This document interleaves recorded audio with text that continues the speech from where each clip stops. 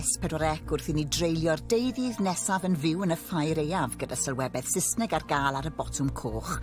To enjoy our coverage from the Winter Fair in English, press the red button if you're watching on Sky Plus, Freeview or Virgin Media. And if you have a TiVo box or Sky Q box, access settings and use the audio selection option. Any problems, please contact our viewers hotline.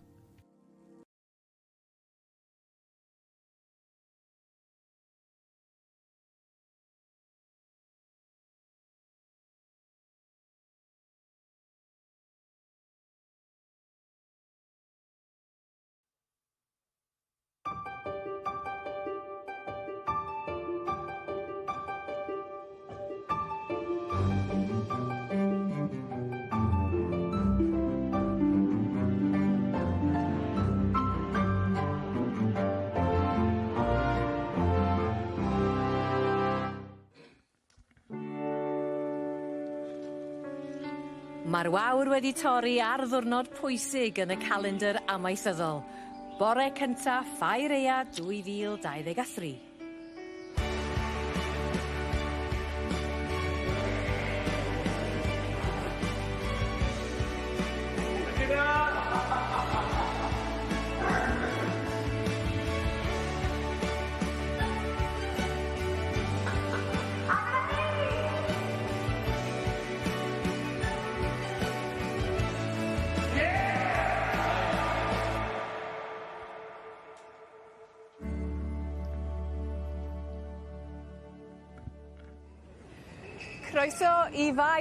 Well, welcome to the Royal Welsh Showground in Llanelwedd for the Winter Fair 2023. It's the last weekend in November, and this is the event that reminds us all that Christmas is on the horizon. The Royal Welsh Winter Fair is a key event in Wales's agricultural calendar, and we'll be broadcasting live today and tomorrow between 10 in the morning and 4 p.m, bringing you the very best of what the Winter Fair has on offer. And now then, whilst the on-screen presenters are introducing themselves, let's hear from some of our team of experts on the English language commentary service. And with us today we have the familiar voices of Emma Thomas from Pembrokeshire, Gerald Lewis, who's on home territory, and Rachel Thomas from Brinketh in Bridgend. Emma, I mentioned there that this Winter Fair is a key event in Wales's agricultural calendar.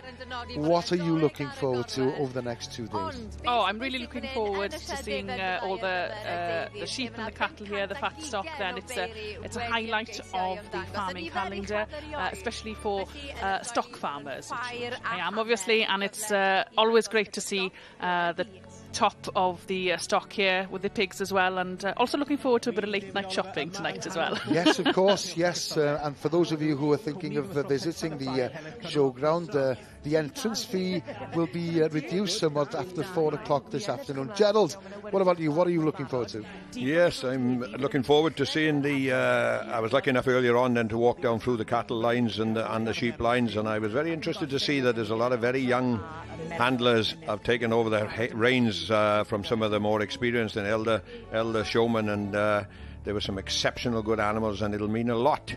And I like seeing the pleasing faces of the youngsters when they receive their awards, so that's something that I'm really looking forward to seeing. Yeah, we'll look forward to that later on. And Rachel, not as many entries, I suppose, in the horse ring as there would be in the show in the summer. It's a bit more intimate here at the Winter Fair.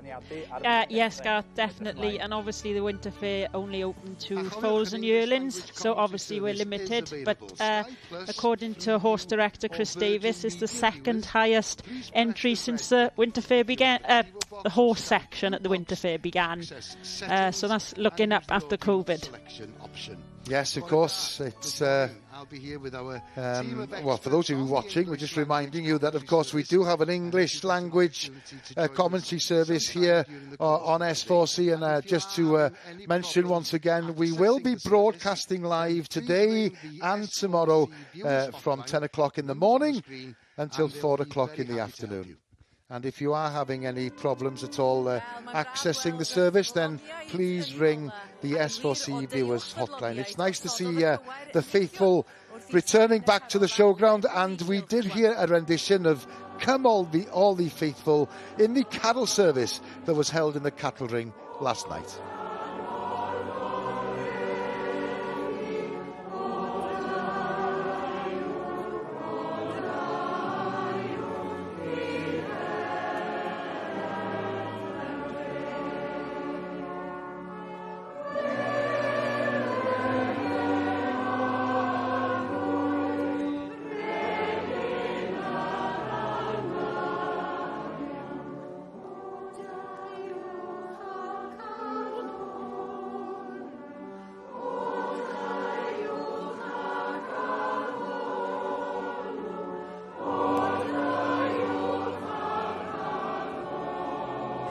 Wel, mae'r canu'n sicr yn cynhesu'r galon, ond be fydd hanes y tywydd heddiw? Mae dewch yn ei holi. Right, let's have a quick look at the weather forecast, and Alex is here from the S4C weather team. We did have some light showers earlier this morning, but it's dry here at the moment, albeit we might have a few showers later on this afternoon. It's quite mild here at the showground. Tonight, by the way, the clouds will clear towards the west, a bit more cloudy in the east, but it will be dry, and the temperatures will be quite low. It'll be quite cold, so there could be some frost for some people tomorrow morning. It'll start quite cold in the morning. There'll be plenty of sunshine during the day, and there might be a few showers here or there, but it'll be quite pleasant if you're thinking of coming here to the Royal Welsh Showground, and the temperatures will be around 8 degrees centigrade. Now,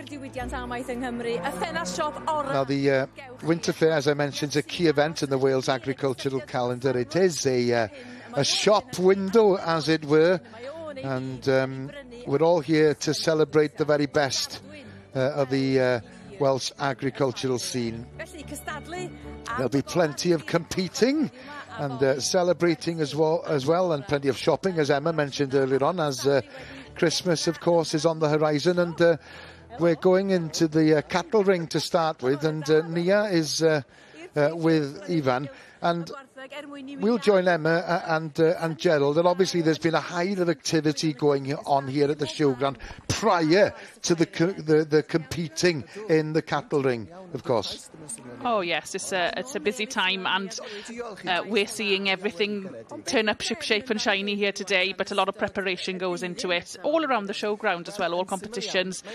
We've got floral art again this year, like we did in the summer, so that will have all been going on yesterday. All the livestock would have been coming in yesterday and preparing and getting them ready for the show ring today. So what's the schedule going to be in the cattle ring this morning, Jill, do you know? Heifers first, heifer section, the mature heifers then, because obviously we'll see the baby beef tomorrow. But the heifers a lot of these heifers on display will have been shown in the summer period around the agricultural show in the commercial beef section.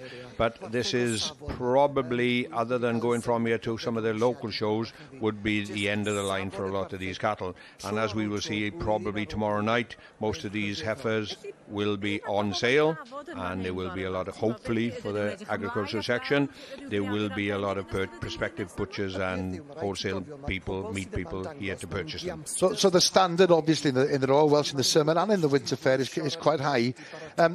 For those who don't know, what are the judges looking for, and how do they go about judging the cattle in the cattle ring? Yeah, the judging for this Winter Fair is a bit different to the summer, because in the summer we see the best of certain breeds come forward, so they'll be judging them on breed standards and the best for certain breeds. But here it's judged purely for a commercial basis, so looking at the end product, which is your meat in your butchers or wherever you buy it from. So they're going to be looking for the best animal that's going to produce the best to put on your plate. So that's what they'd be looking for. So the judges would be a lot more hands-on, wouldn't they, Gerald? Yes, to cut, say, to a cruder side of it, they are looking what is underneath that skin. But obviously it is a show, and it is an animal that actually walks correctly, shows itself off correctly, and is such pleasing to the eye. But underneath all that is an animal that will, unfortunately, will have to die to produce as much meat, and the most valuable meat that a butcher or a wholesale company can present for the general public to buy. And of course, there'll be plenty of drama in that cattle ring tomorrow, of course, when we look forward to the auction. Oh, yes, most definitely. Yeah, that's the highlight of the Winter Fair. It's like the pinnacle of it, and it's always exciting to see, and how much they go for, and whether they'll beat any previous sales and records and things, and it's always really, really exciting. This particular Winter Fair then is if you talk to any of these competitors out there, that the Welsh Winter Fair is the one that they all want to win. A lot of people walked into that ring with high aspirations of being on top, but obviously it is the judge's opinion after all, and he has got a serious difficult task, because we will see classes of high standard and a lot of animals of very, very similar traits and whatever. It's up to him to sort them out. There will be disappointment, but there will also be ecstasy in the ones that win. Well, we do have a competition running here on the programme. We'll be reminding you, of course, during the course of the day of those competitions, and it's some way of you being able to interact with us here. All the information that you might need as far as our broadcast is concerned is available on our website, which is s4c.cymru/Ffair Aeaf. Right, we heard briefly from Rachel Thomas earlier on. We're going to head to the horse ring now. And one thing, one major difference, Rachel, that people might notice between the Royal Welsh Show in the summer and the Winter Fair is the horse ring is indoors during the Winter Fair, and the people who've come here to see everything are much closer to the action than they would be in the main ring in the summer. Yes, Gareth, that's correct. Obviously, due to the weather, most shows with the horses would be indoors, and obviously the ridden horses don't really do a lot in the winter show-wise, and winter fairs and winter shows are more sort of a showcase for your young animals, such as your foals. This time of year, they'd have, been in and been ready to be weaned and kept in all winter. So the idea of foal shows would be to get them out and get them educated whilst starting them on their journey as future show animals. And the winter fair predominantly was obviously a big fixture in the farming calendar, and then doing foot and mouth, the late horse director, Mr. Dilwyn Thomas, instigated bringing in a horse section, and it's never looked back since. And what's going on in the ring at the moment? So in the minute we've got the section Bs are taking their turn into the ring first this year. Every year they swap around to give everyone a chance to be in the ring at different times, and this year's the turn of the section Bs. And this is the filly foal class, the colt foal class 170. This might be in English. There is a little bit of, is it makeup everywhere? I think I've got more on me than he has. Well, it's all right, you look great anyway, okay? Thank you. You've had a good season as champion in Blaenavon, foal show? Yeah, that was his first time out. He was champion there. This is his second time out. It's a bit of a story to him, actually. Me and my partner went to Asia over the winter. We had a few too many cocktails in Bali. His mother popped up on Facebook. I've always loved that mare, so we buy it. 7 cocktails later, we bought a mare, his first ever horse, and he popped out 3 months later, and hey-ho! Well, congratulations, it's been a great story. Well done. Thank you very much. Thanks. So we just saw the winner of the class there, Ringside Friends, with Alex Williams of the Ringside Stud down in Cardiff. So she'll be very pleased, regular visitors to the Royal Welsh and Welsh Cob and Welsh Pony enthusiasts. So we'll be nipping up to the horse ring a little bit later on.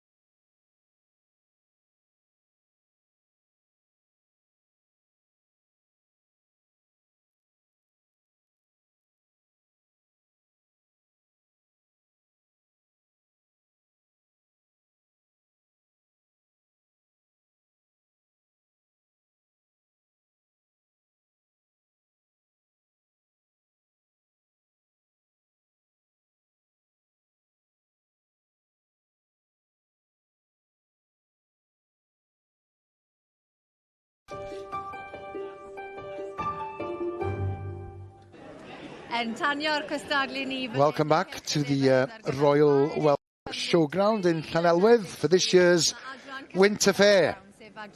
And we've had a brief visit to the cattle ring. We've also been to the horse ring. But we're going to visit the sheep ring now for the first time this morning.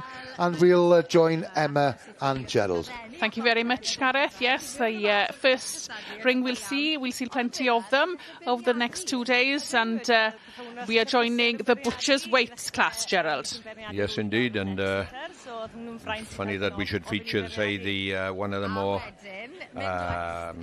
prominent breeds, perhaps, to the future success in this winter fair, because the butcher's weights have provided champions in past fairs on many, many occasions. So we can say we're going straight to perhaps the business end, unless there is a pair of mountain lambs there somewhere along the way that will shock us and shock everybody, but we'll have to see. But these things do happen, Gerald. Yes, indeed they do. We can't assume anything. And as we say, these are predominantly of the Texel, Beltex, Chalaray, and we can see a bit of blue Texel mixes in amongst them, but these lambs would be probably the most shapiest and muscular type of lambs that are on display in this particular show then. So just to explain then, the butcher's weights is, it could be a mix of a lot of breeds, or it could be a purebred, that there's no specific requirements for the breed, is there? It's just that they fall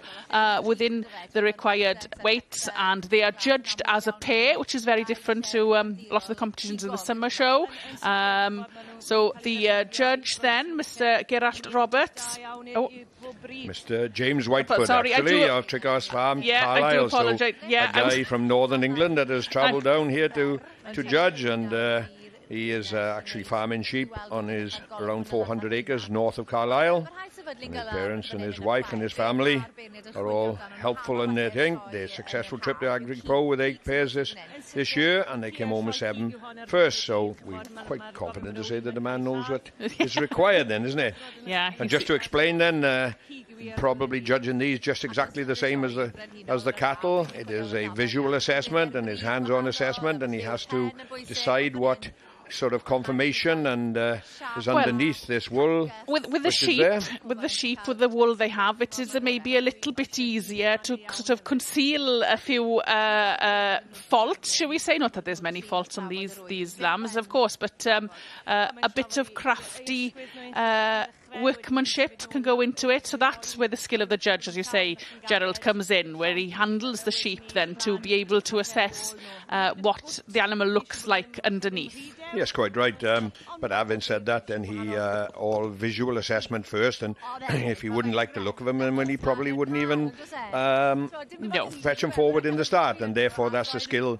That's the skills of the handlers and the shepherds on show here, that they will trim these animals to perfection, won't they? Oh, absolutely, absolutely. No, they have to look eye-catching, don't they?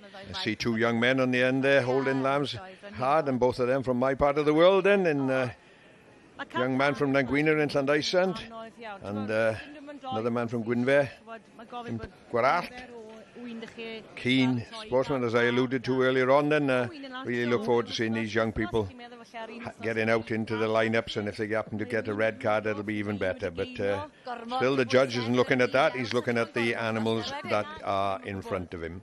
And with this competition then, he will be looking for not only the conformation. The conformation is how you describe the shape of the animal, the muscling of it, but also the finish of it, and that refers to the fat on the animal, because of course you need the fat for the meat. The fat is flavour, so he will be assessing that. We can just see him there touching the tail head of the lamb, and you can feel the finish then, the fat cover in some of those spots on the animal. So that's what he'll be looking for, a balance of good muscling, good conformation, and also good, well-finished lambs as well. Big factor in the lamb section is as well that the lambs will go to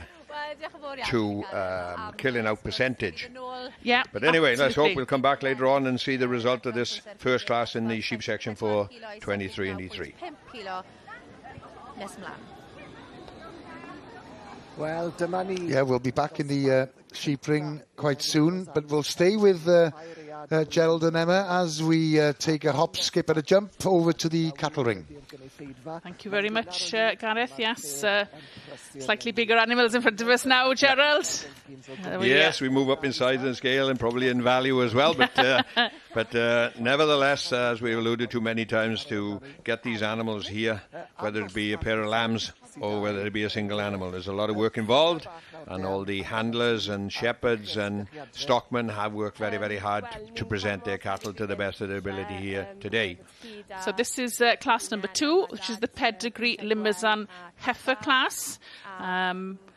All the competitions in the morning will be heifer classes, and there is one judge for all the heifers, and later on in the day then we will move on then to the steer section where all the steers are judged by another judge, and then at the end of the competitions then they will come together for the overall champion. So the heifer judge today is Mr. Gavin Scott from Gateside Farm up in Scotland, so he's travelled a little way down today to join us today, Gerald. Yes, indeed. Yes, a familiar man in the show ring himself, and he has exhibited and judged on many previous occasions. So another gentleman that looks that he should know what he requires. But quite interesting in this class, then that we're fortunate enough to have the weights of each individual animal, and there is 200 kilos difference between the heaviest animal in this particular section and the lightest animal.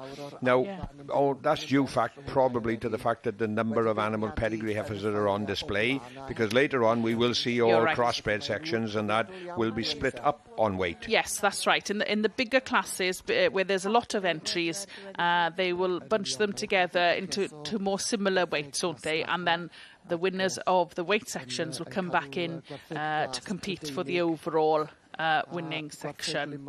And that probably alludes to the fact that this is a pedigree heifer section, and a lot of these obviously are bred for future cows, but obviously a lot of these then are on exceptional good conformation heifers, and they warrant maybe the future of these will still be breeding after all.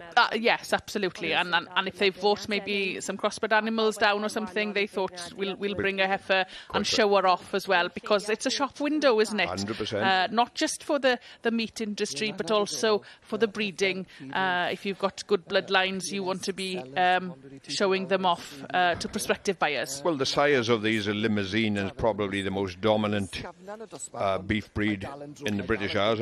Well, I wouldn't say around the world, because the Hereford and Angus are probably very strong in some of our fellow countries. But the Limousin, I think, in the British Isles is the most terminal sire of all. So if they can present an animal here in the Royal Welsh Winter Fair of pedigree bloodlines, show that she has a conformation and everything in meat in the right places, then it's a very good advert for the Limousin breed. We have seen in past a pedigree Limousin heifer has come to the fore and won the Royal Welsh Winter Fair, and so we are actually looking there at Jack Bodley then with a heifer at 732 kilos, and a second place is Castle Farm Fields from Senny Bridge with Elbert Williams at 771 kilos. Tremendous weight on these heifers, isn't it? That is a lot of animal, yes, absolutely. I don't think we'll see many heavier animals in the actual show here today than that particular animal. No. It'll be interesting to see. I think it'll become more prevalent in the bigger classes to see where the judge, what kind of size he will go for. Well, there's two ways to look at it, actually. Then, an individual butcher will purchase an animal for a lump sum here at the end of this particular show. It's not sold pence per kilo. It's sold in a lump sum, the champion animal. So if there's a prospective butcher out there and he can animal for, just pull a figure, for £5,000, and he's got 771 kilos, 60 something coast beef to 70% killing out percentage. He has a lot of meat to market to try and regain his investment. But obviously they would be perhaps too heavy, or seen as the joints would be too big for a person to buy. So therefore they might go for the neater animal, and it looks as if he's made his decision. It does indeed, and it's one of these cracking heifers there. Oh, it's actually Mr. Richard Wright. With and this particular animal is 689 kilos with Cothi TikTok. I have to say, I do like the names that they put on these. It's a little bit of fun for the winter fair, isn't it? But cracking heifer, and we'll be back later on for more heifer classes in the beef sections. Well, don't forget that you can keep up to date with everything going on at the fair by visiting our social media sites and our website, of course, which is s4c.cymru/Ffair Aeaf. Now then, let's complete our circuit, as it were. We've been to the sheep ring, the cattle ring and the horse ring. Let's visit the pig ring. It's back to Emma and Gerald. Thank you, Gareth. Yes, we show everything, give everything a shop window here at the winter fair, and we're going to be joining the first of the pig classes that we'll see today, and it'll be, I believe, class 141, which is the best single pork pig, which is a weight of 55 to 70 kilos. And these, with the pig classes, you will see they will be split into weight sections of porkers, cutters and baconers, and these are the classes for the purebred modern pigs, and we will see breeds today that will cover Duroc, Hampshires, Landrace, Large White, Peatron, and of course the Welsh, which is probably the most prevalent of the pig breeds that we do see here, both in the summer show and at the winter fair as well. So this is the single pig, but the really sort of big competition everybody wants to win is the pairs as well. That's very well contested, and different to the summer show. We've got them here. They looks like they're caged in single pens. Then. Just to give the judge there, we can see again, like the sheep and the cattle, it gives him a chance to be able to handle the animal, which is different to the summer show where we see them all going around the ring. Yes, and I believe in the pig section then there is a judge's prerogative realistically to handle. As you say, we see in the summer shows they don't go hands-on much, but obviously this is the business end, exactly the same as the sheep lines and the cattle courses, and that judge would just like to say try and assess probably how firm the animal is. It is. It is much harder to be able to assess or judge by touch than the fat cover on a pig compared to sheep and cattle. Much harder. You can go down the back a little bit. In the industries, I think they scan them for fat depth and eye muscle and things like that. Then, so it's much harder for a judge. But you know, these judges are really skilled, and I've seen a lot of pigs in their time, so they really are the correct people for the job. Yes, and Mr. Paul Tucker, the Beach in Swansea. Paul is a butcher in Pencloud near Swansea and has worked in his butcher shop since leaving school. And he's opened his own business down in Pencloud, down the Gower there. And he specialises salt marsh products. Obviously, living on the Gower there, then and sells everything within his butcher shop there in the Gower. So, just I would say, as alluding to as a butcher, he's probably looking for something that he thinks that he can put in his shop window or on his shelves or on his presentation table, and hopefully then people will come in and purchase, isn't it? We'll come back to see whether he's picked a winner a bit later on. Nôl yma ynghylch y defed yn adran pwysau'r cigedd, pwysau 74 kilo I 79.5 kilo. Nawr te, Caryl Hywels o Landdeustan Sir dwi'n gweld bod y beir yn nawr. Siwr o fod yn gwneud... Thank you very much, and there we go. Yes, the judge there has picked his winner in this class then of butcher's weight lambs, 74 to 79.5 kilos. tu allan i Oberhon fyny yn yr safle cynta. Fi'n credu bod niferoedd y Can't quite number 634. And it is the winner. Aeaf Gittos and Sons, and the pair of lambs are coming out at 74.5 combined weight. So if I'm correct, that's 37 and a bit each. That's actually, in terms of, I know these lambs will die exceptionally well out of here then. But that would be quite light, probably in an 18, 17 and a half, 18 kilo carcass. Usually we've seen in the winter fair, there's something in the region of 20, 25 kilos. Yeah. 20 kilos touch will usually win, but anyway, we'll see what... First red card of the day? Yeah, our first class, we've got 2 pairs, so this is the first of the 2, so hopefully the luck keeps going. Well, what a way to start, isn't it? Certainly, and quite a lively pair you've got as well. Yeah, no, well, pleased, yes. So what are they? Pure Beltex, yeah, it's a flock we've had since we've been kids, so just keep trying. It's so important, isn't it, that farmers' children, they do get some Beltex or some breed to keep as children, and it does really push up then the interest in farming, isn't it? Yeah, we got 2 little girls, and they're running around with them at home as well, so it's quite nice. Yeah, it's fantastic for them to keep them ready for, and hopefully they are the future, aren't they? Yeah, definitely. Well, llongyfarchiadau mawr iawn. Thank you very much. Well done. Cheers.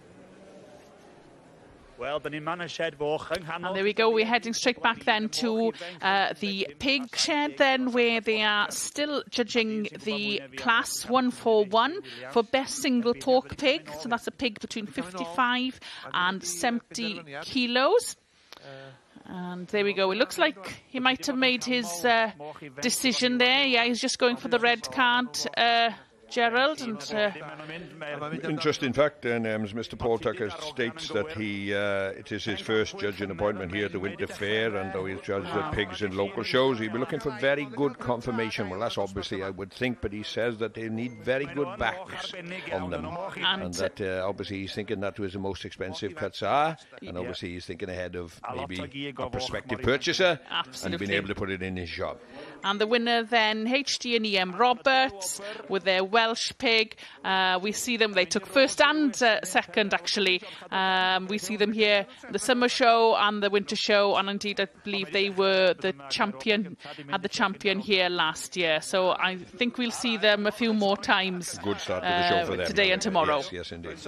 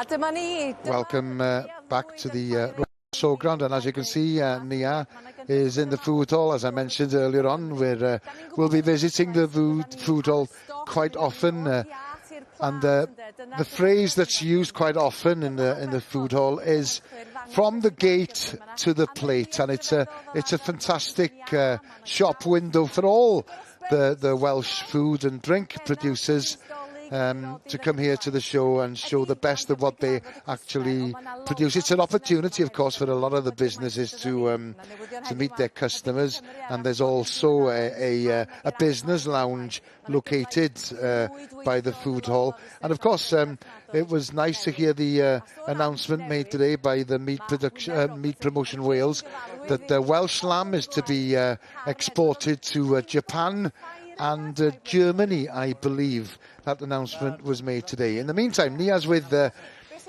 Robert Vaughan from the Carn Edward Meats, who have been here quite a few times, but not since the COVID outbreak. And as Robert said, it's nice to see the old familiar faces as well as the new faces here at the Royal Welsh Showground and the Winter Fair. Just explaining, we sell our own meat, the lamb and the beef, the sausages, as you can see. And they just don't sell their produce at home. They travel to Swansea and Cardiff, to all the farmers' markets that are available. And yes, just asking, have you noticed, has there been a change in what people want to buy? Well, people go for things that they haven't bought before, things that they're a bit more adventurous, as it were.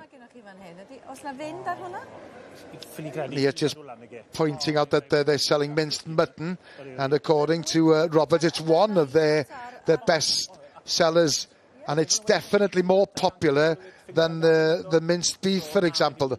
People can't get hold of it, so it's a very one of the most popular meats that they sell.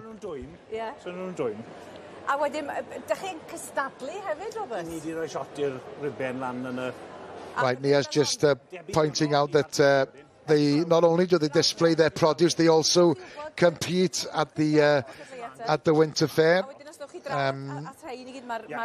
But obviously they don't know the results of those competitions as yet.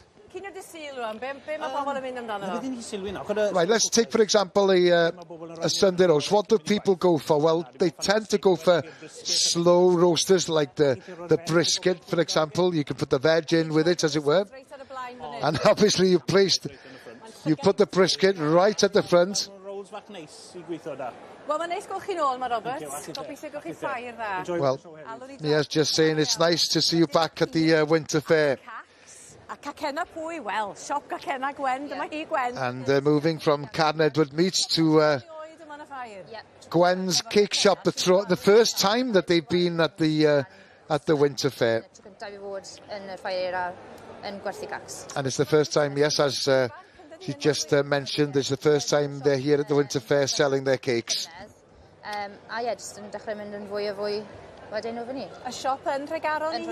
The shop is located in Tregaron, and she gets an awful lot of support locally as well. So what have you got here at the show?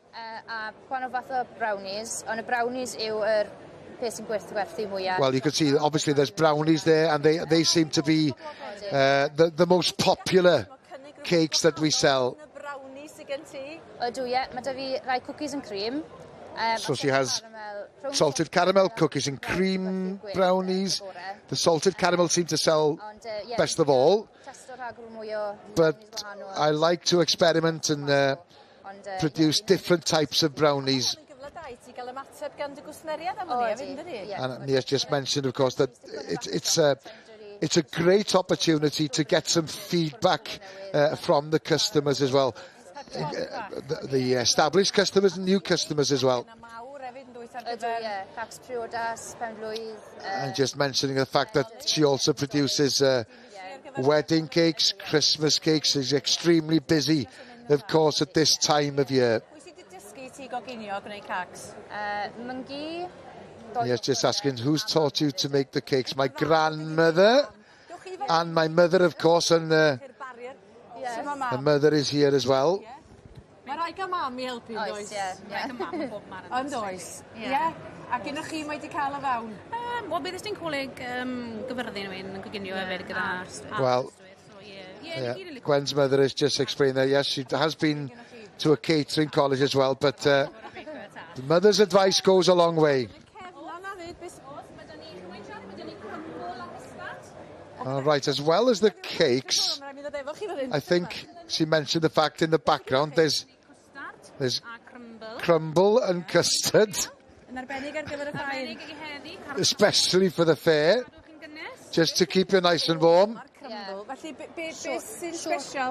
Shortbread crumble. It's a shortbread crumble. Mae fe fel shortbread ond mewn crumble style. It's like a shortbread, but in a crumble style, and it just melts in your mouth as you're eating it. Yes, just saying, whoa, that's enough, thank you very much. And it's an apple crumble. Pawb yn meddwl afal neu rhywbeth am grumble anyway, dyn nhw? Ie, ond afal. Ie. Right. Chi eisiau swap? Daliwch chi hwnna? Oce, dim problem. Mae'n gynnes neis I ddechrau. It's nice and warm. O, hyfryd. Afal. A crumble. Crumble, cinnamon, afal. Cinnamon. Yeah, a custard. It's a bit of cinnamon in there as well. O, Gwen, diolch. A phob bwyd yn y ffair. And that should keep Nia going for a while. Oh, lovely. Well, croeso mawr iawn I chi. And no doubt we'll be back in the food hall later on. In the meantime, let's rejoin Emma and Gerald as we head to the cattle ring. Thank you very much. Yes, we've back in the cattle ring, but we've got a change of breeds here. We're in class 3 of the heifers, which is pure Welsh blacks.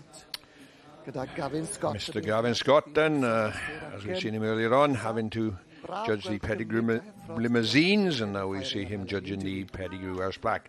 Slight bit of conformation difference in the Welsh Black, because they are bred to survive perhaps under harsher conditions obviously than their fellow counterparts, the continental cattle in the pedigree limousines, but still we have to wait so far for years and years to see if whether a Welsh Black will come to the top. Maybe this year it's going to be the one, and maybe Mr. Scott will do his bit to provoke the Welsh Blacks, but still 5 very good heifers and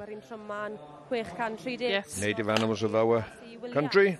But we have seen a lot of these breeds then increasing in popularity then because of the eating quality of the native breeds and in the beef, and we can see a lot of the supermarkets giving a premium to farmers for beef animals then sired by native breeds. So they really do have an important part within the industry, so it's only fair are represented here at the winter fair, of course. Yes, indeed, I agree 100%, and I think a lot of that is down to that they are slightly slower maturing, and but then the beef then is more mature when the animal reaches the end of the line, yes, isn't it? Yeah. But again, then obviously it's because of the entries of say lowish numbers here, we're only seeing 5 animals, and we got quite a weight difference again, and there's actually from 462 up to 630 kilos. It's quite a distinct advantage for the more mature animal at 630 kilos. You would have liked to think I would have thought so, yes, because after all, this is a prime stock show, isn't it? We were both looking for that word at the same time then. So prime stock show then is the meat show, shall we say then? So you are looking for a finished animal. I always say when helping out with your YFC stock judging competitions, the competition is always a butcher's beef animal, so you're looking for the finished item, and you'd want these animals then to be of the heavier weight. Mr. Scott is employed here to judge the best animal in the show, and obviously then he's looking at it from a showman's but it is, like you state, a prime stock show, so it is an animal that he thinks will provide as much meat as possible in the correct places for the future purchaser, isn't it? So, absolutely.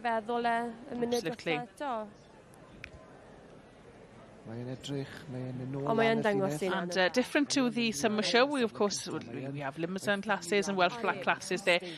These will not be judged on breed points, so it doesn't matter if the years aren't right or if she's got a speck of white on her, because these will be judged purely for the finished product. And now then we can see him walking over to ringside there, and some cards being handed over. Gwych iawn, Gavin Scott, felly mynd am y Gavin Scott there, taking it. There we go. Pennant Lliw Elsie from Elgan Evans. Wel, Elgan. She weighs at 544 kilos. Gwerthau beth yw hanes yr effer fach chdi? Wedi prynu 20 mis oed dwi, wedi prynu o Bala. Obviously, all the first prize winners, we will see them tomorrow in the overall championship of the heifer section. And then if they go through that, then obviously they'll go through to the overall champion. So to have a red card, let's just say it's one step on the ladder, isn't it? Absolutely to the overall success at the Royal Welsh Show. Plenty more classes to come. Plenty more, and we'll one thing for sure, we will see number 15 tomorrow with Elgan Evans in the Supreme Final.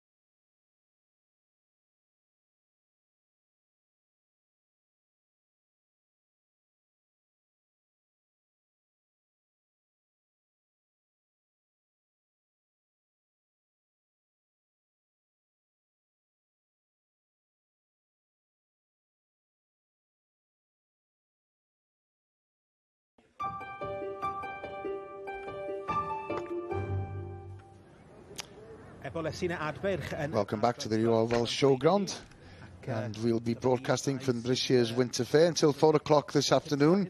Hope we have your company on the English language commentary service. We haven't been to the horse ring for a while, so let's head over there now and rejoin Rachel. Thanks, Gareth. So we're back up with the Section Bs, and this is the filly foal class. Large entry here, 29 entries in the filly or gelding section, which I think for the Section Bs is really, really good. The Bs this year have had great entries, and as I said earlier, the second highest number of horse entries since the Winter Fair began. So there we've got a close-up of our judge, Mrs. Kathleen Scott of the Bryn David Stud up there in Scotland. So a little bit of background on Kathleen. She set up the Bryn David Stud in 1982, and her foundation mares were Penline Primula and Menai Angharad, and they used the stallions Waxwing Herald and Friars Sprightly, and that's where the influence comes through from her own ponies. So there you can see a good turnout again there, the 29 there. Looks like gosh, nearly most of them forward by the look of it. It's looking quite tight in there. And Kathleen's proudest moment in her showing career has been winning the Hoys Mini Championship with the homebred pony Bryn David Patsy. Though they have had success with other ponies there as well, including the Section B pony Cadlan Valley Sandpiper. So we've come to the conclusion of this filly foal or gelding foal class. And Kathleen Scott has made her decision with the sponsors going over there to present the prizes, and the winner there is Clan Mill Mintaka. Well, congratulations, Gareth. A nice one. Yes, a good thing. This is going to be in English for you. Over the moon. I didn't expect it at all. So tell me, how have you got time to show ponies and plan a wedding? Oh, I haven't done nothing with the wedding. My partner done everything. That's all I thought is my suit. Oh, so 2 more weeks? 2 weeks, yeah. Yeah, really looking forward to it now. Oh, have you got many more in now? No, that's it today. Oh, good. Is a day tomorrow. Well, congratulations and good luck in the championship. Thank you. This is Cadlan Valley So the winner there, Sarah Hunter Rodwell's Clan Mill Mintaka, and bred by the exhibitor by Richvale Orion and out of Melai Sheer Joy. For those of you interested in the breeding there, and handled by Kieran Powell. So the Palomino filly foal taking the filly or gelding class there. Really good, strong entry there. Nice to see a full ring. Thank you very much, Rachel. From the horse ring, it's to the pig ring, and here's Emma and Gerald again. Thank you very much, Gareth. Yeah, we're going back now then to the pig ring for class 143, which is the purebred modern pig single cutter, which is a bigger size of animal from what we saw earlier with the porkers, and these will be between 71 and 85 kilos each. Squeezing up quite significant in the size of the carcasses in which these will be then. Yes. And they're end of the line. And, very good confirmation on some of these animals again. A little bit more mature then, obviously. A bit more mature, different types of joints, but then we've got the bacon classes yet to come, and of course that is for your bacon meat, and they will be bigger again then. And a good number of Welsh pigs, so we see a lot of that at the Winter Fair and in the summer show in these purebred classes. It's quite interesting though that that pig there now 1 year has been damaged or something at some point in the summer show. Now that would be a fault for a pure animal, but of course at the Winter Fair here, where we are judging animals to go for the table, it doesn't really matter because we don't eat the ears, as we say. No, indeed, no. And quite a different variation in terms of we see in the cattle sections and that and the sheep sections. Then all purebreds usually are in the same class, but then what he's got here is a wide range of purebred pigs right across the board. Yeah, different. Different conformations, different we just types. saw a quick shot there of a patron, not a patron animal, the spotty one, and they're really the sort of Belgian blue of the pig breed with the double muscling. Then that's quite right. So our judge has got quite a difficult task in his hands to compare animals, then, isn't he? With an excessive muscular animal down to, say, quite not so extreme conformation on some of the lesser breeds. Then, when we see the crossbred sections later on, then we will see more of the uniform. And more of the patron influence, where maybe you'll have sort of a patron on a Welsh, so bringing in that shaping, but not as extreme. Then, it's interesting to see. We can see the Roberts family have got 2 pigs here, and they're very strong. I'd say they're probably with the biggest ones in the class. Then I can't quite see the numbers there. To the 85 maximum. I would have thought so. Yes, they do look very strong pigs, and they took the winner in class 141. It'll be interesting to see where they go here. Yes, indeed. Yeah.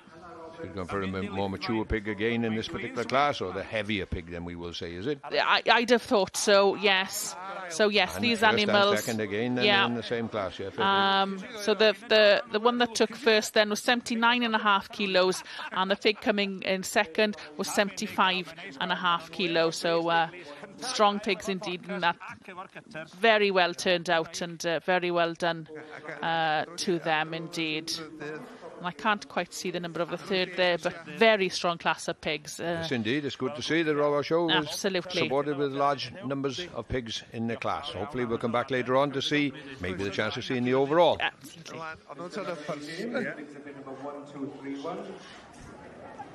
Croeso nôl I chi at gylch David. Mae'n un awr yn nosbarth pwysau'r cigydd, pwysau 86 kilo I 90. We mentioned the Pietran then, being a double muscle breed. I'm sure there's plenty of Beltexes here, which is the sheep version of them. And some fabulous conformation on show here. And, can't see the numbers on these pairs then, but some tremendous sheep. This is the butcher's weight section then, and they've narrowed them down into weight sections. So these are for lambs that are 86 to 90.5 kilos, and that would be a combined weight for the pair of lambs. This is interesting, Gerald. He's having a look at them side on. Yes, indeed. Well, I would suggest perhaps that he is looking perhaps for very, very fine details, and he might be slightly undecided on handling ability alone. So we'd like to see him standing to compare each animal as it is, because it is supposed to be a pair. It is, and absolutely. If he can find a slight difference perhaps between the two individual animals, then well, maybe that will be the significant difference in first and second then. This is quite interesting that he's swapping them options. He must have actually spotted really something that to his particular eye that he I know, that is interesting. And, that was quite interesting. We don't see that too often, but no, indeed, definitely. And it's very, I'm not saying it's easy to get an animal this good, but it's, to get one is something, but to have two and a perfectly matching pair is very difficult indeed.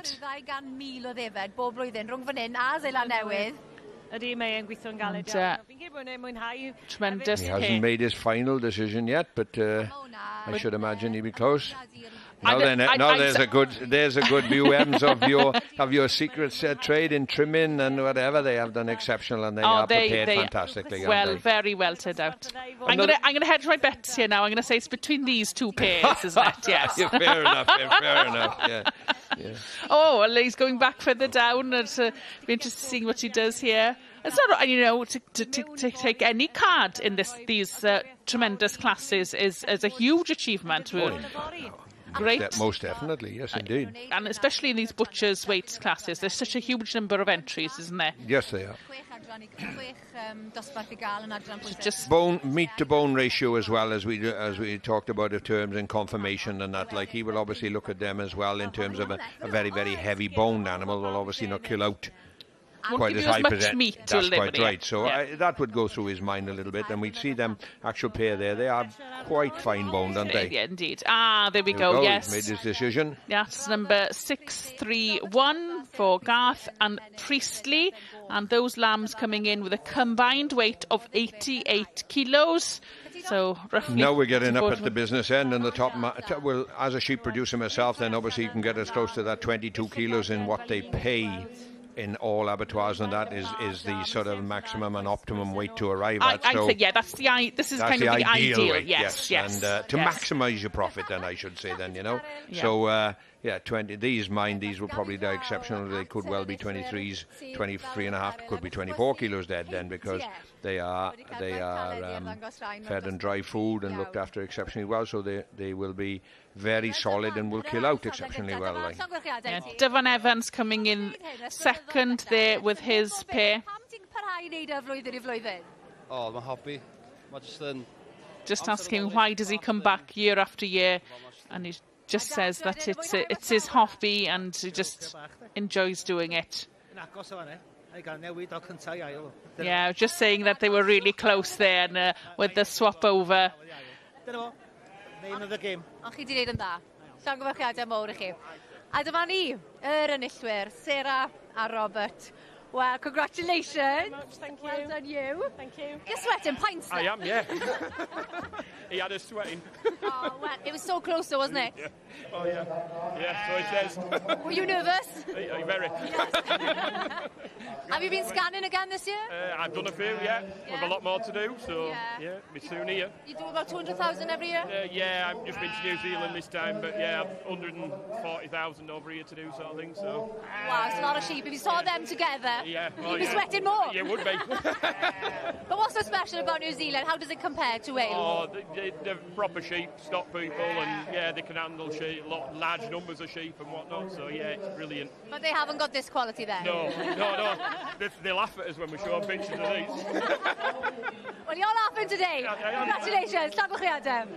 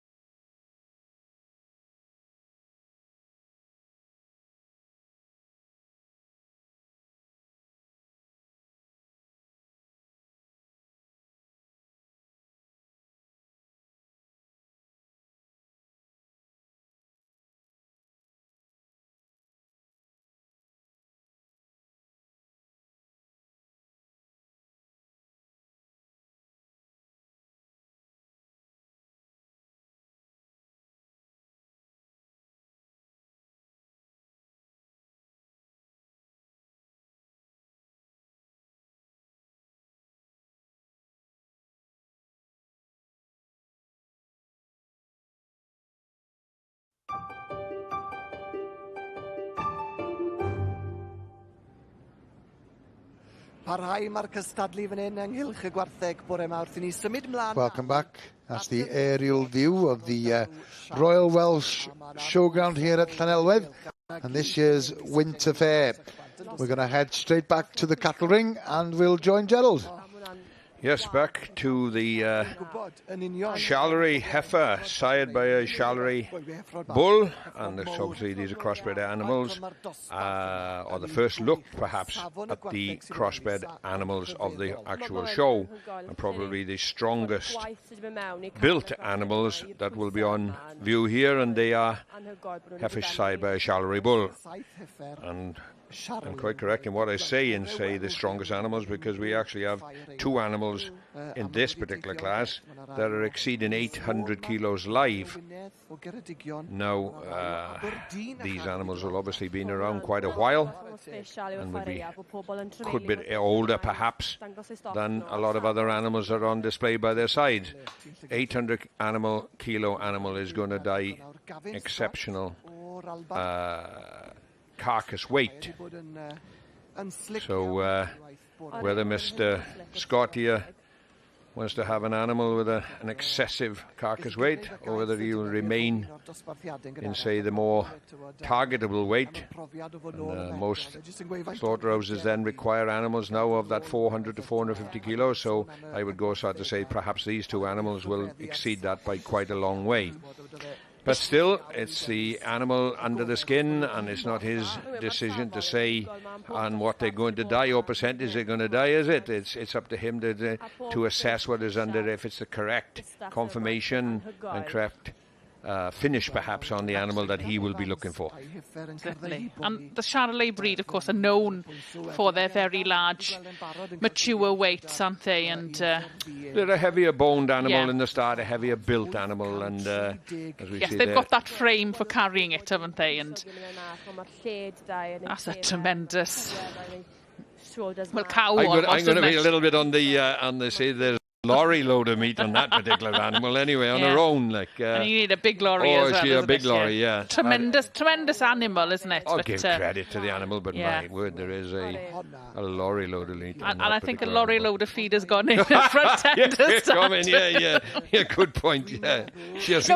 But in all fairness, I know we're laughing and joking, but that is another point as well. From a producer's point of perspective, you have to feed these animals, isn't it? You know, and it's a balance. You want to be able to produce beef as efficiently as possible, isn't it? That's quite right, and I think that is a little bit, you alluded to before, that the native animals now, our continental animals have obviously dominated the markets in recent times, purely because of their growth rate. Yes. And the Shallery obviously is at the top end of that. They will grow like mushrooms, won't they? You understand? Yeah. But back to, say, feed and that, and a lot of our native breeds are obviously derived years ago from our ancestors and our pre-fathers that were farming these farms and that. And grass is the cheapest food that we can produce, and therefore they are designed to finish on grass, whereas these particular animals will do very well to finish on grass alone, wouldn't they? And also, considering sort of current concerns for the environment as well, possibly the most environmentally friendly way of producing beef. We don't want to go down too many controversial routes with that, is it? Let's just enjoy this spectacle of a class that we have here in front of us. They're outstanding animals in their field, like, isn't it? You know? Tremendous. And he's got his red rosette there, and he's heading towards number 27 there. It's Will Lodge owns it, and it's Bring It On, and she is actually weighing 814 kilos. She isn't the heaviest animal on display, but nearly. There's quite a lot. She's not far behind. Not too far behind, no, indeed. So. Cofiwch am ein cystadleuaeth ni, cyfle I chi wario campynt yn eich siop ceigydd lleol. Gwyliwch y fideo ac atebwch y cwestiwn yma gan adael eich manylion. Am faint gwerthwyd Baby Guinness, prif bencampwr gwartheg Ffair Aeaf 2022. 4,000 a champynt, 6,300 ta 8,600. Mae rheolau i'w gweld ar y wefan ac fe fydd yr enillydd yn cael ei ddewis ar hap am 4 nos Fawrth yma. Well, y moch cyfoes pyr sy'n cael y sylw. And we are back with Aaron now in the pig shed, and we are still with the pure-bred modern pigs then. And now then, interestingly enough, now then we've got a pig coming out here for a parade. So we are with the baconers now then, which is the heavier section here for pigs between 86 and 105 kilos. And so would that be at the request of the judge to see that now, Em? The weight? Oh no, to see the. I would have thought so. Yes, yes. So he now would be perhaps liking to feature what we see in the cattle industry and the locomotion. Yes, but also maybe a little bit. You know, we saw the sheep judge just turning them to the side earlier on. Maybe these two are just extremely close, and there's just something maybe. So there's something in his eye. Just trying to see something in them that I couldn't see in the pen. Then. Fair enough. I'm just. As you said, it's Mr. Tucker's day. Yeah. He has to make the decision, and the decision that he makes wants to be the correct one. So he'll leave no stone unturned in trying to make that correct decision. Not as many entries in this class then, smaller entries, maybe because most people sort of supply their regular buyers with the smaller size pigs. So a lot of pigs that potentially could have been probably are already gone then. Yes, yes. And we have in this class then 2 patrons and 2 Welsh pigs. The Welsh have been doing well so far, so it'll be interesting to see if Mr. Judge now then you as a pig expert M then, and obviously you're a trading pig, is there an actual cut-off point when you market your pigs in carcass weight, or are you paid to a certain level when you kill the pigs? Or is a pig just basically when they're mature enough and they go? Well, yes, they would. Whoever your supplier requires, I think whatever they require. Yes, whatever they require then. So if you are buying pigs for sort of chops and things like that, it would be the lighter ends at the pork ends. But then if you're wanting to supply the bacon market, you would go for the bigger pigs with the more mature meat on them then. You know, like I alluded to before, in the cattle section and the lamb section, there is no actual stipulated carcass weight to say required. No, but then these different sections go to different. The meat goes to a different market. It's self-explanatory then, realistically, isn't it? Yeah, in a way, yes. Yeah. Yes. You're either supplying porkers or mid-range pigs or whatever. Yeah. Oh, and there we have our winner then, which is number 1, 2, 3, 7. The Davises with their Welsh pig. And the patron taking the second then, so that's interesting to see. So it's nice to see the patrons getting something, isn't it? And we'll see more pigs later on, I'm sure.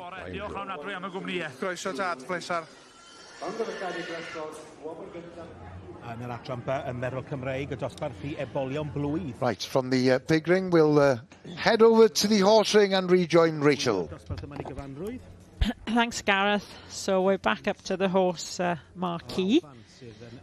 And we're still with the section Bs, and this is the yearling colt class. 9 entries in this, so obviously the smallest class, as would normally be with the yearling colts.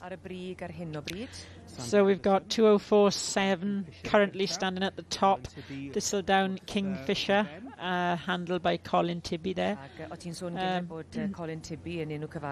So this pony owned and bred by Sandy Anderson, by Thistledown Arctic Air and out of Thistledown Gala Queen. And our judge, Kathleen Scott, has made her final choice. So we are going to get to see a result for you. So Colin Tibby, I believe, in his last year of showing. They're not quite sure if he's going to still handle or whether he's just retired from breeding. So I'm at some shows at the end of the summer and again here. So maybe he's done a Frankie Dettori and changed his mind. So second pony, I'll get the number there, 2048, and this is Andrew Butler. settlers. Hanmia Panache. Bred by the exhibitor and by Hanmia Paddock Rio and out of Leonard's Bracelet. Handled by Andrew himself. And I'll try and get you the third pony. If we can, there we are, 2051.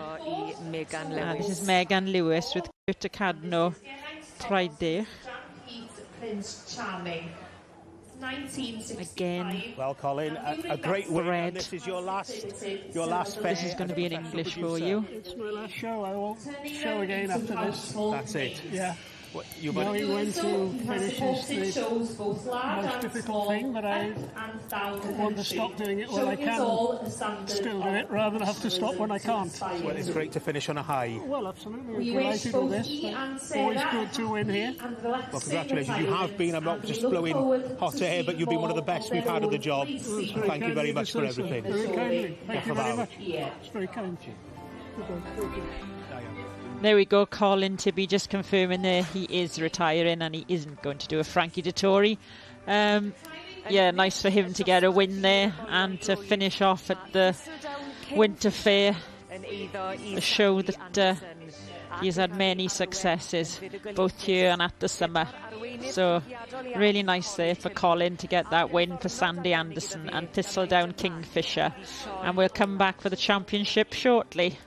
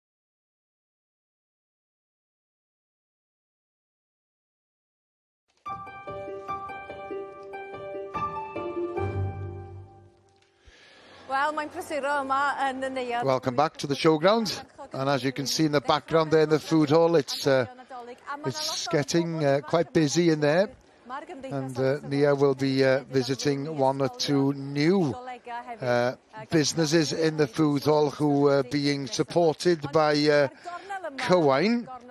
It's a food and drink Wales project that's funded by the Welsh Government, and of course it's a service that helps businesses to be more competitive, to be more sustainable, and create and strengthen the links between the business and the supply chain. There's a coffee company there based in Holyhead, and Lisa's just chatting with Lisa Fern, who has established a new company called Cowl & Co. that she's established with her son, and whose name is Sam, who unfortunately is in London, but he's got a good reason. He's his wife just given birth to a baby son, so Lisa is here on his behalf. Right, Cowl & Co. What's it all about? Well, we decided to once you go to a supermarket, for example, you can buy soup of any kind, but you can't find cowl anywhere. So we decided that was the way ahead, and package it in the way that we have. And as Nia said, you know, what could you have that puts Wales on the map better than cowl?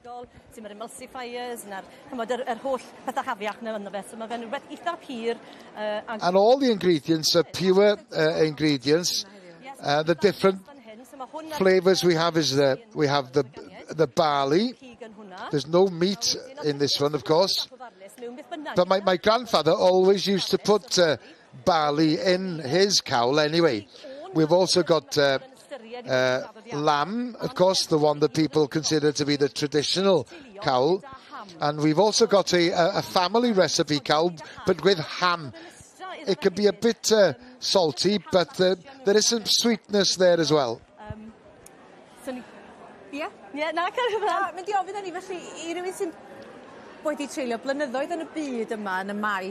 Sonia's just asking Lisa, as somebody who's been involved in the catering industry for quite a while, what kind of help do you get from Cywain? Well, they've helped us with the packaging.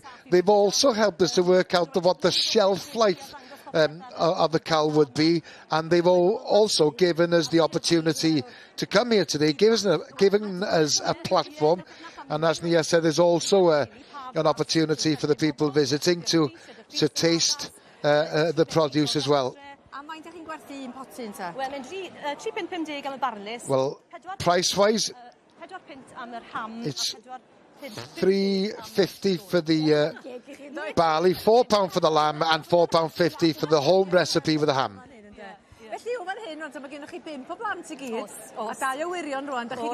Well, Lisa referred to the fact that this particular company is she's established with her son Sam. She's a mother of 5 children. She has another business that she established with one of her daughters, and this is the husband who's been brought in to help Lisa. And his favourite is the ham. It's a family recipe, and they've been cooking it for years. Right, we'll leave the food hall and we'll head over to the cattle ring, and we'll rejoin Emma and Gerald. Thank you very much, Gareth. Yes, we're heading back now to the cattle ring once again, and something a little different now then. We are, this is class 9, the first of the class 9 then, for heifer sired by a limousin, and there's a lot of entries in this class in total. So what they do then, to make the judging a little easier, they will group them according to their similar weights, and this then is the first class, and I'm not sure what the weight range is then. So it's the lightest would be 460 kilos, and the heaviest then is 518 kilos in this class then, Gerald. Yes, makes sense then of a large number of entries of heifers sired by the limousine bull, as you stated, and makes his job a lot easier than in a uniform bunch of animals there in front. The limousine has been very dominant here over the years and very strong in the heifer section, doesn't it? So Mr. Scott here then, I would like to think perhaps that he's getting into the real business end of it now and the real showy animals, and now we're seeing the crossbred with a blue influence and that coming forward to get that little bit more extra muscle in, but keeping that neatness and presentation. And a lot of these animals then will walk very, very good. He has got his work cut out now in terms of be a lot of similar animals on display here for him to sort of, and as we alluded to, in similar weights as well. Yes. Less difference. So because obviously they will progress on then as this goes on. There's 5 sections in the limousines, and we get right up to like 770 kilos in the end. But so, you know, as we've seen already in the smaller classes, we've seen animals in the 400 kilo weight range up to 700 or 800 kilos. So makes Mr. Scott's job here, although he's got more to judge, classes to judge, makes his job a little bit easier. And I will go as far to say perhaps then some of these animals are quite young, and then obviously then maybe they'll have a stint next summer. They will be wintered now and presented next summer's shows. Obviously they'll be quite large and heavy animals by the time they get to there, but some of these will have perhaps a future outside of after this particular show then. And as you said, they're a bit younger, maybe not been in the show ring too many times, and just getting a little bit excited there, but well done to the handler for controlling their animal so well. And just asking. And we will see throughout the limousine cross-section, we'll see black, red, some with fleck in them and some with white in the black ones and whatever. So we'll see a variation of colour, but obviously that does make no difference to Mr. Scott. He is to address the animal on his presentation and his looks. So a lot of the show people do like the black on them, don't they? Sometimes we haven't seen that. No, I know what you're going to say, Gerald. Haven't seen much of your glitter yet, or nothing. Not yet. No, not yet. We've seen a few tartan ribbons, but no glitter as such. And just adds Mr. Scott there then actually on this particular animal, and where it has moved over the years, then a lot of show cattle or show animals were bred for excessive rear ends. You will see Mr. Scott there feeling the loin, and the loin is the part that is just in front of the hip bones there and on towards the shoulder. That has become a very valuable part of the animal, and it's called the loin, and such is sirloin, isn't it? Yes, absolutely. And when if you were lucky enough to be taken out, or somebody would take you out, then you go for an expensive cut in the sirloin, isn't it? And so that has become very evident, more so in recent years of showing animals. And I think it's contributed as well to a more balanced animal overall, isn't it? You were quite correct, yes. A lot of animals, as of, say, several years ago, were very sectional. Yes. All back end and all front and nothing in between. No, that's right. So they are, beautiful show animals. Top line is becoming essential, and bottom line. They wouldn't like to see too heavy a front at that. So. We'll have to come back and see what Mr. Scott does with this particular class later on.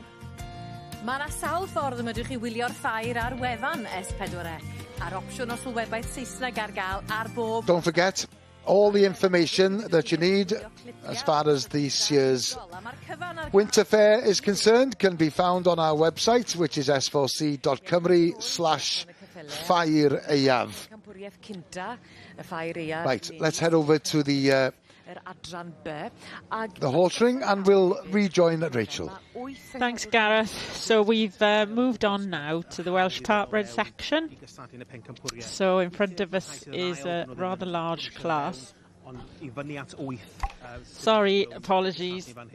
we're now up for the Section B Championship, which was where I thought we were going, and I looked at the wrong monitor. So we've got the Bs in front of us, in front of Kathleen Scott. Clanmil Mintaka. Rychnogaeth Sarah Hunter-Rodwell. So there we've got the filly foal in front of us. Beirniadu rhai ifanca yn erbyn y rhai sydd bach yn hŷn. Mae'n gallu fod, ond dyle bod mewn pencampwriaeth So we've got the yearling filly in front of us now, Cadlan Valley Princess Charming. Falle yn cymryd llygad. A dwi'n meddwl o ran, di ddim cweit mor...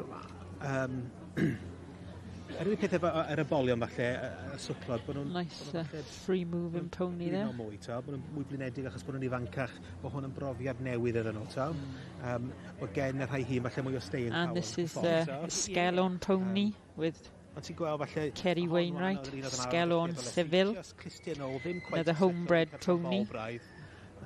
Ac yn gwaith caled wedyn, Yearling filly there, second in her class, and actually she won at the summer show, this filly with Kerry. Yndi, yn bendant. Mae lot o waith yn mynd fewn, lot o gerdded, lot o trin a trafod adre. Yearling Colt up next.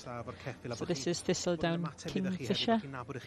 Sandy Anderson's pony, shown by Colin Tibby. Kathleen Scott di bod yn beirniadu, ac beth am... Os mae gysondeb yn yr hyn mae hi wedi rhoi... I think mae wedi mynd ar ôl pethau, chydig bach o maint, cyfder. His last hefyd, show hand-in, but no doubt he may well have some Section A's later on. So Kathleen Scott taking a final look at her championship before she makes her choice. A little bit of background, she's actually been judging for over 30 years, but works in finance and has done for over 30 years, and has been lucky enough to judge all over the world, including Australia, and at Horse with Ear Show and at the RI. She likes her ponies to be well-mannered, but does accept that when judging foals in young stock, a little bit of exuberance can be forgiven, especially in this tent. But it's a nice, calm day today, so the tent is pretty quiet. I remember judging the sport horses here several years ago, and there was snow outside, cold, really windy, and we had a ring full of foal and yearling sport horses, and the tent was blowing. It was rather hair-raising, but good for their education for latter years. What a way to bomb-proof them and desensitise them. But yeah, nice atmosphere up in the tent today. Really big classes of bees earlier. Mae'n bwysig fel nhw'n cadw drefn ar y... Yna rhyw glere newydd lanio'r dy ben. Just i gallan bol yn ei siarad. Kathleen Scott there, Yes, stwardiad, I think has made her decision, just coming up to tell her steward. Popeth yn drefnus, a bod y beirniad yn cael pleser o feirniadu, ddim yn gorfod meddwl pwy sy'n nesaf, beth sy'n digwydd, so nhw sy'n rhedeg y cylch. Ti di stewardio neu beirniadu dinan? So stewards making sure they get it right. Nothing worse than making the wrong choice. Good judge has to really communicate well with their stewards to make sure everything is crystal clear and that the correct animals are pulled forward. And it looks like it's gone to the yearling filly there. Cadlan Valley Princess Charming. So this is the Davis family of the well-known Cadlan Valley stud with Cadlan Valley Princess Charming. And here we go, Colin Tibby coming forward for reserve with Thistledown Kingfisher. So, champion and reserve going to the yearling exhibits. The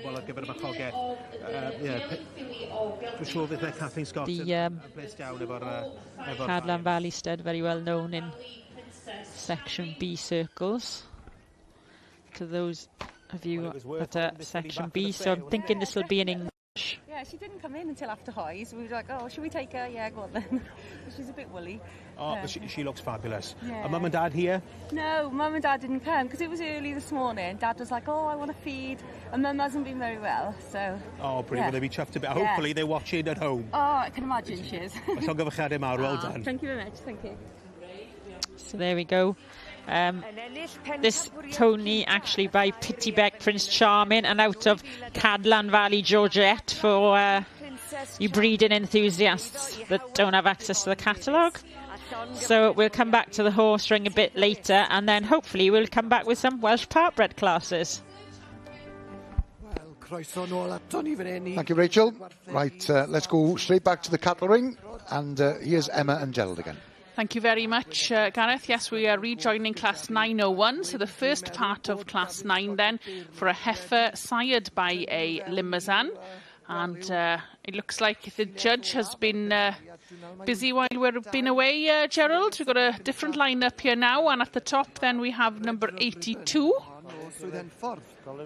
Yes, CW and Old Phillips are hoping with Red Ribbon that they will stay there. Do you think they'll win the Red Ribbon? I like that name. That's, yeah. I think it was designed, is it? Is it designed? Probably when the judge was feeling the animal, he had a word in his ear as well, didn't he? Perhaps. But it looks as if Mr. Scott is going to make his decision, and Red Ribbon is standing at 503 kilos, so a nice weight for a... Yes, towards the heavier of the class. It looks as if he has made his decision. It is CW and O. Phillips. Success in the first so there we limousine go. cross section, and as I alluded to before, all Red Ribbon animals will be on display tomorrow, so he'll have a good purpose to get up in the morning and prepare his animal for the show tomorrow. Yeah, back in again. A red card for Red Ribbon. There you go. There you go. Lovely heifer. And in second then we have number 84, which was top notch. Edwards Brothers. Edwards Brothers. So very well done to them. Hopefully we'll come back in a while and see another few more limousine side sections.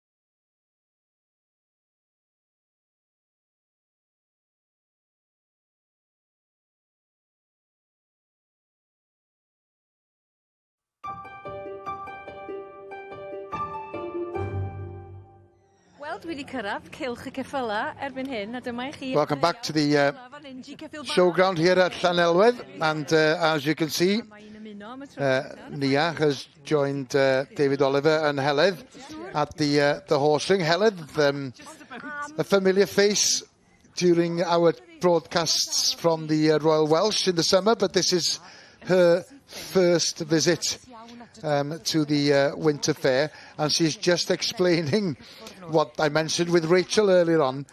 Whereas in the Winter Fair, it's a much more of an intimate affair compared to the Royal Welsh.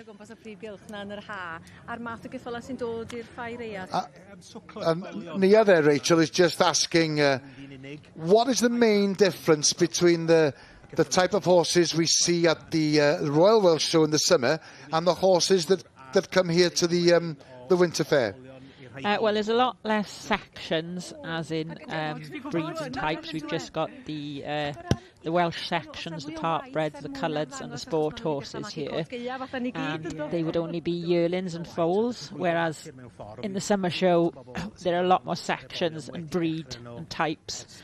And obviously there's in-hand classes and ridden classes.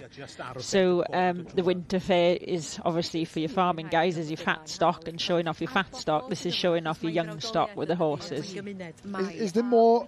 Do they take more time to prepare the animals before coming to the... as far as, you know, they might have started to grow a winter coat, for example?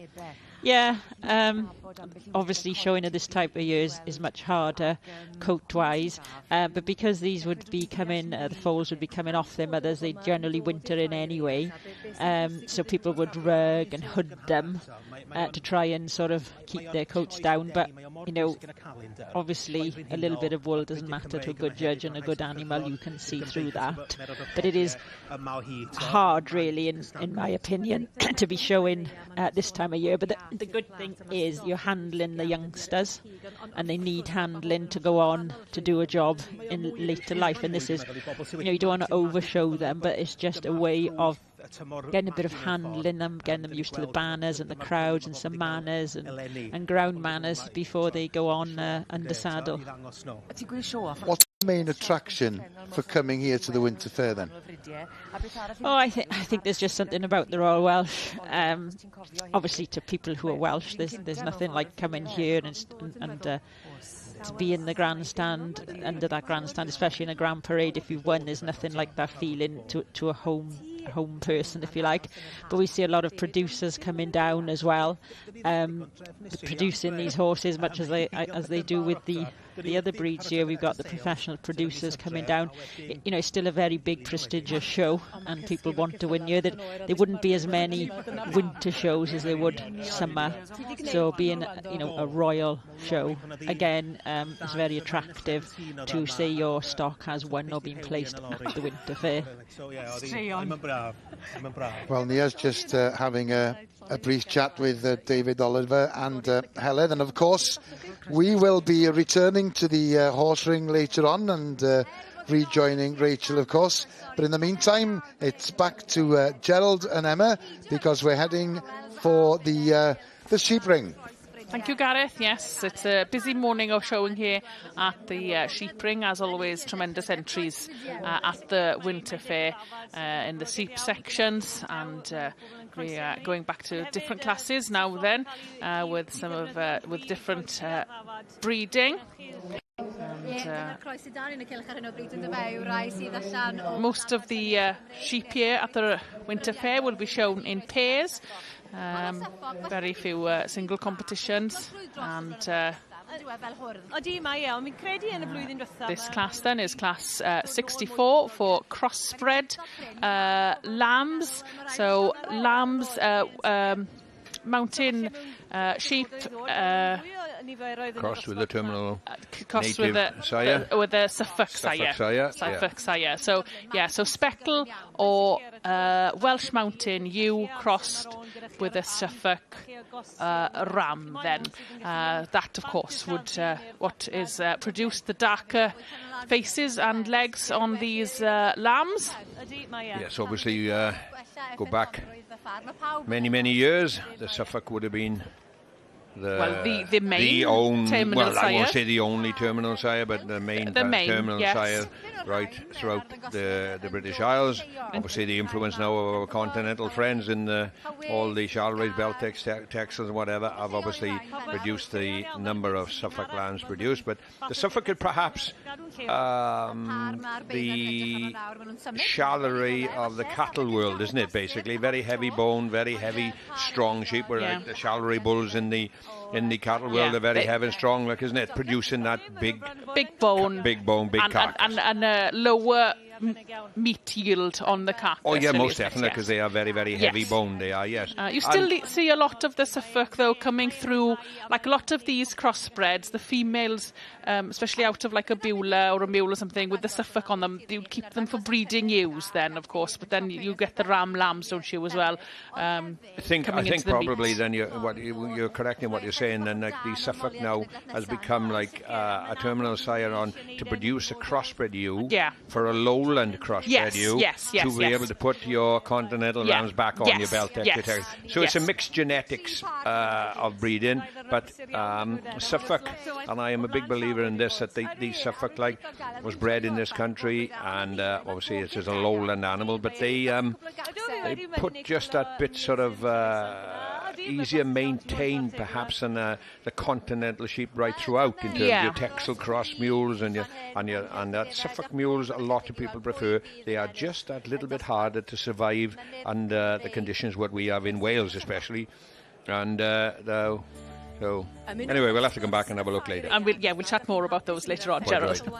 Well, don't forget, if you want to keep up to date with all that's going on here at the Winter Fair, visit our website s4c.cymru/Ffair. Now, Aaron Pugh is joined by Marian Evans, who's been one of the judges in the dressed poultry section. Yes, indeed, this is a prime stock show for all meat sectors, and of course, as you said, there's a poultry show here as well, and just like the beef and the lamb and pigs, these will be auctioned off as well at the end of the showing as well. And Marian's just saying there that it's an honour to have been invited to be a judge here at the Winter Fair, and she's just referring to the pair of pheasants there. Game meat making quite a comeback, really. I know there's been quite a lot of promotion. Partridges there as well. Partridge in a pear tree is appropriate for Christmas. Indeed. And Marian is just explaining that she was looking for a pair that matched rather than, as she's just suggesting there, there's one just slightly bigger than the other, but she's gone for the pair that were similar. Yeah, so exactly the same as what Gerald and I have been saying in the lambs and the pig competitions. The same applies here for the poultry. And on the second level down, we have the turkeys that are beneath 16 pounds in weight. And then the next category being the turkey that's above 16 pounds in weight. And I think this is the reserve champion in this section as well.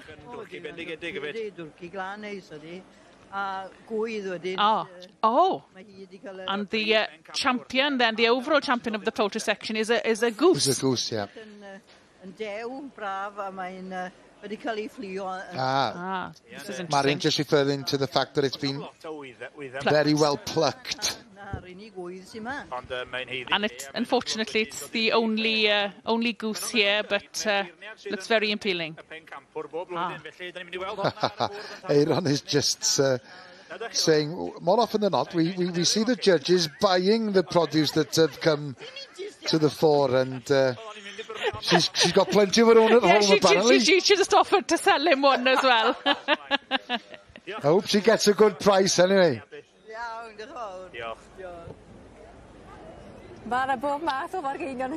Well, yeah, there's all kinds of deals being struck here at the Winter Fair, and we've already had a taste of the competitions, and it's unfortunate it's just started terrain here at the showground.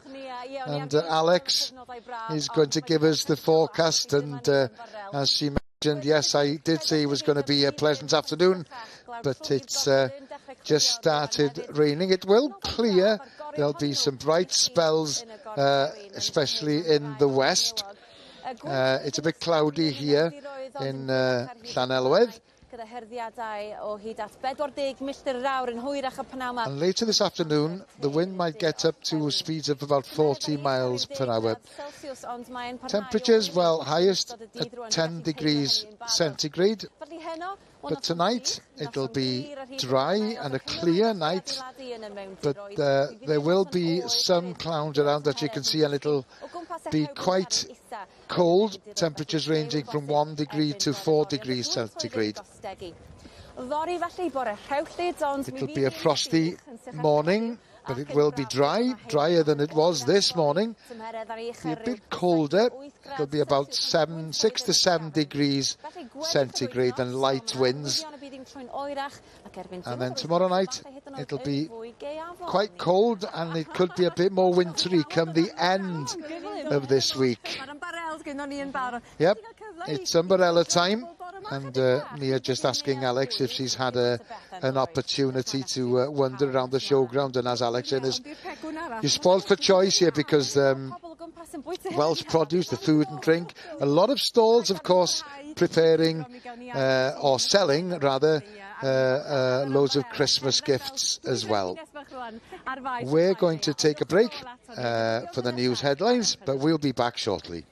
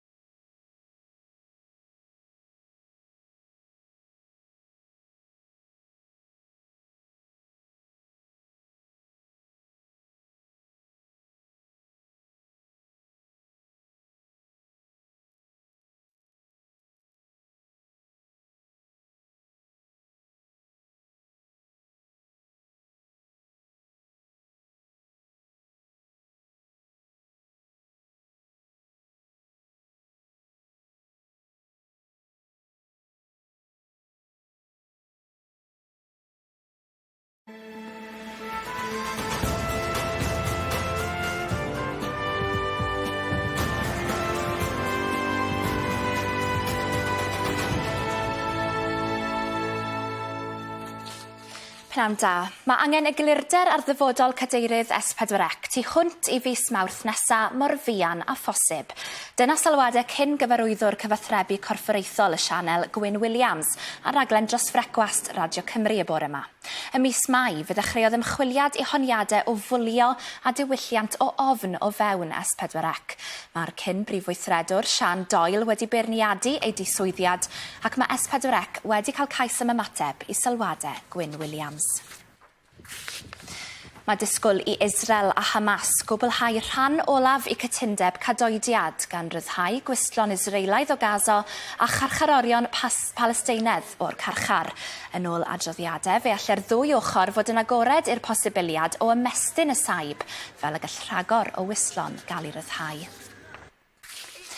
Mae rhai sy'n gefnogol i'r cyn ysgrifennydd cartref Sylwebaeth yn honni bod Rishi Sunak wedi cytuno i gryfhau deddfe mudo mwyn ennill i chefnogaeth. Mae'r Telegraph yn dweud iddyn nhw weld copi o gynllun gan Ms Braverman, rhywbeth yma Downing Street yn ei wadu. Mewn ymateb y bore yma, mae Mr Sunak yn dweud y bydd e'n gwneud mwy i ostwng mudo. Mae Llywodraeth Newydd Seland Newydd wedi tyngu llw han mynd i gael gwared ar y cynlluniau i wahardd y genhedlaeth nesaf rhag ysmygu. Mae'r cynllun oedd yn mynd i geisio gwahardd unrhyw un a gafodd ei eni ar ôl 2008 rhag ysmygu yn cael ei ddileu mwyn helpu i ariannu toriadau trethu. Ar ddiwrnod agoriadol y Ffair Aeaf yn Llanelwedd, mae yna bryderon o fewn y sector amaeth ynglŷn â thoriadau i'r taliadau mae ffermwyr Cymru yn ei derbyn gan y Llywodraeth. Ond, yn y cyfamser, fe ddaeth cyhoeddiad y bore yma ynglŷn â 2 gytundeb allforio newydd rhyngwladol, un i'r Almaen a llall i Japan, fydd yn hwb i'r diwydiant cig coch Cymreig. Y fwyaf farchnadodd sy'n gael amdano'r eich cynnyrch yw y gwell byddwn ni'n meddwl gallai dyfodol fod. A wedyn ni, y beth ni gyda fan hyn yw 2 farchnad, mae'r Almaen dyn ni wedi allforio i esblynydde maith erbyn nawr, ond Japan wedyn ni yn rhywbeth weddol newydd. A mae hwn yn gobeithio gallai rhoi bach o ffydd i ni fel diwydiant bod yna dyfodol disglair o flaen ni. A wrth gwrs, yna beth ni gael, y fwy o galw sydd, gobeithio dyn ni gallu gweld gwellian yn pris o hynny. A dyna'r cyfan am y tro. Cofiwch am holl straeon y dydd ar ap newyddion S4C. Mi fyddai nôl ar diweddara ym mhen 2 awr. Tan hynny, hwyl i chi.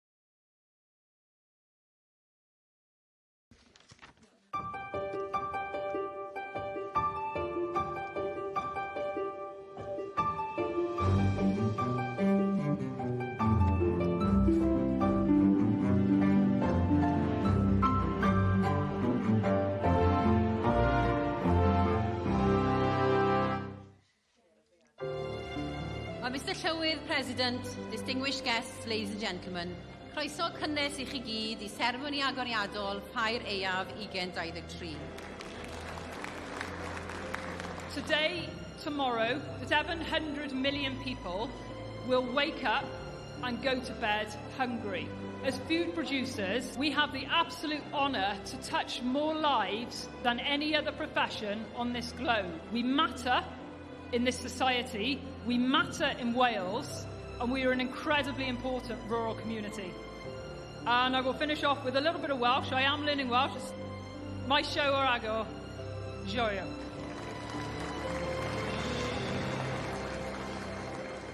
Abby Reader. And that was Abby Reader on behalf of the feature County Glamorgan at the official opening ceremony earlier this morning at this year's Winter Fair here at Llanelwedd. And of course, just to remind you, we will be broadcasting live here until 4 o'clock this afternoon. And I mentioned the feature County Glamorgan. This is the feature county's final main event. But back to today, and this is what's coming this afternoon. There'll be more Limousin-sired heifers in the cattle ring. And in the horse ring, we'll be featuring the Welsh Part-Bred Championship.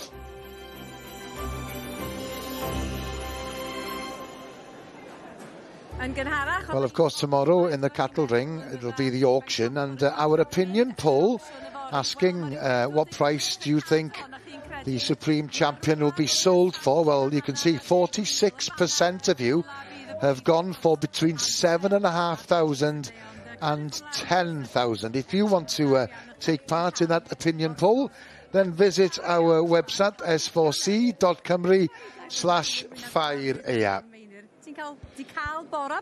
Well, Nia obviously has been visiting all the different rings here at the Royal Welsh. We've seen her with Ivan in the cattle ring. We've seen her with David Oliver and Helen at the horse ring. And Nia's just mentioning there, Emma, in the sheep ring here now, that maybe the winter months seem to be a bit more important somehow. Definitely, and you know, there's such a focus these days about sort of mental health and well-being and everything like that. It is the social element, because farming can be an incredibly isolated industry when you're on the farm, and it's hard work and the days are short, and it's so important to get together and just chat and share. So no, it is important, and it's always great. Social occasion as well as being a competitive event as well. Yes, of course, and you get that sense by watching, and sometimes if you get the opportunity walking around the sheep ring and get the opportunity to listen to the people who've come here to watch what's going on. Oh yes, definitely. And a lot of these people, that's the only places they see each other is at the show, and becomes a regular event then to catch up with people. Also, then the classes are of crossbred animals and like lambs that are at the end of the road. There is no pedigrees or big money's pedigrees and nothing like that hanging on the end of these livestock that are being exhibited, are they? No. So therefore the general farmer can compete to that, who's interested in producing the top quality fat lambs or the top quality fat cattle. They can come here and produce their animals and also compete at, say, the top level, can't they? Yes, definitely. That's another interesting point that Nia's just raised with Maynir. At the Winter Fair, the people competing with the sheep, they're competing in pairs. Yes, it is very different like that, and but they're judged on different criteria as well. It's not on a specific set of breed rules and that kind of thing. But definitely, it's just to show consistency throughout your flock as well, you know. So it's representative of what you produce. It's I think most people have one good animal, but to get consistency over a pair is much more of a skill. Now then, I mentioned the cattle opinion poll earlier on. Well, we've got a sheep opinion poll as well. Come the auction tomorrow, the Supreme Champion will be sold for, what do you think, between 300 and 600, between 600 and 900, between 900 and 1,000, and I missed the last one. If you want the details, they're on the website. It's just a bit of fun, and take part if you want to. But there'll be excitement in the sheep ring tomorrow as the cattle ring when we watch the auctions. Yeah, auction is the pinnacle of the 2 days, really, and it's always exciting, and And there's little competition in itself almost. Mae'n braf iawn, a da ni'n parhau I grwydro. Well, it's an opportunity to receive a good reward for a lot of hard work, isn't it? Absolutely. Well, the auction's tomorrow, of course. And just a quick reminder that there's more than one way to watch our broadcast here at the Winter Fair. All the details that you require, as I said before, is on our website, which is s4c.cymru/Ffair Aeaf. Ewch i'r wefan s4c.cymru/Ffair Aeaf I weld holl gystadlu'r cylchoedd. Mae S4C yn mynd ar Ffair Aeaf I 4 ban y byd.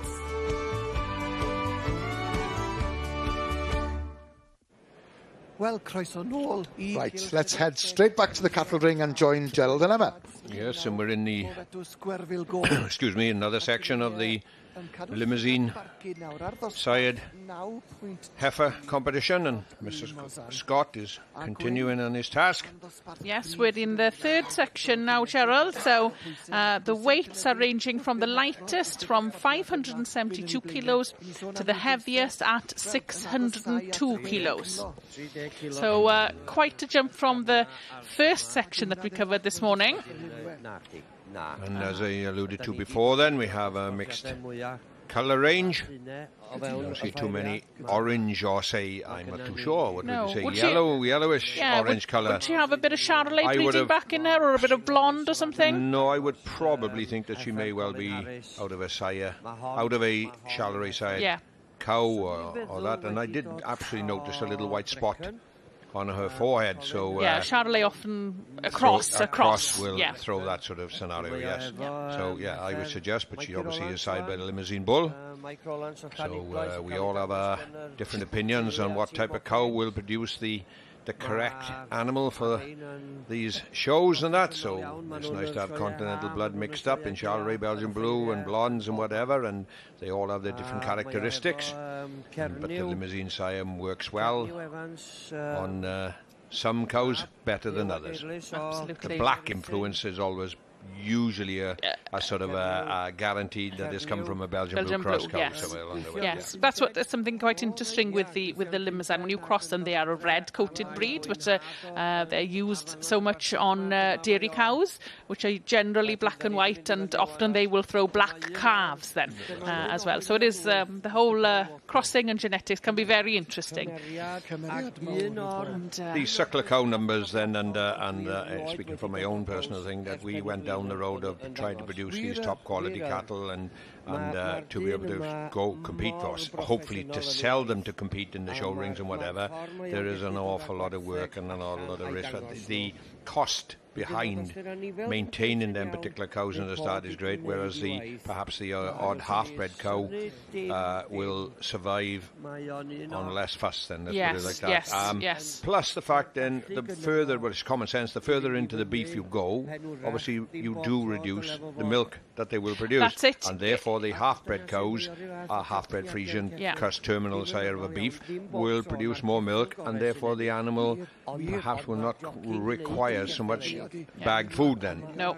So whether that's, people have looked at that now in terms of let's produce a carcass, or let's produce an animal that doesn't cost us quite so much to produce. More efficient, isn't it? Efficiency is the... Yes, indeed. And another thing that is the confirmation payments on these particular animals, like I allude to, like it's all based on the same on the old system as it was with the Euro system, and it's in EURO, which is obviously the further down the letter you go, then the further down the confirmation goes. E being the very best. That's quite right, yes. But the bonus then is something like 15 pence on an E confirmation. Well, on a 400 kilo carcass, it's only £40. It's just not there, is it? It's just not, No. It's quite a, I don't know, the reward, I don't think, perhaps, for the better end cattle or lambs is just not quite enough, perhaps.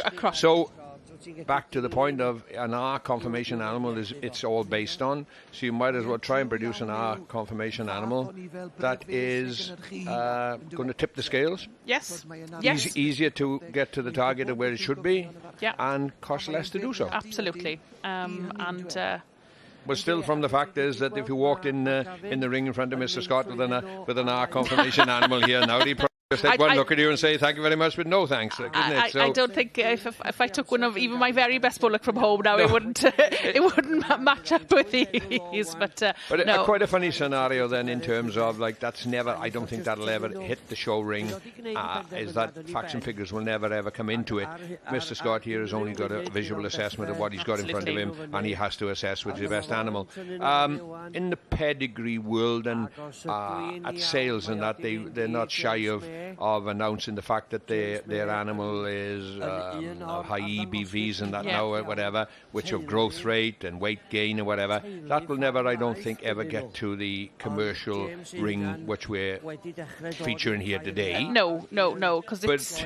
But at the end of the day, I've got a phrase that I like to use quite often is these animals are supposed to be keeping us, not us keeping the animals. No, very true.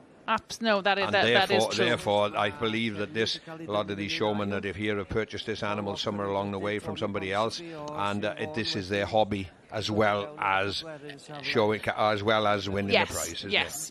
It's a very small, it's like the pinnacle, isn't it? Expensive hobby, but no, each to your own, and I know there's a lot of professional showmen in this ring here and do a good living out of this by travelling the countries and showing, and obviously this is the end of the road for these cattle, but it's the end of the show which everyone wants to win as well. Oh, totally, it's anyway, very, we'll have to come back in a while to see if Mr. Scott has arrived at the decision on this particular class. He's... although I believe he has. It looks like he's put a bit of a line up there. Yes, there's some shaking hands going on there, and we have the red card there, going to the winner there.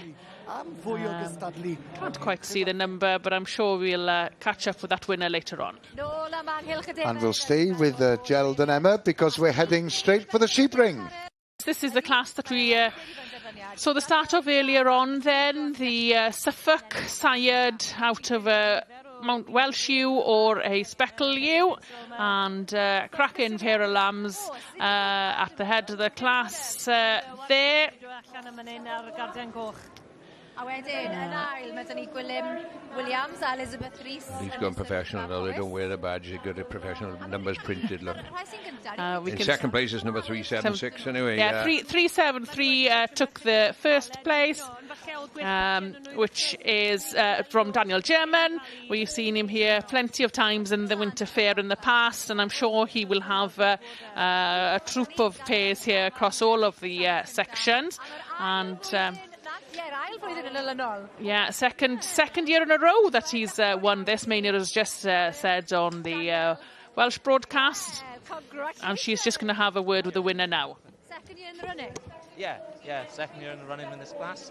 And you won last year the championship of this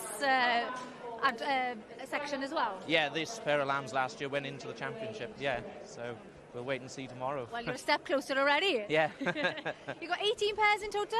21. 21? Yeah. How do you do it? Don't do much else other than trim lambs for the last month.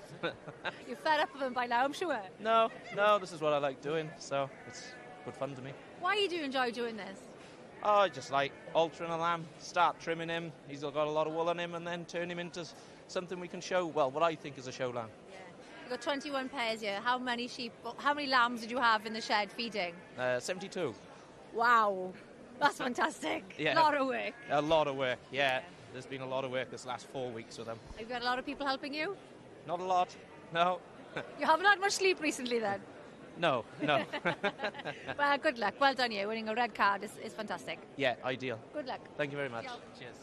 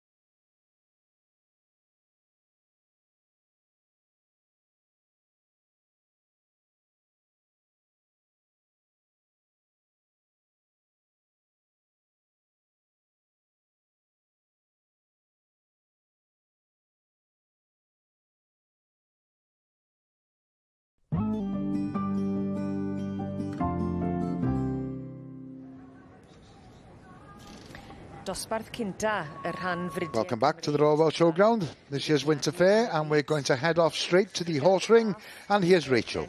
Thanks, Gareth. So, as promised, we are now finally with the Welsh Partbred.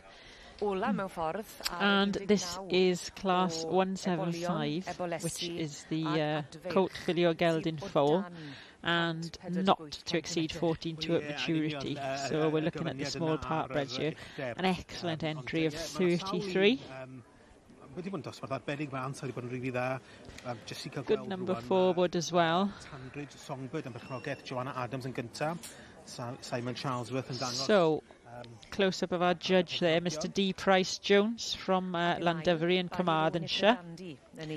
And he's a retired farmer and has bred Section B ponies under the Nantabai prefix, so a well-known prefix of old, and his late father and mother bred and also showed ponies under the Towie Valley prefix. Now, I remember Towie Valley ponies when I was a child doing workers, and there were loads of really good workers and show into ponies with the Towie Valley prefix. So a lot of Welsh influence there with the Section B, being you working into ponies or your Welsh partbreds.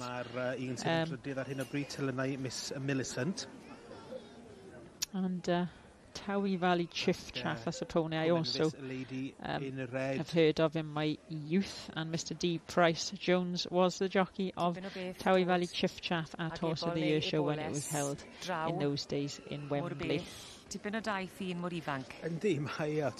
And interestingly enough, he has judged at both the Royal Welsh and the Winter Fair in total 5 times, and he's judged ponies and sheep.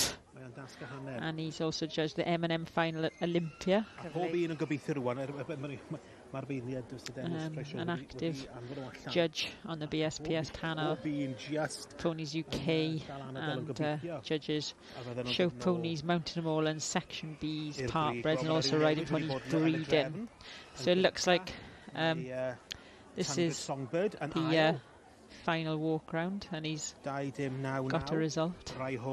And for anyone that doesn't know at home, the Welsh Partbred Register was set up in 1960, and all animals must have a minimum of 12.5% Welsh blood. Nice to see so many here today, and obviously a big riding pony influence here. Looking through the catalogue, lots of Section B ponies crossed with British riding ponies, and nice to see them healthy in numbers. You know, these are the child's show and competition ponies one day, we hope. And you would hope that these would go on to be either show ponies, show into ponies, workers, and even dressage ponies, event ponies. And obviously I think we've just got, we've got a few coloured, which will no doubt be back later in the day for the coloured classes. So more than one crack of the whip here with some animals. So Mr Price Jones will look for quality confirmation and something that has that look at me star quality. No foot, no horse is what he's been quoted as saying. So very keen on the old adage of a horse or pony having a good foot,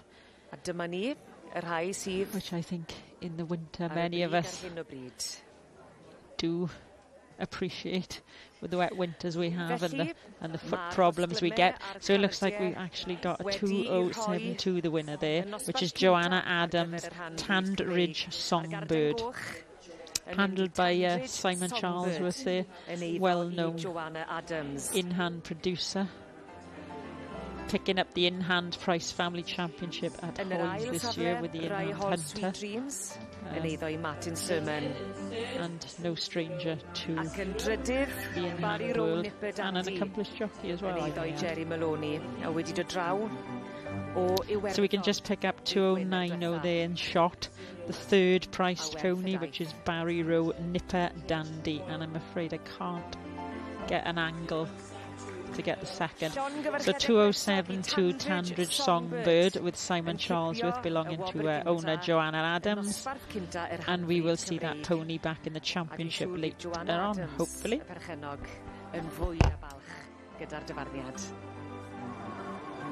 Wel, ddim eisiau brolio, ond wedi codi chwilio'n goi. A dwi'n dyfaru braidd, achos mae'n rhai gwell o lawer. Well, we join Aaron now, and he's with Delyn Evans, who is the chair of the competitions committee with the young farmers, and obviously it's been a very, very busy period, and we're very fortunate that we have some very enthusiastic members in all the different counties who have been helping us out. Well, a week ago, of course, it was the Young Farmers Eisteddfod upon Anglesey, and now, of course, we're down in Llanelwedd in the Winter Fair. One of the competitions for the younger members of the Young Farmers is to decorate the Christmas tree. And we provide the trees, and these trees, as it happens, at the end of the Winter Fair, these Christmas trees will be sold, and all everything that's been used to decorate the trees are homemade. And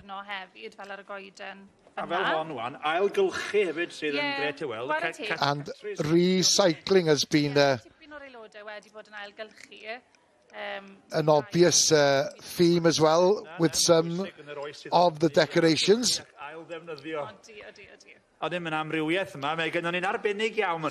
Aaron just mentioning the variety that's we can see with the decorations, and this particular tree has been decorated by different kinds of food. We can see the gingerbread man there, and the marshmallows as the star on top of the tree. It certainly looks quite impressive. And looking ahead to the rest of the day today and tomorrow, what other competitions have we got? Oh, there's a variety of different competitions. There's judging the stock, the beef and the sheep. There's too many to keep track on, really. Dim byd swyddogol. Na, cadw'n sifil I fe. Ie, chwarae teg i chi. Chi'n callio, mynd yn hyn. Mae rhaid. Delyn, ti'n brysur iawn, neu gadael ti fynd nôl at y waith. Diolch am y sgwrs. Diolch yn fawr. Tawy llawen, ynddo? O, ie. A blwyddyn newydd dda. Ac i ti,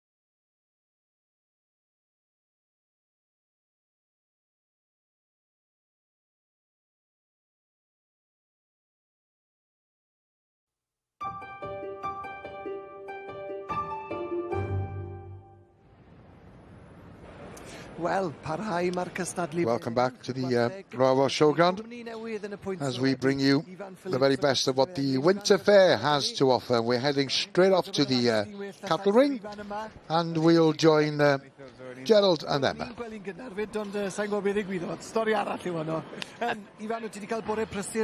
Thank you very much, Gareth. Yes, we're back in the cattle rings, and while we are still on the heifers, we have this class 13, which is any homebred heifer of any breed.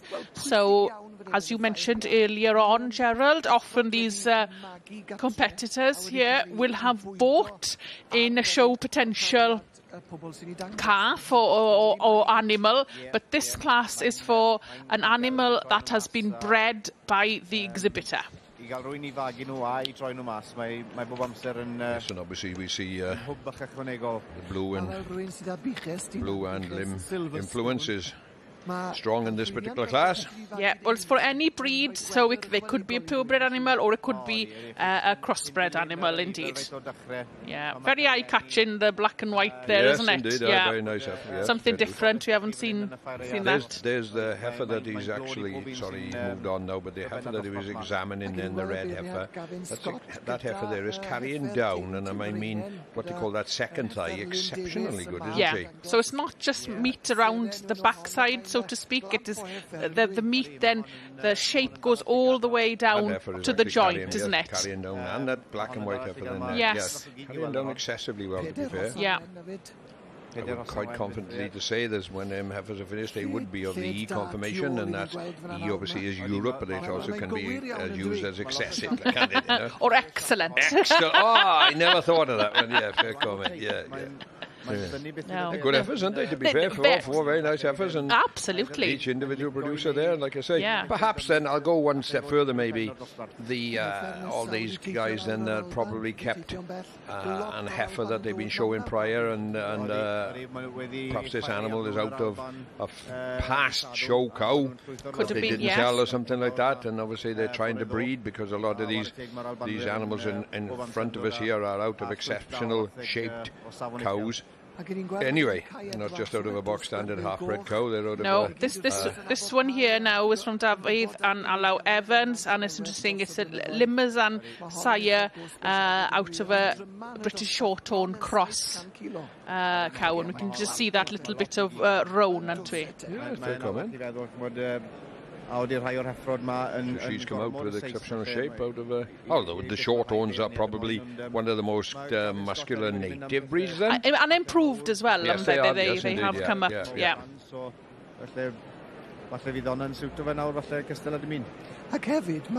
it's quite nice to see in the catalogue their breedings as well. At the head of the class at the moment then was number 106. Little bit of white just in front of her left hand back leg there, like a little bit of a flash, isn't it? Yes, you understand? yes, like yes. Something to catch your eye. Indeed, yeah. Chi'n gallu pigo'r y doi sy'n mynd I fod ar top y clas, beth I fod bob tro. Mae'n rhywbeth cywir, a mae'n rhywbeth sy'n... Very good quality heifers, four of them then. Mr Scott's got his work cut out, even though it's a smallish number of class, and they look exceptionally four very good heifers. Yeah, very even class, isn't it? They are very even, actually, yes. So at the head of the class then is from Gwanwyn and Maleri Rowlands and Francis, Heidi, and she is actually a limb out of a limb cross cow, so the very heavy Limousin influence in that one. A tywod, mae'n anodd yn dwi, efo heffer rhyw 500 kilo fel mae'n anodd cystadlu gyda heffer 600 680 kilo. Mae gymryd o waniaeth yn ysau. Odi, allwch chi beth a help, ond teimlo treni dros Gwanwyn a Maleri yn y dosbarth ma. These actual animals then, these calves when they're born are very muscular calves when they're born, and it can be an issue of trying to get them out, but never mind. Anyway, we'll have to come back in a while and see when Mr Scott decision. Thank you, Gerald. Thank you, Emma. And don't forget, you can follow everything that's going on here at the Winter Fair by clicking onto our website, and you can follow all the action in all the different rings. And the website address, of course, is s4c.cymru/fair. Ffair Aeaf. Right, we've left the cattle ring. I'm sure we'll be back there later on, but in the meantime, let's head over to the sheep ring, and here's Gerald and Emma once again. Thank you very much, Gareth. Yes, we're back in the sheep ring, as you say, and here now for a Welsh breed, Gerald, the Llanwenog class. Yes, another native breed. And we see the Llanwenogs feature very heavily here at the summer show, where they are judged on their breed points and judged individually. But of course, here at the Winter Fair, we have them in pairs and judged the same as all the other pairs here for their meat and their finish and how they are going to go on to produce a quality end product at our butcher's shop. And we can't... here we go. You can go up and see the judge there giving his time over these pairs. Quite a different presentation here of these particular lambs. Yes, not trimmed quite the same. No, indeed, no. And interesting point there, we see the judge having to go looking for the hindquarters of these particular lambs rather than with the Beltex and that. It's there in front of you, isn't it? He's actually, there he goes, he's feeling the back leg of these lambs, and obviously a native breed is not quite as excessive, but and is he making his first selections there? Now he's just bringing some lambs forward. Quite a strong class, aren't they? Yeah, good number of entries in this class. Always good to see these native breeds doing so well. Obviously in the sheep rings and that, then to go through, there's numerous finals before we get to the actual main final, slightly different to the cattle rings then, there's hill breeds and continental breeds and butcher's weights and that, so there's several finals before we get to the overall final, isn't it? And you'll have your lowlands. Yes, indeed, yes. So, you know, still obviously the top end of these particular lambs will feature somewhere in a final somewhere, and then with a half a chance that they will go forward. Do we see a little bit of glitter in some of these sheep? I knew it was... we were going to see it at some point. No, do we actually on these? It's usually on the black animals, isn't it? It is. Yeah. Maybe the fashion now is spreading throughout. Yeah. So these now are in the pure lowland breed section, and the judge there, Mr Gerald Roberts from Hafod Dre Uchaf, Gwynedd.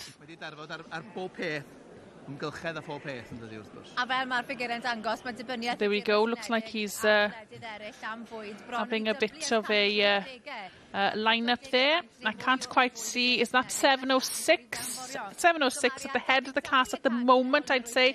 That's Morgan and Anthony, and the lambs have been bred by them.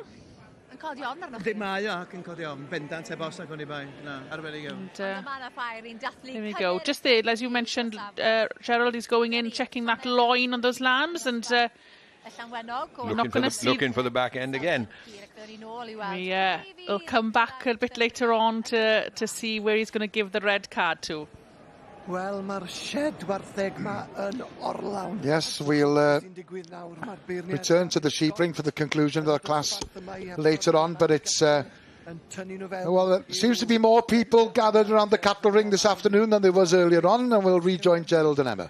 Thank you very much, Gareth. Yes, there's the competing is fast and furious here at the show at the moment, and it's a lot of fun hopping from one ring to another, and the judge here as well has been having a bit of a chop around with his line-up with a black heifer at the head of the class at the moment.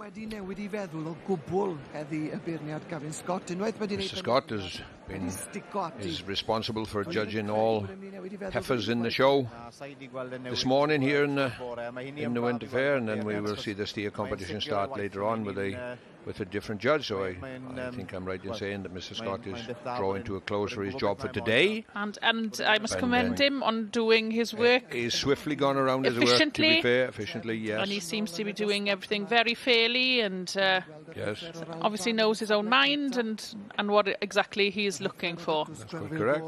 So at this moment then we've got 104 at the head of the class, which is Sylwebaeth Spicy from Kevin Watrett, and she's coming in at 643 kilos.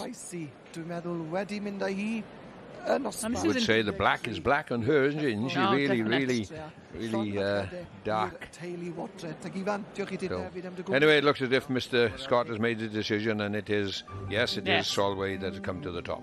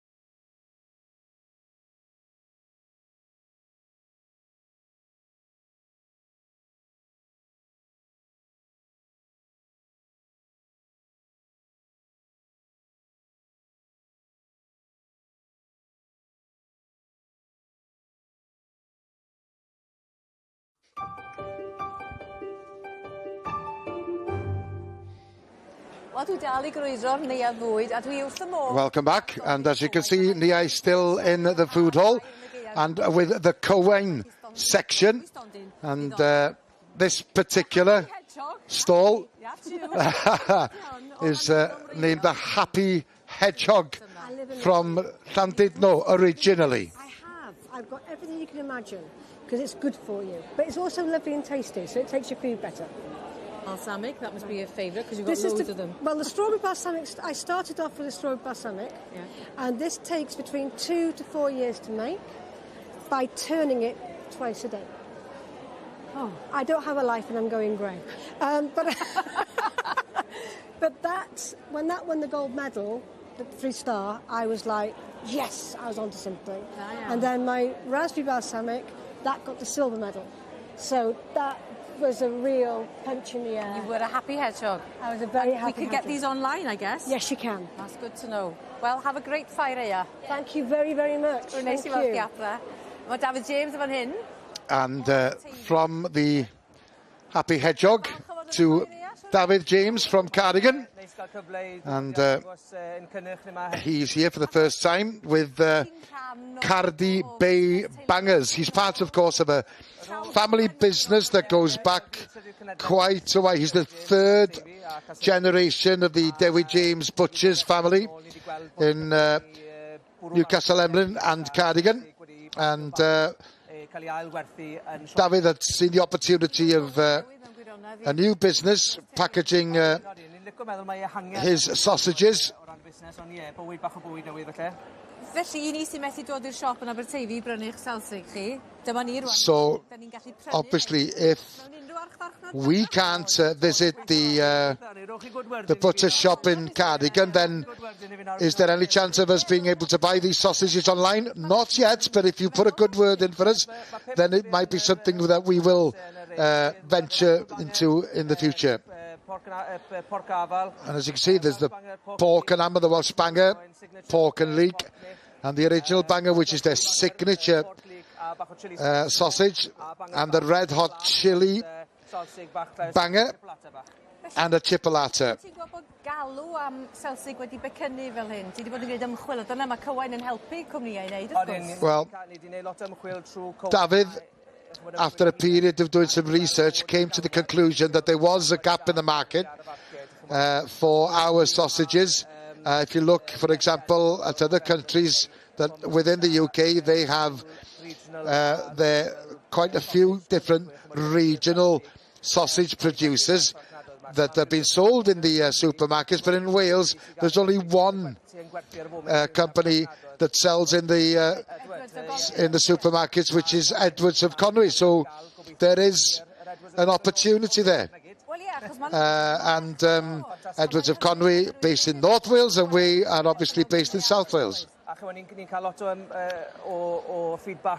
And we also get a lot of feedback from the supermarkets stating that there is a demand for it, that there is a demand for Welsh produce in the supermarkets rather than bringing the produce in from England.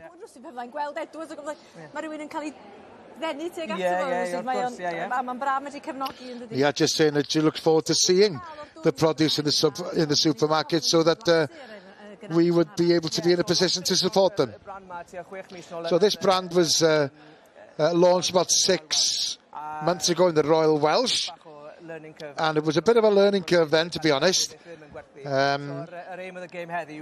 to work out what was popular as far as selling was concerned and what was not. And I've kind of benefited from that experience before coming here to the Winter Fair.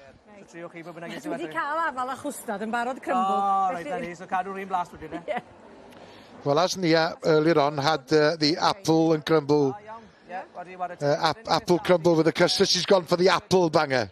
A full range and gluten-free. So range and gluten-free at the moment. Oh, David just making the point that they're working on a gluten-free sausage as well. Na, wel, mae'n dod yn parran o'r mix yn ymfodi, so sa'n gweud mwy na ni. Cadw dy gyfrinacha. Pob hwyl i ti. Diolch yn fawr iawn. Diolch yn dda i ti. Fwy ti, David. Dyna ni, Arfon. Well, we'll leave the food hall, and there's an announcement to be made in the sheep ring. Thank you, Gareth. Yes, we are back, straight back with the Llanwenogs, and indeed it is 7:06 that are the winning pair. Looks like the judge had stuck to his decision with these Llanwenog pairs and did the pure native lowland sections. And the so pair 7:06 from Morgan and Anthony, and these lambs bred by them as well. Wel, llongyfarchiadau fawr iawn. Hapus? Yeah. Yeah? Nes ti fwynhau? Did you enjoy? Yeah. Yeah? And did you have a lot of help from your friend Hugh here? Has he been helping you a lot? Yeah. Hugh, o'n i'n gweld... Nobody came to help me. Yesterday I do them all myself. O'n i'n gweld tynithor, nes i wylio tynithor wrth i'n trymbio nhw. A fe nes ti newid i'n llwyr? 4 hours yw'r hwnna. Oh, there we go. We took 4 hours trimming that one. Saying that they had took a long time to get them ready. Oedd e werth yr holl amser nes i dreulio arni. Definite. Ond oedd bocs gyda chi wrth ymyl y cylch hefyd ar ddechrau'r noson. Oedd y bocs yn llawn o rwy boteli gwahanol. There are lambs there weighing in at 69 kilos, so they're not the biggest lambs there is in the show, but average of 34.5 kilos each. Wel, llongyfarchiadau, da They iawn. won't be the biggest carcasses there is, but they're probably quite nice eating. Da iawn. Right, so let's head over to the horse ring. Haven't been there for a while, so let's join Rachel. Thanks, Gareth. So we're back up at the horse ring, and we've got some yearling colt filly or gelding, large Welsh partbreds. So this was the smallest class today with 5 entries. So we've got our judge, Mr D. Price Jones. Yma ffordd I ti'n gweud ne, beth sydd wedi tynnu dy ligyd I ran y cryfder? Whose parents had the Towie Valley stud, lots of really good show working into ponies. Really well known in the days when I was a child, which is quite a long time ago now. So he's got Mr Dennis Price Jones o'r handir the first horse in front of him, which I think, I can't quite see underneath, this is still a yearling colt. I'm sure it is still. I did glance underneath. So this animal is quite local, from the Swynol stud in Brecon, so not too far to travel. This is 2381 Swynol Turfel, and was second at the Welsh National Foal Show earlier this year. I've been trying to find the breeding of this horse, but I'm afraid I can't. But I do know that there is Irish draft in the pedigree, which you would, Irish draft enthusiasts would be able to tell there's draft there somewhere. I'm not quite certain how much percentage or what side the Welsh comes from. I believe the stud also breed purebred cobs. So there's a draft influence there. And now we're seeing 2-150 in front of us.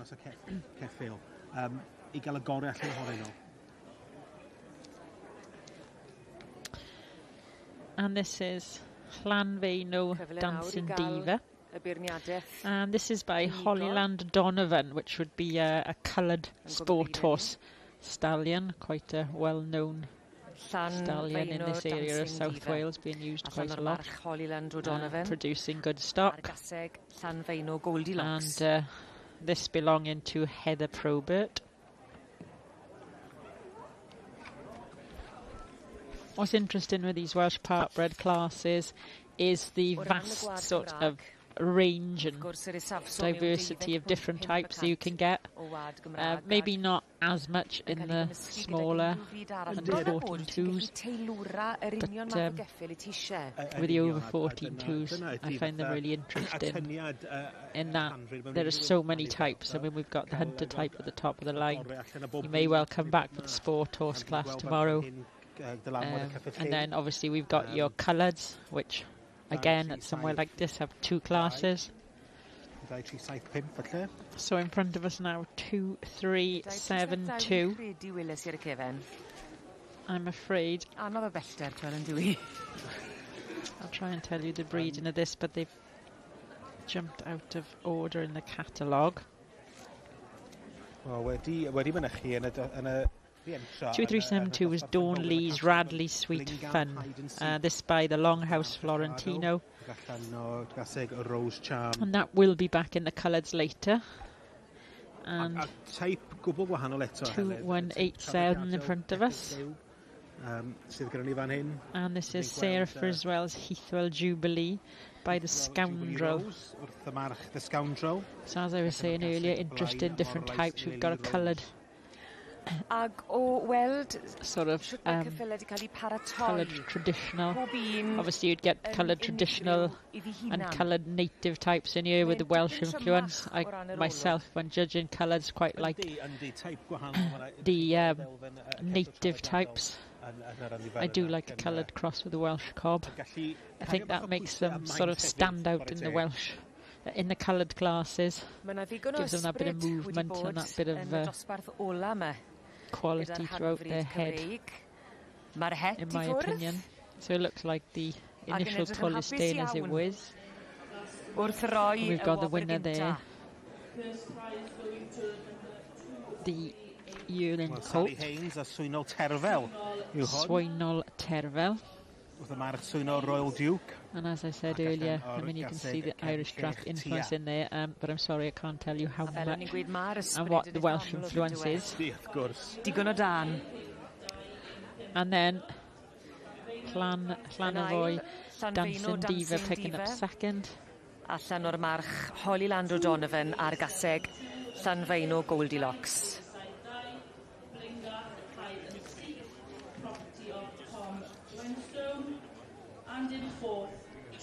So we're going to see them on their lap of honour now. And we might see this horse back tomorrow for the sport horse classes. Feeling rather pleased with himself.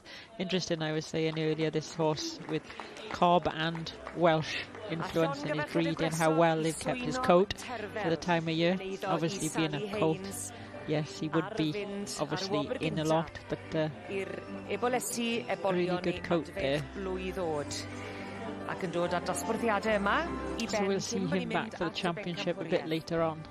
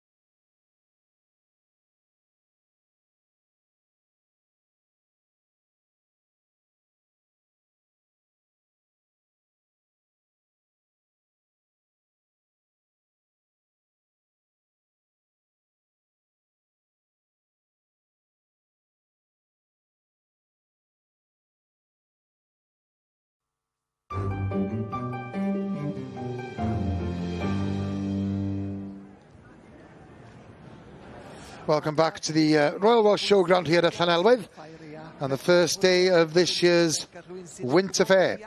And we're going to head straight over to the cattle ring, and it's the young handlers competitions. Let's join Gerald and Emma. Thank you very much. Yes, and speaking to Ivan, there is Elliw Roberts, who's had success in young handler competitions in the past as well, and it's always good to see the youngsters coming up in the show ring.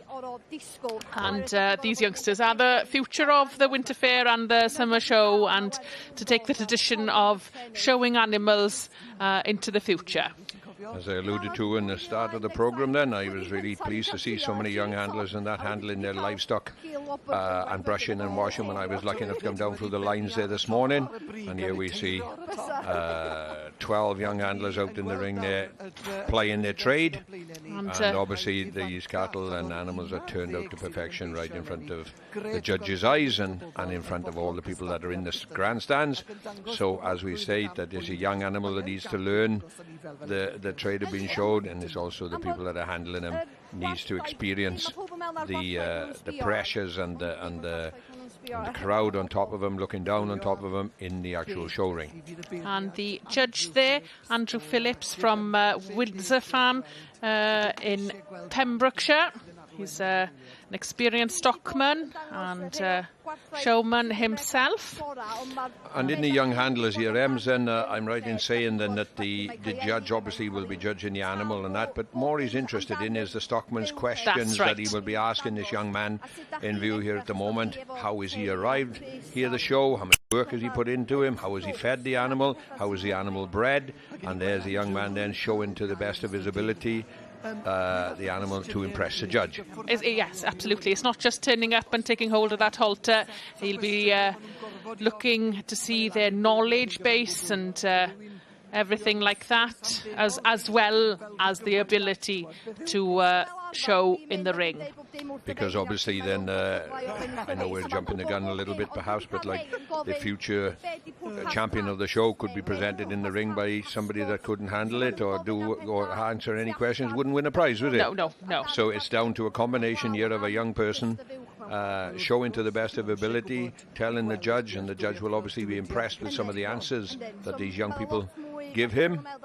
And it's very nice to see a real young gentleman there showing, look, and trying to impress the judge with his making the animal stand correctly.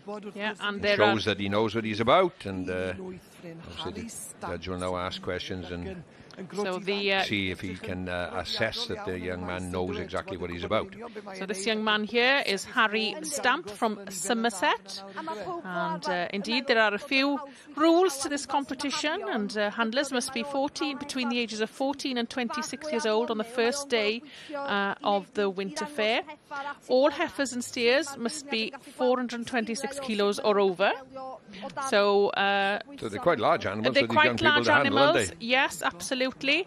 And there's just here that all handlers, the bitter should be responsible for ensuring that whoever is handling the animal is competent and has the physical ability to control the animal if required. So that's, as we said then, to be competent in handling the animal. Myself, I've been lucky enough to judge a young handlers competition on numerous occasions. It's quite overwhelming, actually. I found it that the young people that have shown your animal and answered your questions, whatever. But as we can see there now, every young handler still got their eyes fixed on the judge, looking round the ring. It's like, I'm sure he's feeling a little bit intimidated. I've noticed that, Gerald, and that's probably something that they're taught from a very young age as well. Leave no stone unturned. But no good, they've done their bit, they've shown their animal. They just don't go over there and relax and stand in the corner and wait for him to make his decision, because that judge will cast his eye around to see if they're still doing a professional job, and which they are, at least they're trying to. And then there's a little bit. No, it is, isn't it? It's part of show. It is. You're in that ring, you're to impress the judge with your animal and with your skills, and that's what it is about. So there we have in front of us there now Mared Alaw Hughes, 116, and we'll be coming back to see how the young handlers get on. We will indeed. English language commentary is available on this programme. Depending on your device, press the red button or use the audio selection option. Any problems, please contact the S4C Viewers hotline and the details are on screen. Wel, dwi'n ardal y ffermwyr ifanc, a di ffindio. Well, Aaron has the company of Sean Evans, who is the chair of Carmarthenshire Young Farmers, and he's also here working as a steward. And so'r ATV Challenge yw hwn de. Right, okay, he's steward of the ATV Challenge.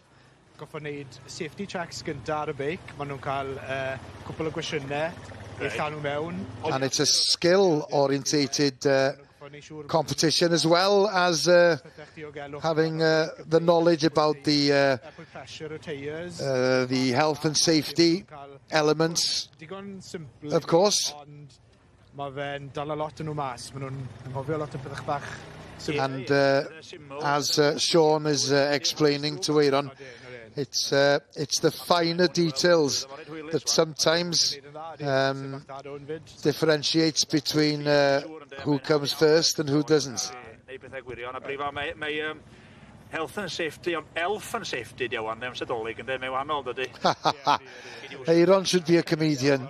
I'm sure you all got it, but as they were talking about health and safety, Aaron was of the opinion that at this time of year it should be referred to as health and safety.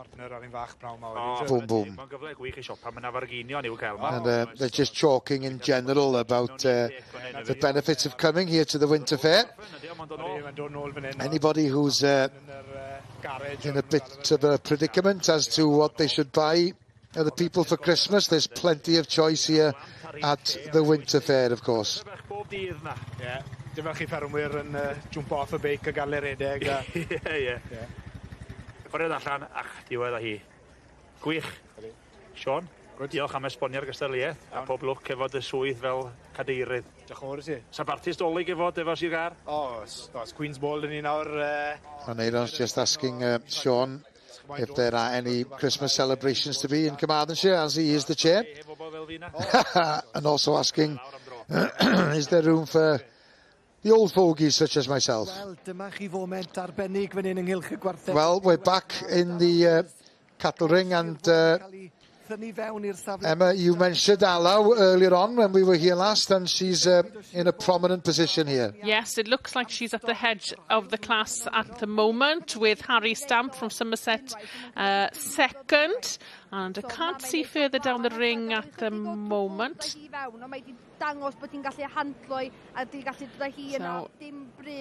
got the heifer there under control, looking well, showing the heifer well. They stated earlier on, her eyes are burning a hole in the judge at the moment.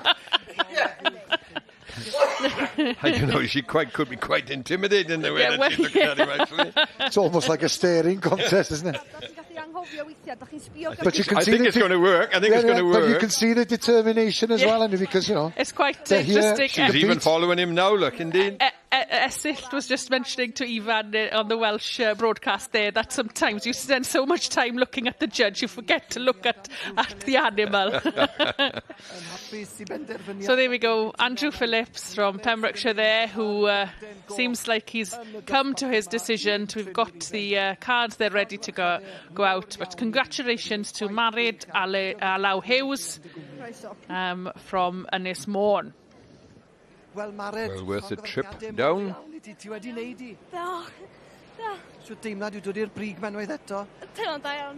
She's come to the fore once again and said that it's a nice feeling.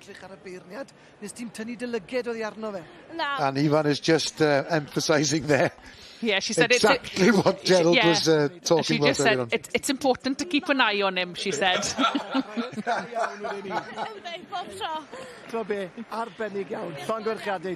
Yeah, many congratulations, well done.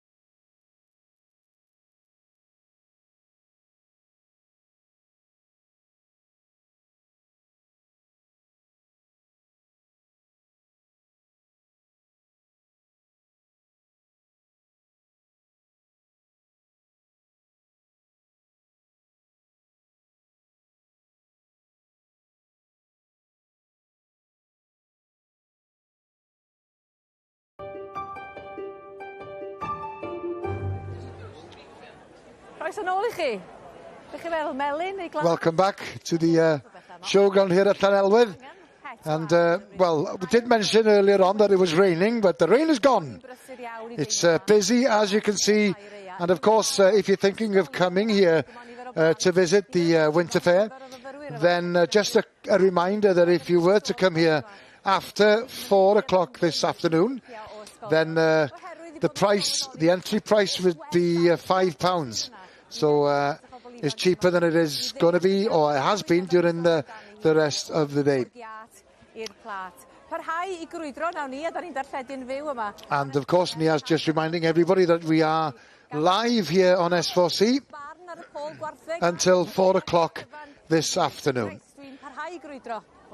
Right, let's see where we're heading for. We're heading for the horse ring. So let's join Rachel.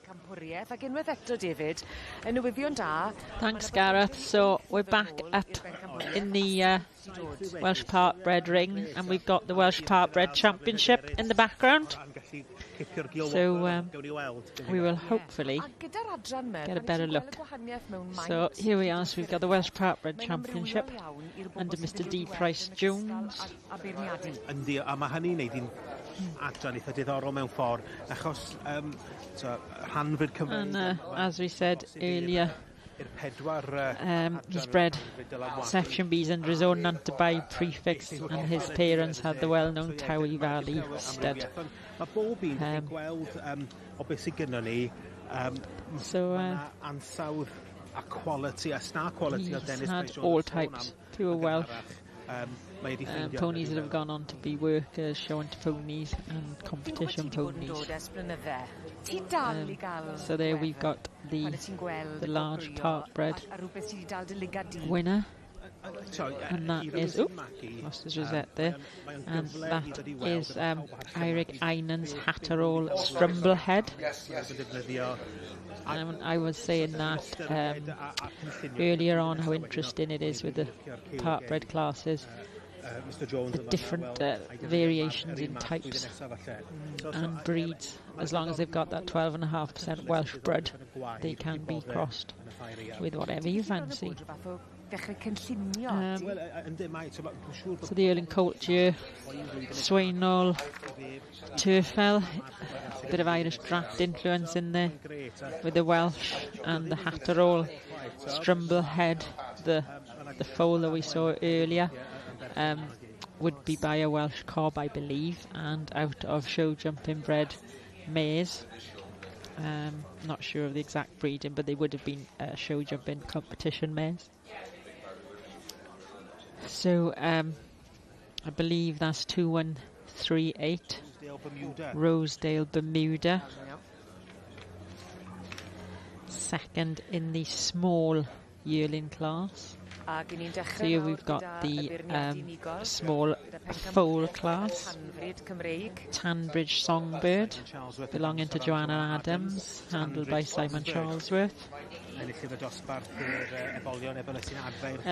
The small one's obviously a lot of riding pony influence there, so you'd expect them to have a large percentage of Welsh blood, and possibly the large animals not so much.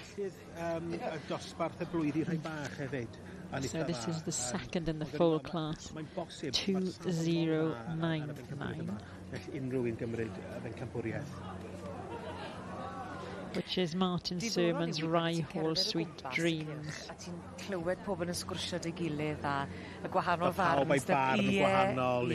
it's interesting that the producers also come down to the Winter Fair, as it's a good showcase for them. Any major show for any stock. It's a shop window really for them to show off their skills, and it looks like D. Price Jones, the judge, is just pulling in his choice rather than standing them all and calling two forward. And I think he's going to take one final look and then possibly dismissed the rest of the class. Yeah, I think he has. Mr Dennis He's fooled everyone there by doing it slightly differently.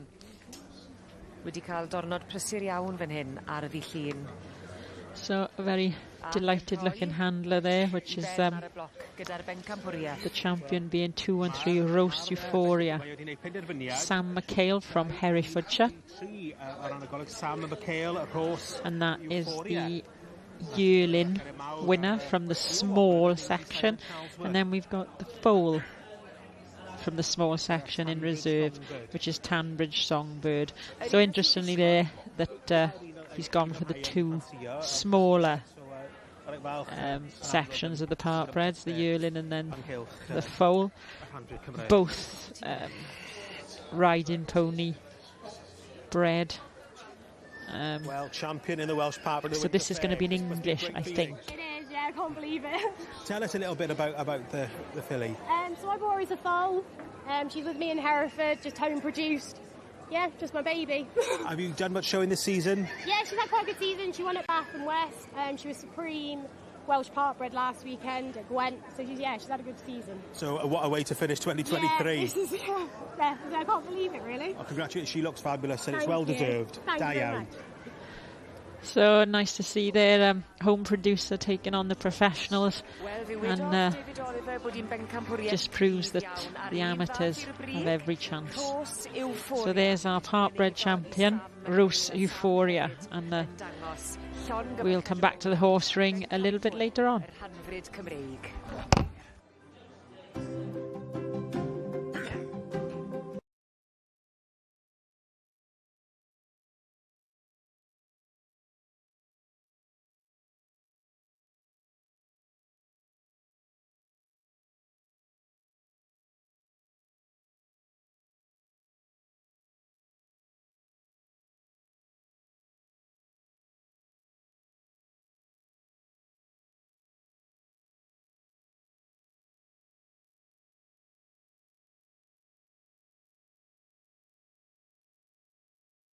Tomorrow. Arfon Williams o Gwmter Mynach yn parhau. Right, let's head back to the sheep ring and we'll rejoin Gerald and Emma. Thank you very much, Gareth. Yes, Maynir there back in the sheep ring for the continuation of the British purebred lowlands. And I think we have the Dorset class here with a lot of entries in it. A tremendous amount of entries. Yes, so just interesting to see that these lambs are trimmed quite hard, aren't they? Yes. In comparison to, say, the looser coated lambs that we've seen earlier on in the Sylwebaeth and that. It'd be quite a difficult job to trim them and get a sort of a fluent fleece like these are, but these are quite well trimmed, aren't they, to be fair? And you wouldn't see them like this at the summer shows, really. They're trimmed a bit different, aren't they? They're trimmed for commercial viewing here, then, rather than as we see in the summer show. As you've stated many times, it is the pedigree animal we're looking at, like in. Dros ben i'r dyfodol, i'r diwydiant ac i'r ddangos defyd. And anyway, very similar type of classes. Oh, we got a coloured Dorset there then, so... It'd be interesting to see, with the Rylands in the summer show, they've split them into coloured and white, so I wonder if in the future possibly they'll do that with the Dorsets, because they're increasing in popularity. Definitely, yes. We have some local to me back in Pembrokeshire, but they're not there today. Tremendous pair just in the corner of the shot there of trimmed and big square lambs, a lot bigger lambs, aren't they? Yes. And of course, our contributor was saying to Maynard earlier, because the Dorset breed will lamb out of season, so to speak, they can lamb any time of the year. They're actually a pair of Dorset horns. Can you see? They are. Yes, indeed. Yeah, interesting. Sorry, I jumped from one thing to another. You can lamb them earlier, so you can get bigger lambs earlier on them. So these lambs could have been born any time of the... Any time of the year, yes indeed. Bod yn brod iawn o'n hunain fan hyn yng Nghymru. Ni'n arwen... But in this particular class, then, you know, the combined weights of the pair of lambs, and I'm just lucky enough to get the notes in front of me here. We have a pair of 71 kilos, which is only 35.5 kilos, and we have a pair at 104 kilos. Well, they're 52, so yeah. And in the lamb section, that is quite a sizable difference. Well, they're a third heavier, aren't they? Yes, they are a third heavier, like. So the judge there, Mr. Gerald Roberts from Hafod Dre, Gwynedd, will have his work cut out with these. Yes, indeed, he will. This class. So he is judging all of the different breeds in the lowland pure section, so he needs quite a bit of knowledge there, but of course he's looking for the same thing. So 12 entries in this class then, and it's for a pair of Pole Dorset or Dorset Horn lambs then. So there's a bit of move on. Yeah, now then, it'd be interesting to see. Quite too sure what his lineup is, or the way that he lines them up, because several judges do vary in their selection process, and I should say then, because as we usually see, then they start at the back of the ring and usually draw as first draw or first selection of lamb forward, don't they? Well, actually, whether is he gone backwards now or not, I'm not too sure. No, I'm not too sure which is the top end. Come back and find out. I will see what he's done. Let him carry on, isn't it?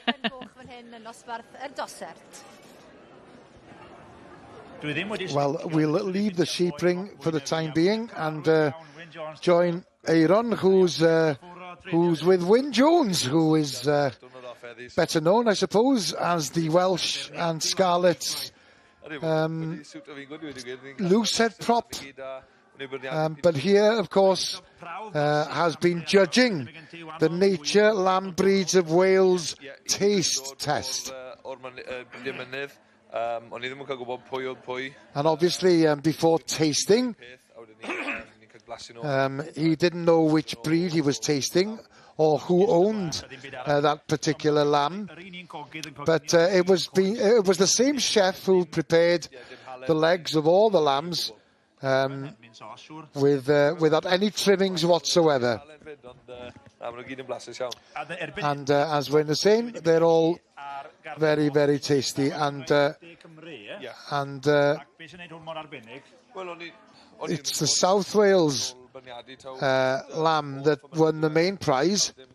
And of course, the aim of this particular competition is, well, as Aaron has decided to have a quick taste. I'm sure it's to his liking, indeed it is. And as Aaron is saying, he's had to swallow it in one piece, and Wyn just saying that, yep, you had a bigger slice than I had.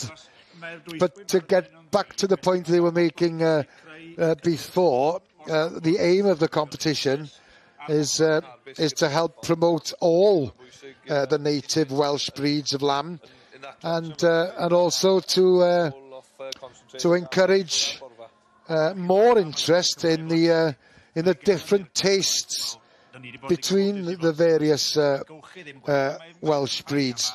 And this Winter Fair is a shop window to the world, as it were. Just shows what we have available here in Wales and how high the standard is, of course.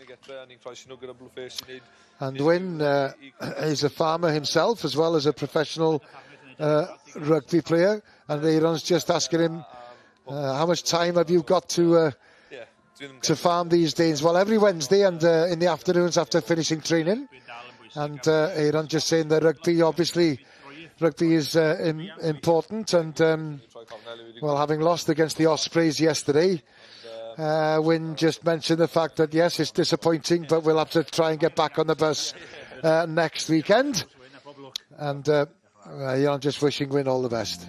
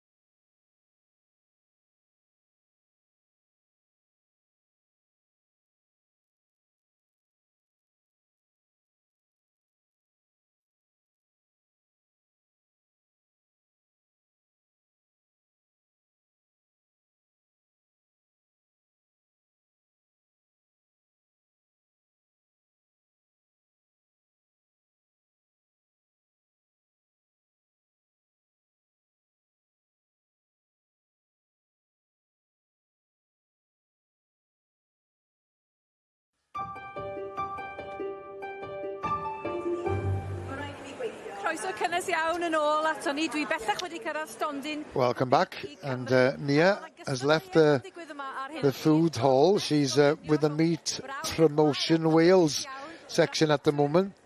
And she's watching Hannah and Joe Breyer, the two Welsh athletes who are involved in a cooking competition in the background. But in the meantime, there's been an important announcement made this morning over an official breakfast.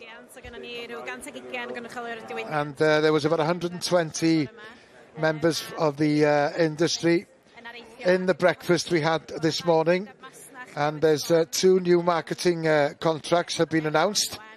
That Welsh lamb will be exported to Japan, to restaurants and what have you, and another one to Germany, up to at least around 1,000 different supermarkets. So that's fantastic news that was very, very well received.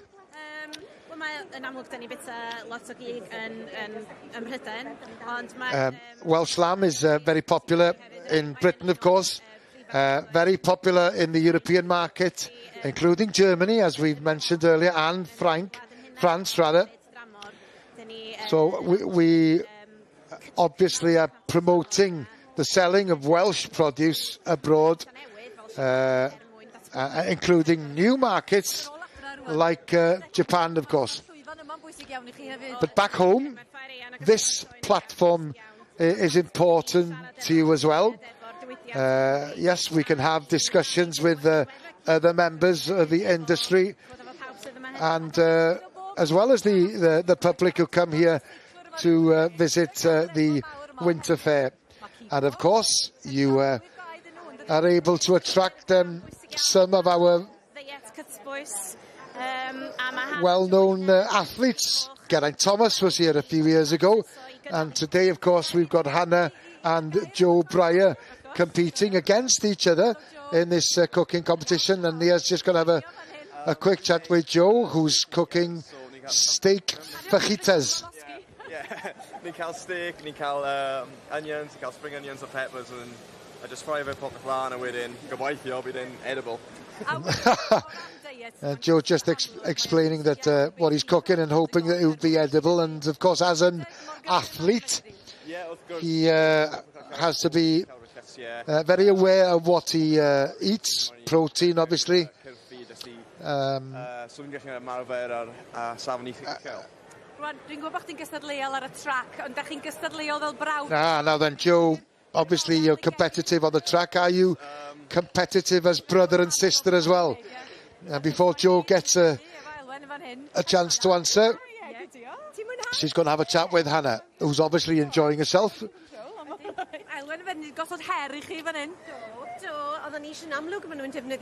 Well, the challenge we set them, Hannah and Joe, was to a pretty simple recipe that they would use at home. And Hannah is preparing a chili con carne that doesn't include the sauce or kidney beans yet, but we're getting there slowly.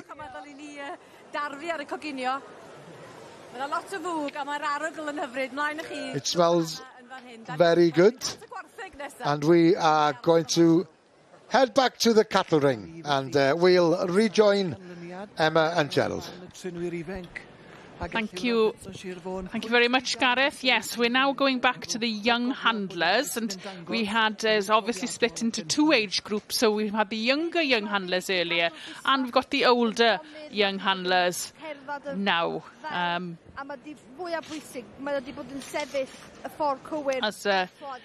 we mentioned, it's a competition open to 14 to 26-year-olds.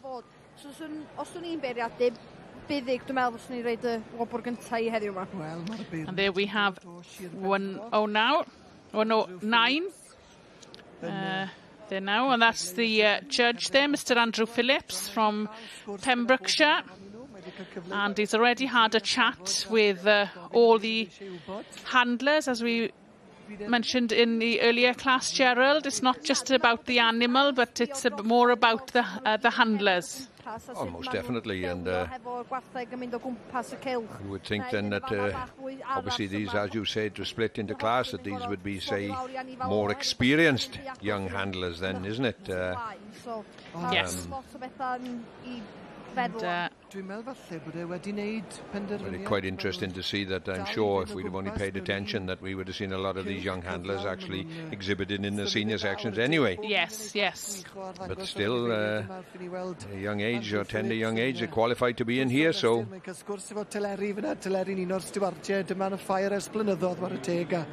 Well, it looks as if the judge is enjoying himself more than the competitors, perhaps, until he gives the first prize rosette. I don't think these are quite giving him such quite intense looks as some of the youngsters we had earlier on. Maybe he's feeling a little bit more relaxed. Cynrychiolaeth gwych ohonyn nhw draws y Ffair I gyd yn does? Oes, maen nhw'n dod yma bob blwyddyn I gefnogi chwarae teg. Bach rhy bell I ni fynd fyny gefnogi nhw, ond na fo. And it looks like that later on we will have the champion junior and champion senior young handler coming forward for the overall champion young handler as well. So yet we'll have to see who the winner of this section is then. Now then, young lady being pulled in there by the smile on her face. So that's Byddig Sian Davies from Clwyd. And not sure who's going to come in next to her. A Caryl di cael ei dynnu fewn yn ail ar y funud. Ac os fydd pethau'n aros yr un peth, fydd ni ddwy o'r gogledd yn erbyn I gilydd. Second prize looks at the moment is another young lady in number 72. Yes, Caryl Half Davies from Pembrokeshire. This obviously this isn't his final lineup yet, but he's Ie, diolch di newid dosbarth aras, felly dwi'n... Yes, it'll be interesting to see now. Must be close to his decision. I'd have thought so. So now it's all the fine adjustments going on here now. And it's not just about doing the right things, but showing that you're doing the right things, isn't it? And that you're paying attention to your job. And now the intense looks are coming in. Focus, that's the word, yes. Yes, and all the focus is on the judge. On the judge there. Mae'r pethau bach na'r manion bach na neud gymaint o waniaeth. And he's heading towards the stand, slowly. Not fast enough for the person standing in first position at the moment. No. Ni just yn cael y gosol na nôl, yn gwenu ac yn canolbwyntio ar y beirniad. Dwi'n meddwl fydd na newid fan hyn wyt ti, Lliw? Na, swn i'n Looks like he has got his line-up now. Gair dwytha. Yes, they've all turned around to say to him. That's the turn, say that probably finished it off, isn't it? There we go, yes. Caryl Half Davies yn ail. Very happy young lady there. Yes, that's Byddig Sian Davies. So she will go ahead to compete with Mared Hughes from Ynys Môn in the overall Young Handlers Championship a little later. Diolch. O, dwi'n di stopio gwenu. Dwi'n gweld da iawn wir. Tro gyntaf ti gael llwyddiant? Dwi wedi cystadlu efo trynwyr ifanc yma blaen a nes I ddod yn yr is-ben campwr lle. Oh, there we go. She was the reserve champion. Oh, there we go. And this will be her last opportunity to compete in this competition, being 26 years of age. Wel, y merched o'r gogledd yn erbyn I gilydd. And it'll be a championship between two ladies from North Wales. Wy'n edrych ymlaen. Pob lwc i'r ddwy o'ch chi, a welai di bore fori ar gyfer y bif ifanc. Ie, na chi. Pob lwc I ti nawr yn y rownd derfynol. Da iawn ti, Byddig. Diolch.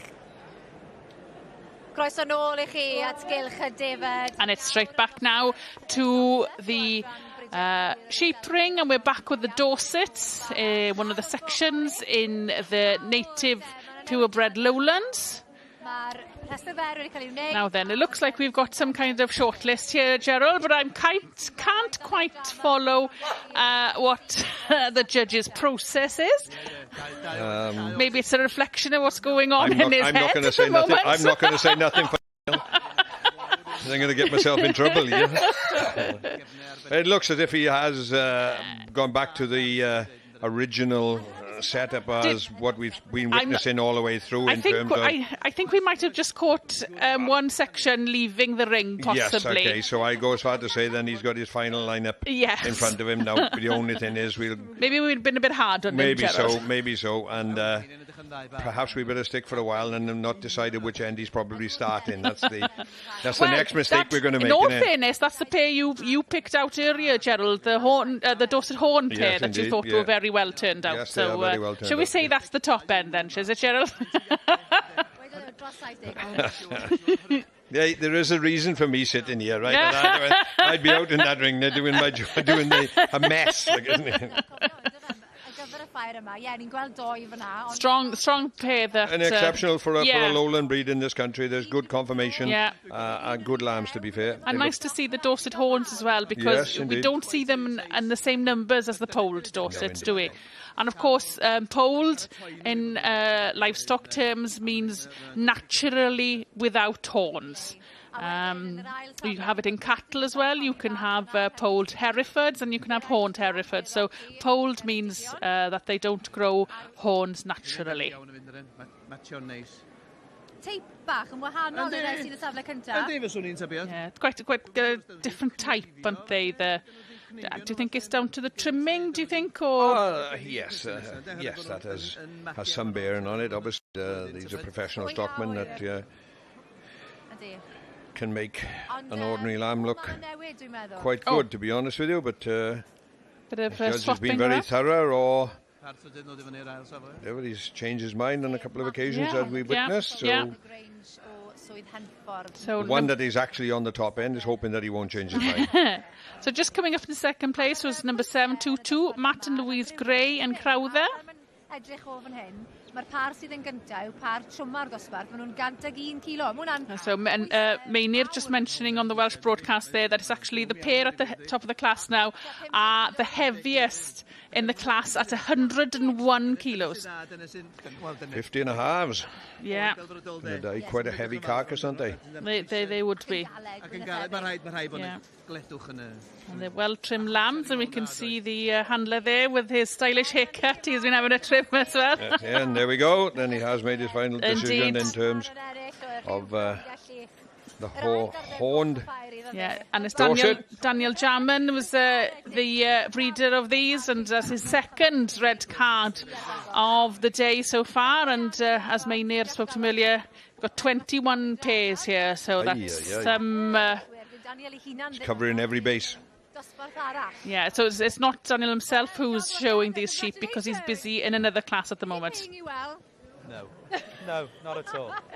Well, I think it's time to ask, doing so well. Yeah, that's right. Yeah, we're doing well here today, to be fair to him. Yeah, he does everything beforehand. It's only I've got to show him, to be fair, so it's all good. But it's a tough job, mind, to get it all right. Yeah, and his job is tough, but it's tough trying to hold him in here as well, I'll be honest. Quite lively. They were jumping around before, but yeah, no, they're quite good now. You've tamed them down quite good. Yeah, just a bit. But they're 50 kilos each, roughly, on average. They're looking...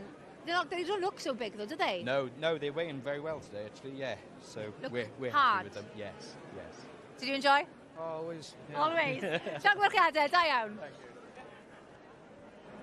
Mae'r merched o'r gogledd wrthi fan hyn nawr yn ffeinal y trinwyr ifanc wrth i ni... And we're back now for the championship of the young handlers, with the junior young handler and senior young handler coming back into the ring to see who's going to catch the attention of the judge for the overall championship. And they're very similar indeed, aren't they, Gerald? Two ladies from North Wales. Two ladies from North Wales that look very similar, and two animals that look very similar. Yeah. Perhaps it's going to have a bearing on now on the questions that were asked and the answers that were given. So, so mae'n just stand llonydd a bahafio, a da chi just eisiau gwneud be da chi'n gwybod. Gwenu a cadw atab cwestiynau os oes gynno fo unrhyw fwy. Cwys weithiau, maen nhw'n mynd ac yn gofyn cwestiynau extra da chi'n mynd i meddwl amdan? Ah, there we go. Aeaf, who was speaking to Ivan, is just saying that maybe they will come back in the final with some extra questions that they hadn't thought of before, and it looks to me as if he's quite focusing on the animal perhaps a little bit more this time rather than the young handler. But then having said that, he has to feel the animal to see the reaction. As I'm about to say, yeah, it's part of the showing, isn't it? Exactly, reaction of the animal to the judge could be slightly different in it, and how the young handler will address that situation. Spot on, yes, absolutely. Some serious smiling and some serious staring going on. And looks like very serious time for the judge as well. He isn't smiling at the moment anyway, no, is he? He isn't, no. No. Ac yn neud yn siŵr bod y gwartheg yn edrach i'r gorau. Oh, to be fair, like, just exactly the same as any other championship in this Royal show. This is where they would really, really like to win, isn't it? Oh, absolutely. You know, you can win your young handlers in your local show. Yes, it would mean a lot, but to step up in front of everybody here, and it's the senior that has taken the first prize. And lovely for her in her last time Davis, out. isn't it?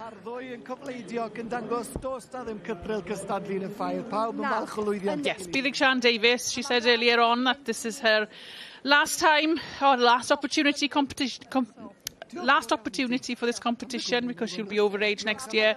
So it's fantastic that she took the overall championship. Fair enough, and on her final chance. Thank you, Gerald. Thank you, Emma. And we will be returning to that cattle ring later on. But in the meantime, let's have a quick recap of the weather forecast. The last time we saw Alex, she had an umbrella.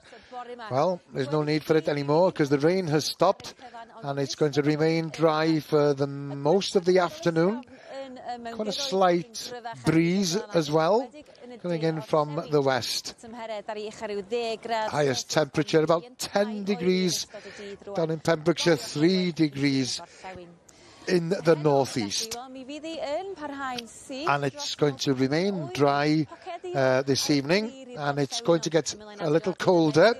As you can see there, 1 degree centigrade, the lowest temperature this evening. 4 degrees centigrade here in Sylwebaeth.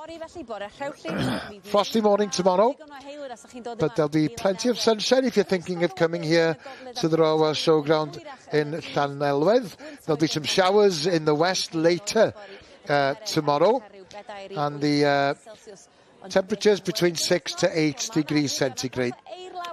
And towards the end of the week, well, there may well be some snow by Thursday. And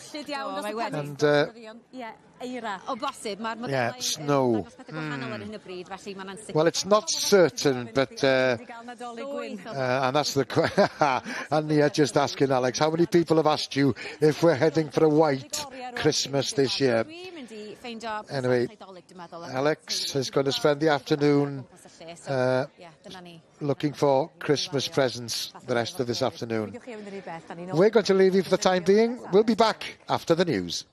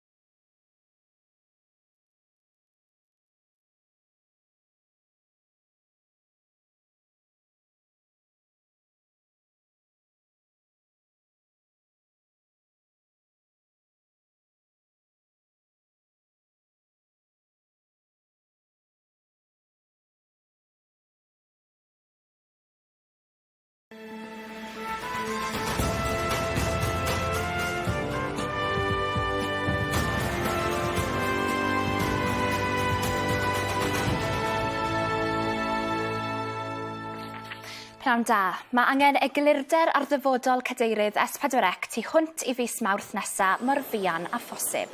Dyna sylwadau cyn gyfarwyddwr cyfathrebu corfforaethol y sianel Gwylio oedd ar raglen dros frecwast Radio Cymru y bore yma. Ym mis Mai fe ddechreuodd ymchwiliad I honiadau o fwlio a diwylliant o ofn o fewn S4C. Mae'r cyn brifweithredwr Sian Doyle wedi beirniadu I diswyddiad. Doedd y sianel ddim am wneud sylw pellach yn dilyn sylwadau Gwylio. Mae yna alwadau I ymestyn y cadoediad 4 diwrnod yn Gaza. Mae'r saib yn yr ymladd rhwng Israel a Hamas I fod I ddod I ben am hanner nos, ond mae yna arwyddion gan y ddwy ochr y gallai estyniad i'r cadoediad dros dro fod yn bosib. Mae disgwyl I ragor y wistlon Israelaidd a charcharorion Palesteinaidd gael I ryddhau yn ddiweddarach heddi. Mae Mair Llundain, Sadiq Khan, wedi dweud wrth yr ymchwiliad Covid I fod yn teimlo I Lywodraeth y Deyrnas Unedig I gadw yn y niwl yn ystod misoedd cynta'r pandemig. Mae'n un o 3 o feiri rhanbarthol fydd yn rhoi tystiolaeth heddi, gan gynnwys Mair Manceinion, Andy Burnham a Steve Rotherham sy'n cynrychioli dinas rhanbarth Lerpwl. Fe allai bywydau gael I harbed yng Nghymru pe fydd yna sgrinio wedi dargedu ar gyfer canser yr ysgyfaint yn ôl ymgyrchwyr. Mae Alison Cancer Researchers UK yn dweud y byddai'n bosib osgoi o leia 1,000 o farwolaethau dros y 10 nesaf, petai sgrinio yn digwydd yn gynt. Mae Llywodraeth Cymru'n dweud bod Iechyd Cyhoeddus Cymru yn ystyried sut I weithredu ar gymhelliad gan bwyllgor sgrinio y Deyrnas Unedig. Ac ar ddiwrnod agoriadol y Ffair Aeaf yn Llanelwedd, mae yna bryderon o fewn y sector amaeth ynglŷn â thoriadau i'r taliadau mae ffermwyr Cymru yn ei derbyn gan y Llywodraeth. Ond yn y cyfamser fe ddaeth cyhoeddiad y bore yma ynglŷn â 2 gytundeb allforio newydd rhyngwladol i'r Almaen a Japan fydd yn hwb i'r diwydiant cig coch Cymreig. Y fwyaf farchnadodd sy'n gael amdano'r eich cynnyrch yw y gwell byddwn ni'n meddwl gallai dyfodol fod. A wedyn ni, y beth ni gyda fan hyn yw 2 farchnad. Mae'r Almaen dyn ni wedi allforio I esblynyddau maith erbyn nawr, ond Japan wedyn ni yn rhywbeth weddol newydd. A mae hwn yn gobeithio gallai rhoi bach o ffydd I ni fel diwydiant bod yna dyfodol disglair o flaen ni. A wrth gwrs, y beth ni gael, y fwy o galw sydd, gobeithio dyn ni gallu gweld gwellian yn pris o hynny. A dyna'r cyfan am y tro, cofiwch am brif raglen newyddion S4C am hanner awr wedi 7. Pnawn da I chi.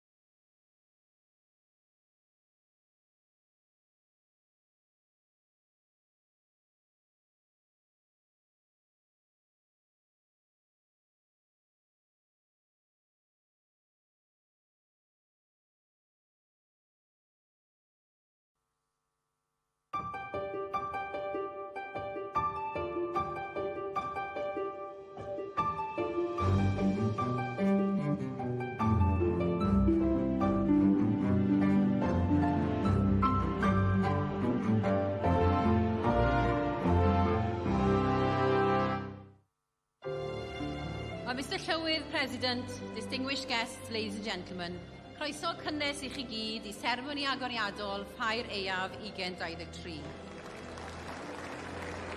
The Society has always hosted debate, a place where people can meet, where different political views can be expressed, and all parties feel listened to. With the announcement of a Welsh Government consultation last Tuesday on amending school term dates, we find ourselves thrust to the centre of a political debate about a summer show in the run-up to our winter fair. Siom a sioc oedd y newyddion yma, ergyd I galon ein cymdeithas. Heb os rydym yn gwrthwynebu'r argymhellion. Nicola Davis. Yes, that was the voice of Nicola Davis, the Chair of Council of the Royal Welsh Agricultural Society, in the opening ceremony this morning.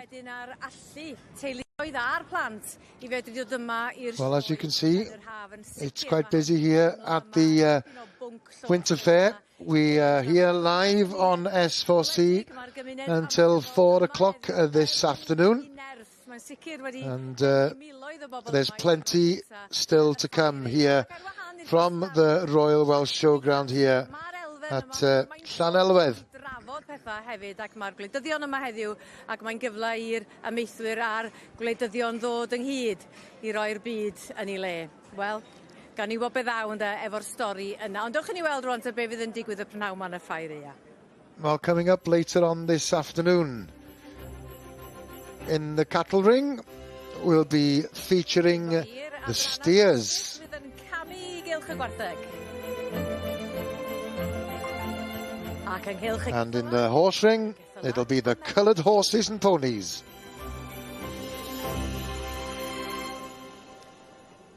Wel, diolch I chi am eich diddordeb. Well, before we head to the cattle ring, just a reminder of our cattle opinion poll.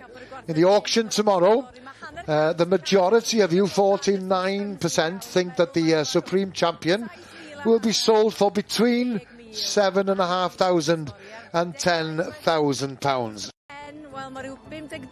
And as far as the sheep poll is concerned, well, 52% of you think that they'll be sold, the Supreme Champions, that is, will be sold between £600 and £900. Well, yeah, just asking Aaron, what's your sums like? Well, I know one thing for certain, I'm not worth that much.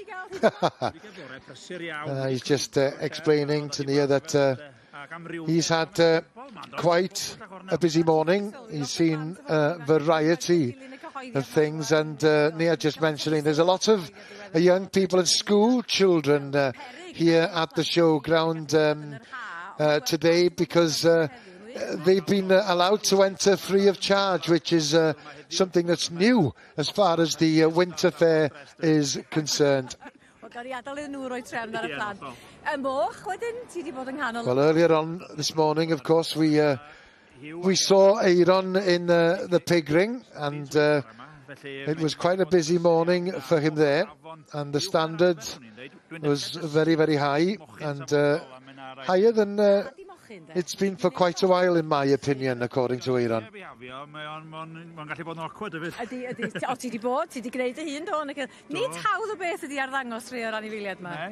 And yeah, just mentioning, as we've been discussing as well, it's not always easy to show the stock here at the show and getting them to behave, but we saw within the last couple of minutes the young handlers in the cattle ring, for example, showing us all how it's to be done. Right.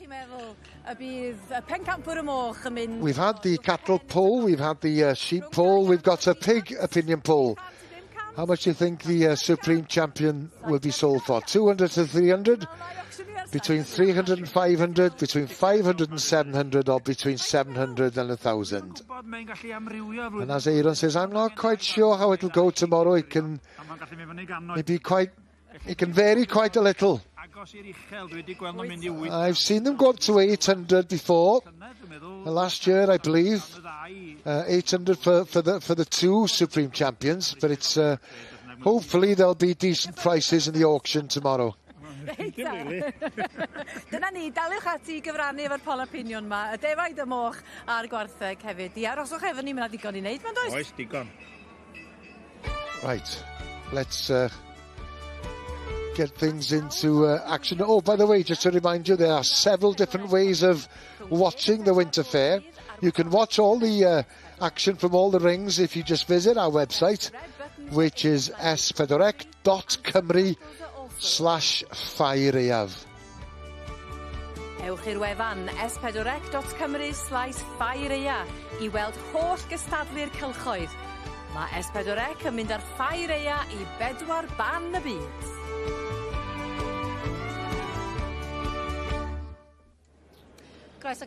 Right, let's head off straight back to the sheep ring, and we'll say hello once again to Gerald and Emma. Thank you very much. Yes, we are back in the sheep shed then for another class in the native lowland breeds, and we're joining now the Suffolks, Gerald. Yes,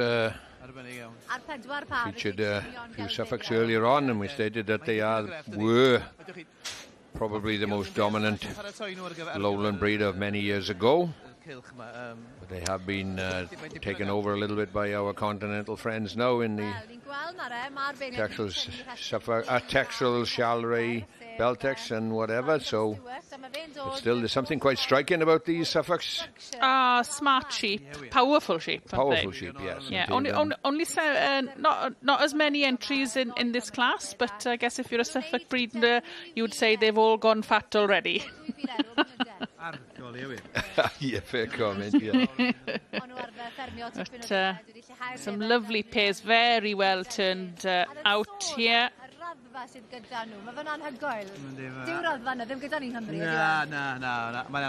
So most of the lambs here, I would be right in saying, Gerald, would either be ewe lambs or castrated males. Oh yes, I don't think you'll see any ram lambs shown throughout the show in terms of because a lot of people have of the opinion that a ram lamb up until about the August-September time would be okay, but sheep like how can I say they come in season, and ram lambs just can become a little bit on the stronger side. Yes, once they reach their sort of maturity. Yes, indeed. So no, you won't see a ram lamb entered in a commercial show like this at all. Well, I'd be very surprised if you did then. Yeah.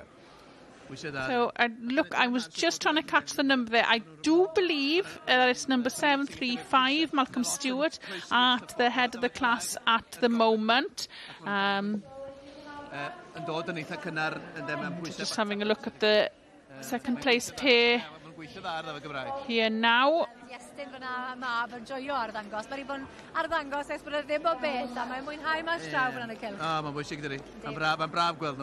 The combined weight there of 90 kilos between them. 45 kilos-ish on the ring. That's about the bout, isn't it? That's about the bout. Yeah. You see the Dillon family. They're in second place at the moment from Gwynfer. Not too far from myself. And their lambs are actually at 109.5 kilos, so they are 55 kilos each. So it's a fair old difference in size there, isn't it? Quite a strong carcass in them particular two lambs, yes indeed. Yeah. And young Dillon there looking at the judge. It doesn't quite work, I don't think. So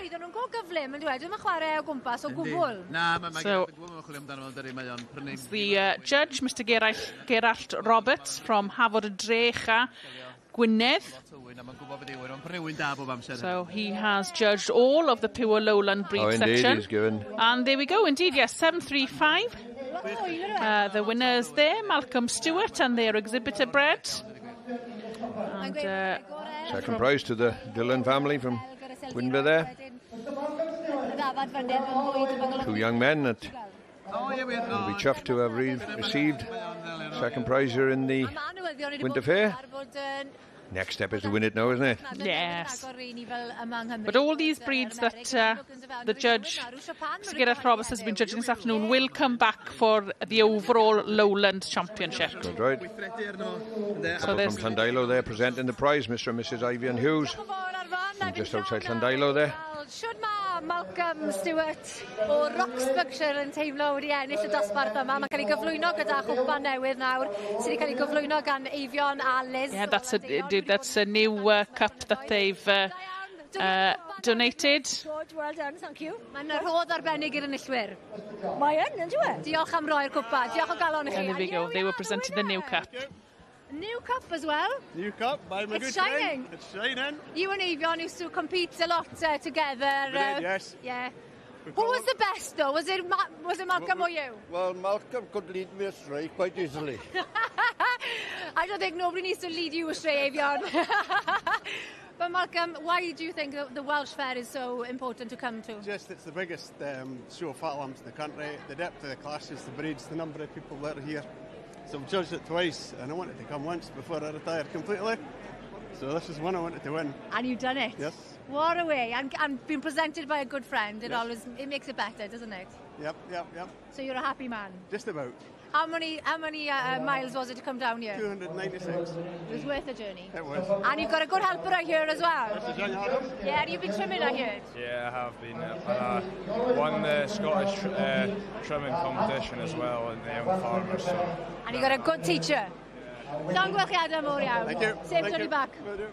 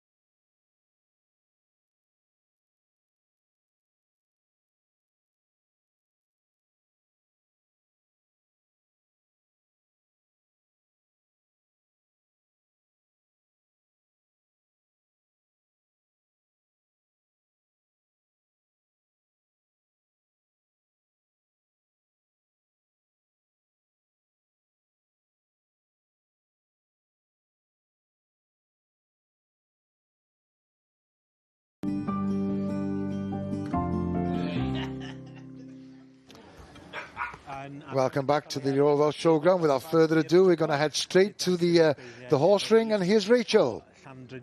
Thanks, Gareth. So we're back up to the horse ring now, and we're on the coloured section. So we've got the foal class in front of us with a good entry of 31 catalogued. Obviously with the coloureds, they're just split into one foal class and one yearling class, unlike the Welsh breeds where they're split into colts and fillies or geldings. So again, same as the partbreds really, so many different types and sizes in the coloureds, and obviously there's the potential for some of the coloureds to also be in the sport horse classes and to have also been in the Welsh partbred classes earlier on. Always a good turnout of coloureds in the Royal Welsh, including the summer show. The classes tend to take absolutely ages because so vast is the number of entries. So just in front of us there, a little bit of background there, we've got our judge today, which is Mrs Emma Rees from Llandrydnod Wells in Powys, so fairly local, just up the road. So Emma being involved with coloured horses herself for her showing career, and she started riding at the age of 3, and after her graduation from university she decided to take up show jumping. And interestingly enough, Emma was a paramedic, and after seeing a young friend die from being kicked by a horse, it inspired her to take up paramedic training, and both her and her husband Wayne were paramedics. In fact, I first met them here when I came to judge the spring fair, and they were running the horse section in those days, and they were both the paramedics. Some of you may know Emma from S4C and the summer show, where she won the supreme horse with her coloured horse Bombay Regal Air.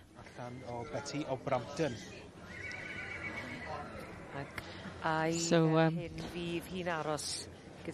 Emma likes them to have a calm temperament and a good attitude, and she likes a horse that's true to its breed. Obviously in the colours we've got so many different breeds. Obviously they're categorised by types. So Emma there looking very smart in her green outfit, and Emma a regular on the show circuit, doing a lot more of latter years. Emma being a cancer sufferer, I know that she doesn't mind me mentioning this. An inspiration to many, has really grasped life by the horns and been out showing many horses this year and qualifying her coloured for Hoys after taking the Royal Welsh. So this is going to be in English. Well, the Mice of Gotland colours, you've had a bit of success here in the fair in previous years. Yeah, we've had a couple of Royal Welsh wins.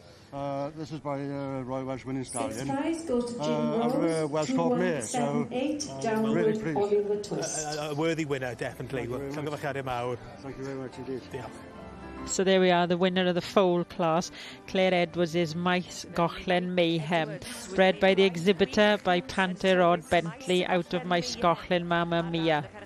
Claire Edwards, I know, has bred quite a lot of coloureds and has been showing them for many years. Thank you, Rachel. And Aaron is still with the young farmers. We saw him earlier on with the Christmas trees, and she's with Angharad, nice and cosy indoors. And as a judge, Angharad has found it very difficult to judge this particular competition that's been featured. It's Create a Christmas card competition. Dwi'n siŵr am cardiau dolyg ydyn nhw gyd, ti'n dweud yna amrywiaeth achos I fi. And there's quite a variety of cards on display. And the marks are given, well, there's a total of 100 points available, and split in 20 points for design, 20 points for craftsmanship, 20 points for a practical test that each one of the competitors have had to do here at the showground, and then there's 40 marks available for the overall effect. And before Angharad reveals the name of the winner, Aaron's just asking, now then, that's an interesting question.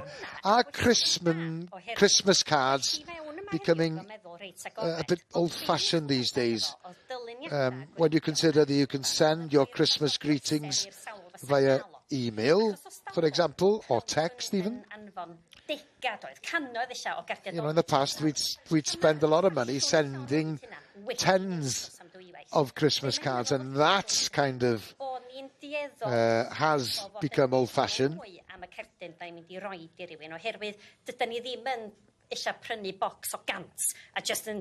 Yeah, as Angharad said, there's a tendency now to be to choose more carefully, as it were, which Christmas card we're going to send to which individuals, because nobody really wants to buy a box of 100 cards anymore.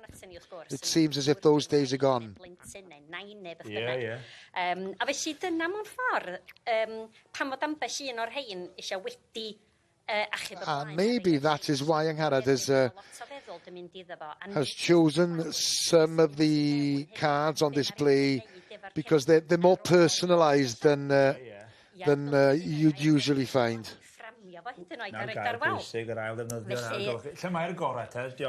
Wel, hwn. This is the one that has been chosen.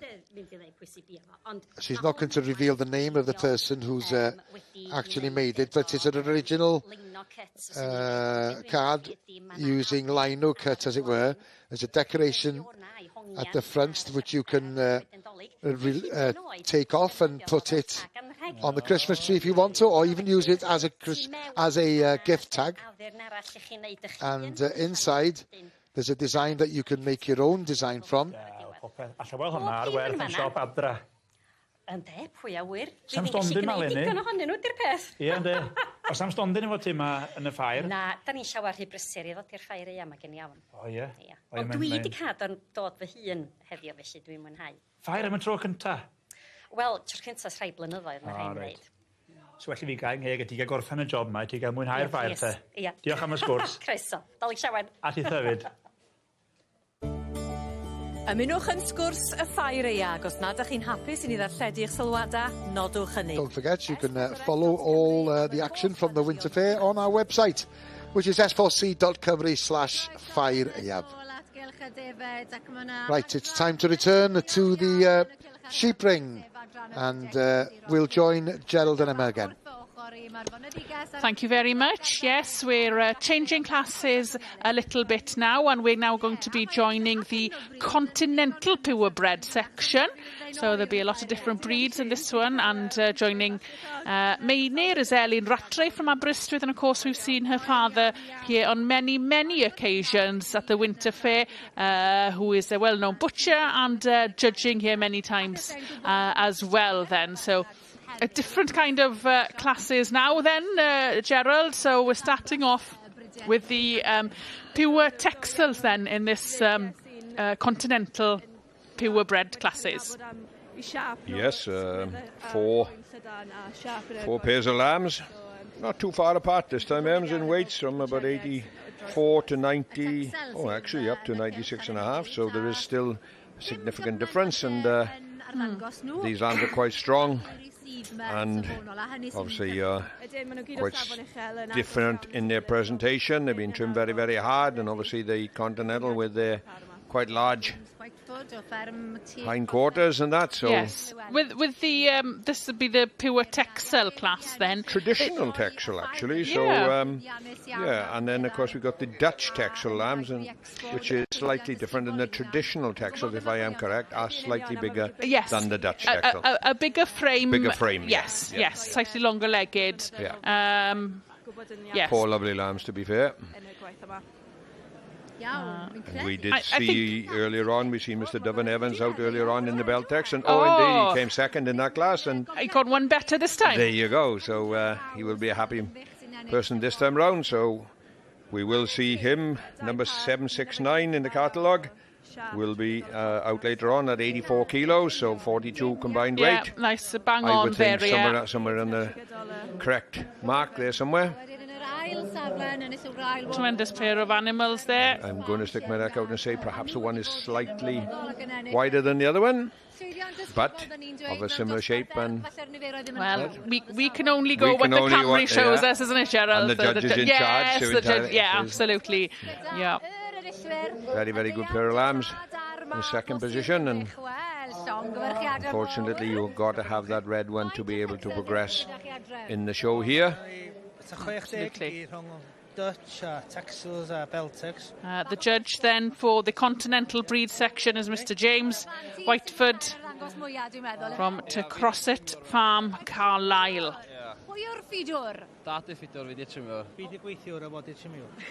Just saying there now that Dad's the feeder and the son is the trimmer. Lot o waith o wrthos, wel, mis, gochwyd a par a pigo nhw, golchi nhw, trimio nhw, then... Saying that it's quite a process getting them ready for the show ring of washing and trimming. It's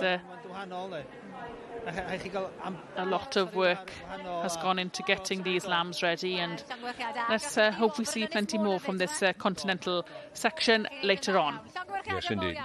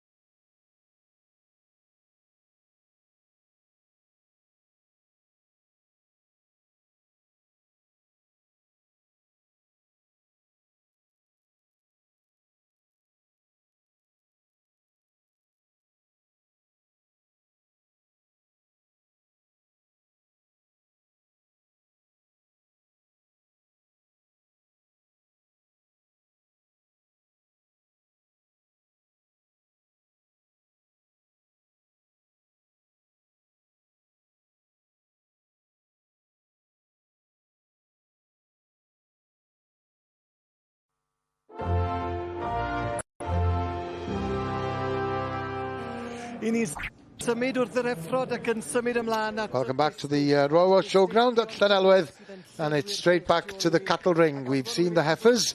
It's time to feature the steers. So let's join Emma and Gerald. Thank you very much, Gareth. Yes, we've followed the heifers all morning, and once they've all been judged, we will start on the steers, and it's a different judge that comes in to judge the steers. You're just saying that's a different judge that comes in to judge the steers, Gerald. Yes, indeed. We are looking at Mr. Jason Wareham, Little Tottenworth Farm down there in Sussex. He is a familiar face, having judged the heifers in here in the Winter Fair in 2013, 10 years down the road. He has had numerous success himself in the show ring and has competed in the Winter Fair himself here in the past. But he has done very, very well with native championships, so judging the Welsh Blacks here. I was going to say, a native breeds then, so he's got a good start to his... Right man for the job. There you go. Interesting comment, he said. He'd be looking for an animal that holds itself well in the ring, and he would like to see an exceptional top line. Ah, right. Now, I think you did start to say earlier on how the top line is... The top line is very, very essential. There will be breeds that are not quite designed to have a top line, but I would go as far to say perhaps the Continentals, the Limbs and that later on then will have good top lines. The Blacks is nothing not, but they're just not built that correct, or say that similar way, I would say. Some nice steers out in front indeed, of you. Yes, indeed, good quality animals in front, yes. For the Welsh Blacks, that the steers have taken it today, I would say, and... Maybe just a little better finished than the heifers, maybe. I don't know. I hope none of the heifer. Well, there's quite a strong class, actually, because this has been split in two. Oh, right, yes, okay. Indeed, yes. There's 6 animals in this particular section, and there is... Actually, there's only 5. No, there is 6. There is 6. Yeah. And there is another 5 to come in the second section. Well, that's wonderful to see for yes, indeed, the Welsh Blacks have supported the show very, very well. Yes. Jason Wareham yn cerdded o gwmpas unwaith eto yn pwyso mesur. Gavin Scott yn go slick wrthi gyda'r heffro. Actually, they've split this in same scenario in weight difference, and there's only about 100 kilos difference actually in this section. In the next section there's only sort of 70 or 80, so they've done a good job in an equal weight range in this particular section of Welsh Black steers. So there we go. Just asking him, obviously, as he stated, he'll be looking for an animal that holds itself well in the ring and a good top line. So Taylor Jones. Seen Mr. Scott earlier in the show judging the heifers, and to be fair to the gentleman, he judged astutely and got on with the job. I hope Mr. Wareham does the same and not keep us in suspense for too long, isn't it? No, absolutely. Ond wrth gwrs Arfon, mae yna ddŵr arall I gael. Nice steer there. Oes, okay. Digon teg. Oes, Na, maen nhw'n gefnogol iawn. Very quiet, these cattle. They don't seem too keen to go on parade. Dyna sy'n bwysig, de. Yn union. Prynu a magu. Quite hard work, walking in 5 or 6 inches of sand all day long. Yeah. And both our judges will have walked quite a few miles in the ring here. Pacing and obviously, as we alluded to before, then the 2 judges will come together tomorrow to judge the overall championship, whereas the scenario has changed slightly from what it was as of years ago, when we had a heifer judge and a steer judge, and then an independent judge then used to take over after. But it's quite good that whether they will support and try and pull a little bit for their steer or heifer, I do not know, but they will have had their hands on 50% of the finalists as well, and they are being responsible for putting them animals forward in the build-up then. As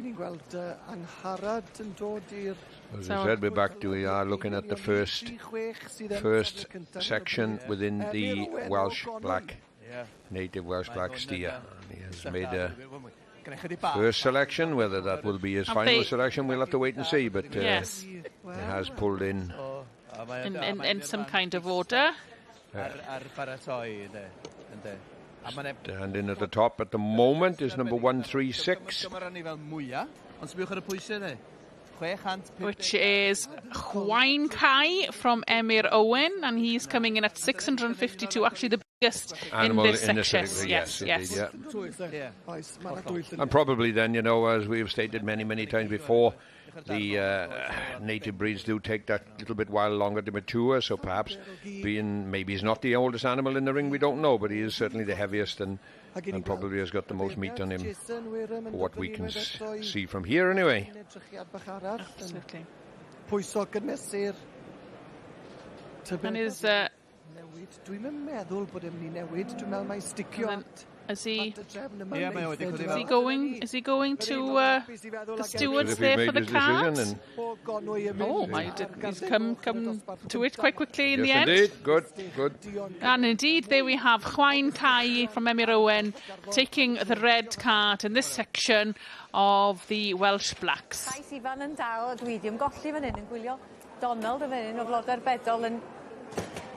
Right, we join Nia, who's enchanted by the display that Donald Evans in the background is giving the people who have joined him. But she's, as you can see, wow, look at those floral art displays. Of course, Emma, there wasn't a horticultural section in the show in the summer. No, not this year, no. There is now in the Winter Fair. Yes, it's lovely to see the floral art back again, and here we have the floral art and all the crafts and cookery are all in together, which is fantastic, and as well as the WI and the Merched y Wawr, of course.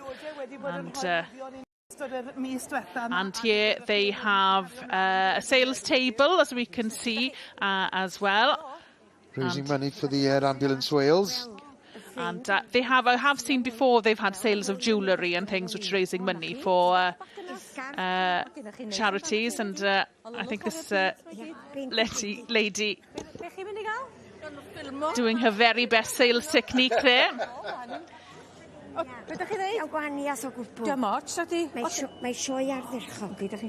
Yes, just saying how much she's enjoying being here at the Winter Fair. There's plenty to see. Make sure you don't spend too much money. Try not to. Ni'n codi arian dros y ddwy flynedd nesaf gyda Gaynor Roberts yn Llywydd Cenedlaethol ni. Felly, a wedyn mae'r aelodau wedyn ar y stondin ni. Mae Pingu wedi cael dod lenni eto yn rhoi'r Ffair Aeaf. A gymaint o gynnydd, da ni wedi ganolbwyntio yn y man, ond... Well, as Nia's saying, they're just having a general view as to what's available or what you can see in this particular section at the moment. And of course, she'll be looking at the various displays in greater detail later on. So we'll leave Nia to it for the time being, and we'll return to the sheep ring. There's plenty of activity, and it seems to me anyway, there's more people viewing and having a look as to what's going on in the background. Yes, the crowds really are here today, and the continental breeds as well would attract a lot of attention around the ringside. A lot of people, these are the breeds that they will be choosing to put on their commercial flocks, so a lot of them want to keep a close eye on the winners. And there we have the winners there with their pair. I can't quite see the number of the winners. And it's number 714, Emily Pritchard, and bred by her as well, taking second place.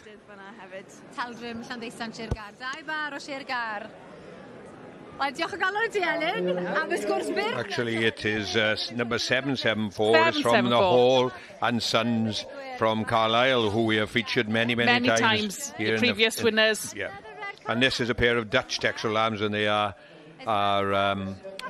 done very well in the show in the past with their Dutch Texels, and a little bit smaller and a bit more lower to the ground, perhaps would be the term, than the ordinary Texels, and two outstanding lambs there, and have come back again.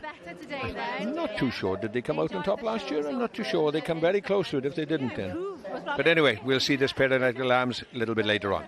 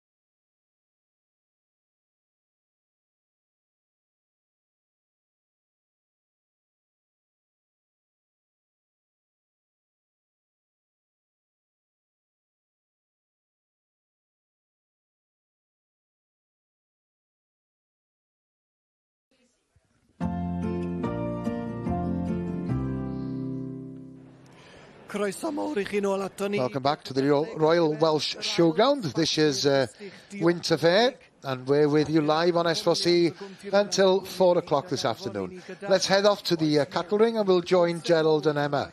Thank you very much. Yes, we're rejoining the Welsh Black class now. So this is the second section, as you were explaining before, Gerald. We saw one section earlier on, which would have been the smaller cattle, am I right? And yes, indeed you are. These weights are heavier than those before, so... Yes. What I find very interesting here, Ems, is the titles in which some of these Welsh Black steers... The names they've been given, is it? Yes, indeed, yeah. Yeah. Trefachan ar Daf Dylan the 19th. Oh. Okay. He won't win the Winter Fair, I guarantee you, because it'll be too much for the announcers to pronounce when they're going to win. There's not enough letters to type his name. No. He won't get on the shield, no, definitely. Interesting to see 138 in front of us here now. He looks like his coat has been left very natural. He hasn't been clipped as much as some of the other animals, so looking more like how we see them in the summer show, really, isn't it? Yes, indeed. Yes. Whereas this one now has been clipped more in line with plenty of glitter on him. I must commend him on their use of the glitter. He's getting it on the cheap somewhere, I'm sure he is. I'd say he's probably had a job lot or... I've guaranteed the tin broke or something when he was putting it on. The nozzle got stuck or something. Actually, you do make a very valid point there, Ems, then that all commercial beef cattle, they actually do clip the heads of the animals and that, and these, well, actually several of the steers here then haven't been as heavily clipped on the head then. No. Yeah. I've never noticed that. Well, very heavy boned animals, aren't they? Yeah, now you can see there now the difference between the sort of clipped and unclipped, isn't it? Yes, indeed. Yeah. Perhaps a last minute decision to fetch him to the show, possibly. Could well be. Looks like he's had a bit of a shampoo on set, though. Oh, yeah. It was raining yesterday, mate. So the weights then in this section ranging from 684 kilos all the way up to 768 kilos. Now, as in terms of killing out percentages, that I've alluded to many times before, obviously the continental cattle with their excessive muscling and meat, and that would kill out a very high percentage in terms of saleable carcass, whereas poor old blacks here then are a native, yes, but they wouldn't be quite as much. They'd be very heavy boned and not quite as much muscle and shape on the animal, and very heavy skin on these animals too, because they have to withstand harsh conditions when they live throughout the winter, or designed to live throughout the winter in harsh conditions. So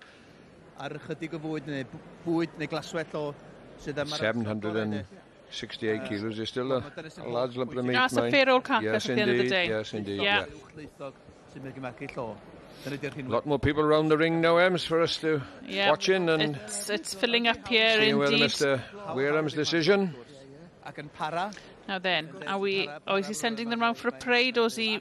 There we go, yes he is, yes. He's hoping he's going to stop him by there, isn't he? But hasn't quite worked. Oh, no.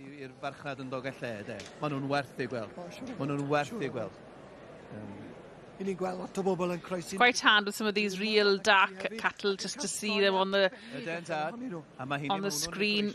I would suggest that young man has been through the mill of young handlers, because he was certainly giving the judge the evil eye there. Oh, he was.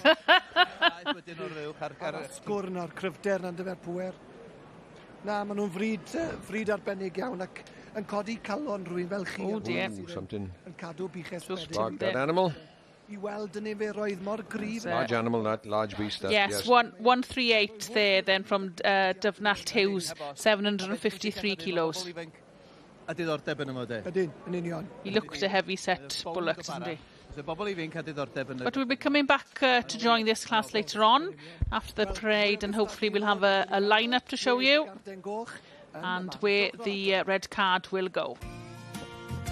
Mae yna sawl ffordd y medrwch chi wylio'r ffair ar wefan S4C, a'r opsiwn o Sylwebaeth Saesneg ar gael ar bob... Don't forget you can follow all the action from the Winter Fair on our website, all the action from all the rings.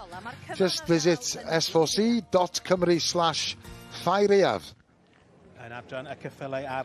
Right, let's head off straight back to the horse ring, and we'll rejoin Rachel.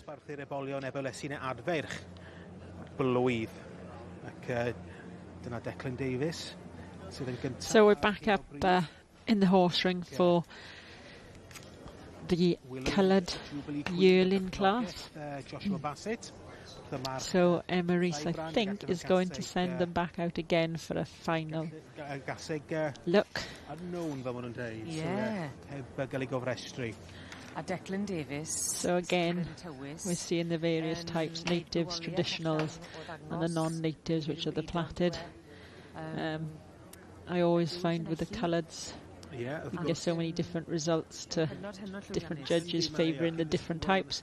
Some would prefer the plaited types, others prefer the more traditional types, and as long as everything is equal conformation and movement wise, often personal preference will then come through. And it looks like she's left her winner where it was, and it is 2-1-8-3. And this is Josh Bassett's Willow's Jubilee Queen. Joshua Bassett from Carmarthen. And this filly has had quite a few outings this year, being supreme at Gwylio, champion at the Glamorgan, Welsh Pony and Cob show, Gower, and at Pontedilla show back in August of last year. So interestingly bred, this one. When I looked her up in the catalogue, she's actually by the stallion called Cybrand, which is a Frisian. So and obviously the Welsh going back on the dam side, but is unrecorded in the catalogue, I'm afraid. So a little swap around there. And coming up into second is Rosita Hamer's Charge. This one is called What a Charade, bred by Rosita by Amazing Jigsaw and out of What a Yarn, handled by Elliot Clifton. I'm guessing this is one we'll see back in the sport horse classes later on. Rosita Hamer from Shropshire, a supporter of the Royal Welsh and the Winter Fair with the sport horses, and often showing hunters here as well. So I think we're going to get a look at the third for you, and I believe the third, which was originally called in second, 2388, Maria Williams is Milbury Summer Rose, and this is by Lostock Candyman. Lostock, a very well-known prefix in the coloured world, breeding lots of competition horses. So I believe the classes here are Chaps affiliated classes, and for anyone that doesn't know, Chaps, the one coloured society, and the other society being the BSPA, British Skewbald and Piebald Association. Chaps have their finals at Horse of the Year show, and BSPA have theirs at the Royal International, so lots of opportunities for the coloured enthusiast to get out and about with their show horses. A Willow's Jubilee Queen o Sir Gyfyrddin ac yn dangos Declan Davies yn gyn-ddisgybl o Ysgol Ystrade. So ac yn neud I fy waliaeth Declan Davies, the handler, ac yn brido a chynhyrchu hunan hefyd. On this occasion. Well, Declan Davies enillydd y dosbarth. So I think this is going to be in English. Oh, yeah, a very strong class for the foals before and this yearling class now. This one, fair play, couldn't have happened to a nicer owner. You've had a bit of success over the last back part of the summer with her. Yeah, she's won pretty much every time out. So, and her half-brother went champion with me last year. So, yeah, and the owners, Josh and Beth Bassett, I couldn't wish them anything. Well, that's great. Well, they're here watching surely somewhere? No, they're on the plane on holiday. Oh, well, yeah. that message will be a great one for the holiday, I'm sure. Yeah, thank you. Mike. So there we go. Coloured yearling winner, Josh Bassett's Willow's Jubilee Queen, shown by Declan Davies. So I hope we'll get a nice view of this filly moving, and hopefully we'll be coming back later on to catch the coloured championship. We will indeed. Thank you, Rachel. Let's head off without further ado back to the cattle ring, and here's Gerald and Emma again. Yes, thank you, Gareth. We're back with the Welsh Blacks, the second of the Welsh Black section, and can't quite see what he's been up to while we're away. I'd say that is some kind of lineup, would you say, Gerald? At the head of the class is number 139, which is indeed the heaviest bullock in this class, Pennant Lliw Berwyn from Elgan Evans. Yes, an interesting fact then, as I've been doing a little bit of research when I've been away, then most of these bullocks in this particular class then, or these steers in this particular class, are 2.5-year-old. They were born in August and July of 2021, so they are mature, and obviously it sort of enforces what I said earlier on, that the Continental will grow, because a lot of these Continental steers at 700 and something kilos are only born last year then. So anyway, we'll come back. Hopefully we'll see him tomorrow in the final. 139.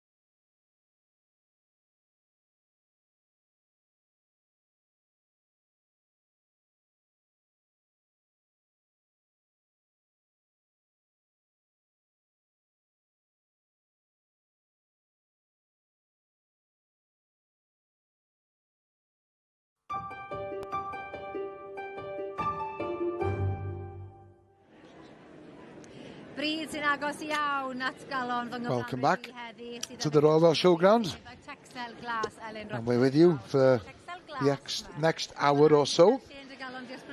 Let's head over to the sheep ring and join Gerald and Emma. Thank you, Gareth. Yes, we're back with the purebred Continentals, and now we're joining the Blue Texels, and a tremendous number of entries in this class, Gerald. We've got a lot of players out in the ring, and the judge is certainly going to have his work cut out for him. Yes, some quality lambs on view. Different colour slightly now, isn't it? It is, and size-wise then I'd say the blue tex will sort of sit in between your traditional texel and your belt tex, maybe a bit more leg on them compared to the belt tex, but not quite the size of frame of the traditional carcass. No, indeed, and we feature these obviously in the summer shows, and we've alluded to many times that the breed has become a very, very popular breed in the summer, and it looks as if it's say overflowed into the winter fair. And I'm just looking in the catalogue here now. In the catalogue it says there's 20 entries, and I'd say pretty much all of them have turned up today, haven't they?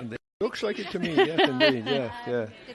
Yes, and some strong pairs, good pairs, very, very well presented, trimmed. I'm quite sure there'll be some of your favourite ingredient about here. Well, I'm hoping to see a bit more glitter today before we finish the day.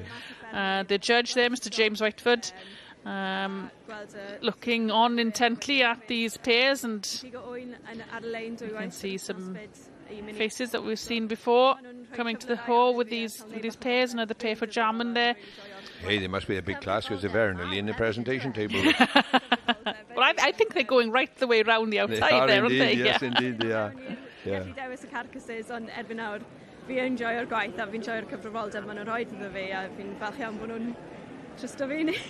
See, he has his difficult task to sort out this particular section. These really do look... They're very similar, aren't they? Sort of size-wise and everything. They look very similar, but there is a bit of a variation in weight. They look like we're going from about the 73 kilos up to 99.5, which is pretty we're heavy talking indeed. Average of 36 or 7 kilo to average of 50 kilos. Kilo then, and they don't actually look it, do they? No, they don't. No. I'm afraid they'd have to be there to try and pick out the heaviest ones and the lightest ones. And that's when the skill of the judge comes in, isn't it? Actually, the blue taxel sheep then would have a little bit more wool, a little bit more coat for these shepherds to be able to trim at, rather than, say, the belt tex or the texels and that. So therefore, they wouldn't trim quite as hard, perhaps, and so make the animal look a little bit bigger than what it actually is then. Well, he's going round and round and back and forth, and I think we're going to have to leave him to it for a little while, and he hopes he gets on with it while we're away now, so come back and see where he's at. Mana Sylwebaeth Saesneg. English language commentary is available on this programme. Depending on your device, press the red button or use the audio selection option. Any problems, please contact the S4C Viewers hotline, and the details are on screen. Wel, dwi'n dal I grwydro. Erbyn hyn, dwi wedi cyrraedd ardal y cwn hela. A mae gennau... Dyna sy'n gadw'r cwmni fi fan hyn, Megan Stevens. Ti'n iawn heddiw? Well, Aaron is with Megan Stevens, and he's keeping an eye on the hound section, and I do believe this is the champion hound in show. Champion hound in show would be from unentered and entered hounds from various packs throughout the county of Wales, and I know the judge of this particular section very, very well. Don't live too far from here, and he lives on the Upper Chapel to Birth Road, over the top there in Lower Chapel. Geraint Phillips himself has been very, very keen hound man and still is. And I was actually speaking to him this morning, and he said it's quite an honour to be asked to judge this particular section. I mean, we're looking at the sort of the champion hound. There would have been competitions earlier in the day, and there would have been 4 classes altogether. I believe the Welsh hounds, the English hounds, the hill hounds, and then the fell hounds. That's quite right. Quite right. All derived basically from the names of, obviously, is self-explanatory then, isn't it? The fell hound is from the fells up in the Lake District, and the English hound is across with our friends from over the border, and the Welsh hounds from here within Wales. And the traditional hound is quite how can I explain? Basically a mixture, if you want the truth. And various packs prefer the type of hound to suit the time of terrain that they run on. And the Welsh hounds are renowned for being hard to withstand the elements of running over the rocks, and that's what we have especially in North Wales. You have to have exceptional good feet and good coats on them to withstand. Little point of judging wise then, as we see there's hounds' ears there are very, very long, and that is a key factor, that their ears are supposed to exceed the point of their nose when they pull forward. The fell hounds then, as we said, alluded to, run on the fells of the north of England. Yes, they have a rugged terrain, but they are bred actually the smooth type of hound, and we can see then, I believe it is the fell hound that is in second position at the moment, or maybe so, but Mr. Phillips here, Geraint, has made his decision, and he is going to award the prize, and it looks as if he's gone to the traditional Welsh hound. And it seems to be a very well received decision as well, according to the applause in the background. Well, yes, fair comment. Unfortunately, I don't know who is the owner of the Welsh hound here and which pack actually it does belong to, but there will be a delighted go back to the kennels later on. Related to the district which he represents as Antin Pack. I'm not sure, as you mentioned, Gerald, I think the second placed hound came from Carmarthenshire. I've just overheard the conversation between Aaron and it's quite likely because even though they are fell hounds, and that they're not stuck to the traditional areas, because like I do know of several packs in Wales that do like the actual fell type of hound. Not just because it's in Wales, it has to be Wales. It's just the same as a Welsh Black Bullock can be on the top of Scotland if they wanted to. So anyway, well done to the Welsh hound. Thank you, Gerald. Well, Well, we're going to visit the horse ring again, and there's plenty going on in the background there, so let's rejoin Rachel. Thanks, Gareth. So we're back up now for the Coloured Championship under Judge Emma Rees. So we've got the winner of the foal class there, which is Claire Edwards, My Scotland Mayhem. And that's the second in the yearling class. Rosita Hamer's What a Charade. Elliot Clifton, sydd yn ddiolfeddig o Bishop's Castle and Swydd y Mwythig. And then I think we're going to get our winner of the yearling class, which is Joshua Bassett's Willow's Jubilee Queen. Yeah, What a Charade. The march Amazing Jigsaw gallen ar gaseg, What a Yarn. Mae ni Emma Rees sydd wedi bod yn beirniadu adran yma. So Merlod y ceffylau lliw. A wnaethon ni grybwyll gynne bod I ddim wedi bod yn yr iechyd gorau yn ddiweddar, ond bod y ceffylau yma wedi I chario hi I don't think the second foal has come back in. So Emma Rees just has the 3 to decide on her champion and reserve. I bod yn y cylch a timlo'r pwysau yna, mae'n rhoi rhyw fath o, mae'n mirinio'r meddwl pan mae'n dod I feirniadu. Dyma'r 3 I fi, dwi'n meddwl. So as I said in the last class, the yearling being bred quite interestingly, being by a Frisian horse. Y boles bwy wedi symud gystal heddiw. Dwi'n credu falle 2183, and has had quite a bit of success when shown this year. As I said, this one bred by the exhibitor, but no dams breeding details on the catalogue, I'm afraid, but by the Frisian stallion Cybrand. And reserve, the second placed yearling, Rosita Hamer's What a Charade. And this one by Amazing Jigsaw, Rosita being a supporter of the Royal Welsh. with her sport horses and hunters over the years. So I'm sure we'll see the reserve champion here back in the sport horse classes tomorrow. A wedi wneud I waith yn ardderchog, Declan Davies o Lanelli.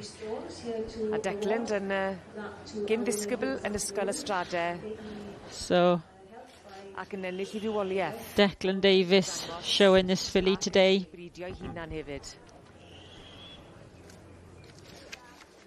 And we'll see. This will be in English, I hope. Yeah, the more she warms up, the better she goes. And she's a pleasure to have on the yard for the owners. And I'm just glad I've come back and had Hella champion again this year. So congratulations. Another day tomorrow now for the Supreme. Yeah, I got her to come on another 4. So I doubt if I'll be as lucky as I am today. Well, congratulations anyway, right? Thank you. So Declan Davies there producing this filly for the owner, Joshua Bennett. Willow's Jubilee Queen, our Winter Fair coloured champion for this year. Merlod Lliw yn mynd I Willow's Jubilee Queen yn eiddo I Joshua Bassett ac yn mwynhau dangos Willow's Jubilee Queen ar ei gore. Mae Declan Davies. Llongyfarched y mawr iawn iddyn nhw I gyd.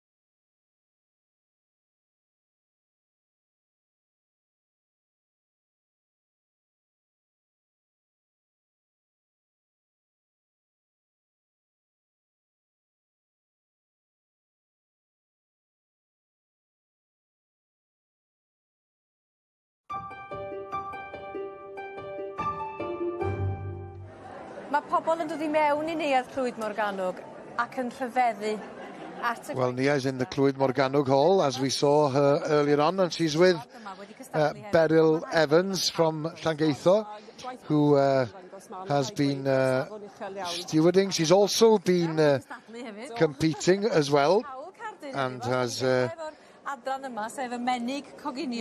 looking at the Christmas oven glove section. So, yeah, so this one is a patchwork pair of oven gloves then, so there's slightly different techniques in the one. And so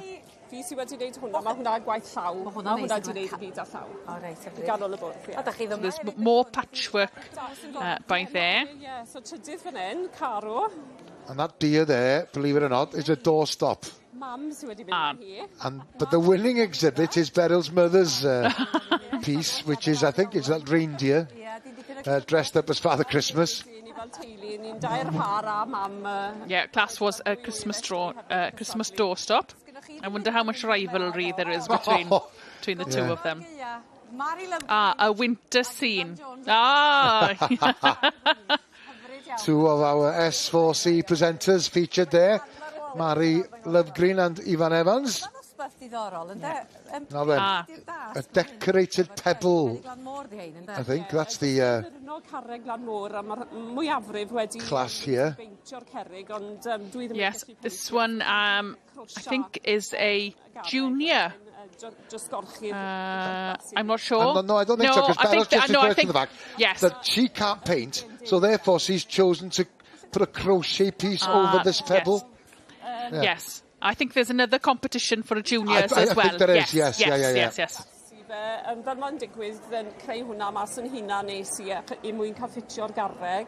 A wedyn, wrth gwrs, ar y we erbyn hyn, mae'n gymaint o syniadau ar y we. Oes, yn sicr. Wedyn dyma ni, perffaith ar gyfer y Nadolig. Oh, now this one's an interesting one, yes. So a Christmas wreath, but obviously not like one made out of greenery and foliage and that kind of thing, because it could be of any medium. And she's had a third for hers. This is beautiful. Like, this is all patchwork, and it's all different layers of it. But the one that comes first is like a rag ribbon effect then. Looking at the description, is it a Christmas wreath using scrap fabric, I think. Yes, but you can see the different techniques using how to use up scrap fabrics. And Beryl's had the first place here for the crocheted animal. Yeah, knitted or crocheted animal. We've seen plenty of animals all day here. Yes. Even got them in the craft section. Ac os gael dweud, mae'r crochet, mae hwnna yn ffasiynol iawn rwan. Crochet. Oh, yes, she's got like a, even on Nia's jacket there, they look like those little crochet squares. Crochet go iawn, dydy mae yna gardigans a mae nhw'n... Os mae'n boblogaidd iawn ar hyn o bryd. Chi'n ei ffortiwn Beryl? Yeah, crochet's becoming more popular. You could make a fortune, Beryl, and Nia's just congratulating her on her success. Well, as you can see, the crowds are gathering outside here in the Royal Welsh Showgrounds. It's going to get busier, I would imagine, as the day goes on. It's only £5 entry fee after 4 o'clock. And there's plenty to see here. Plenty to see as well in the cattle ring. So let's join Gerald and Emma. Thank you, Gareth. Yes, we're going back now to join more of the steer classes. And we are joining the first section of the steer sired by a limousin. In the heifer equivalent classes this morning, we saw several sections, didn't we, Gerald, where they'd split the classes up into weight sections to make the judging a little easier for the judge. And as we can see, 24 entries in the catalogue for this steer sired by a limousin, and so they've been split up. Yes, the first section is from 570 kilos live to 646. Oh, that's pretty good weights for. I would say that mid 600 seems to be the optimum weight of past history in the show. And there's a young man we can see earlier in the turn in the young handlers competition.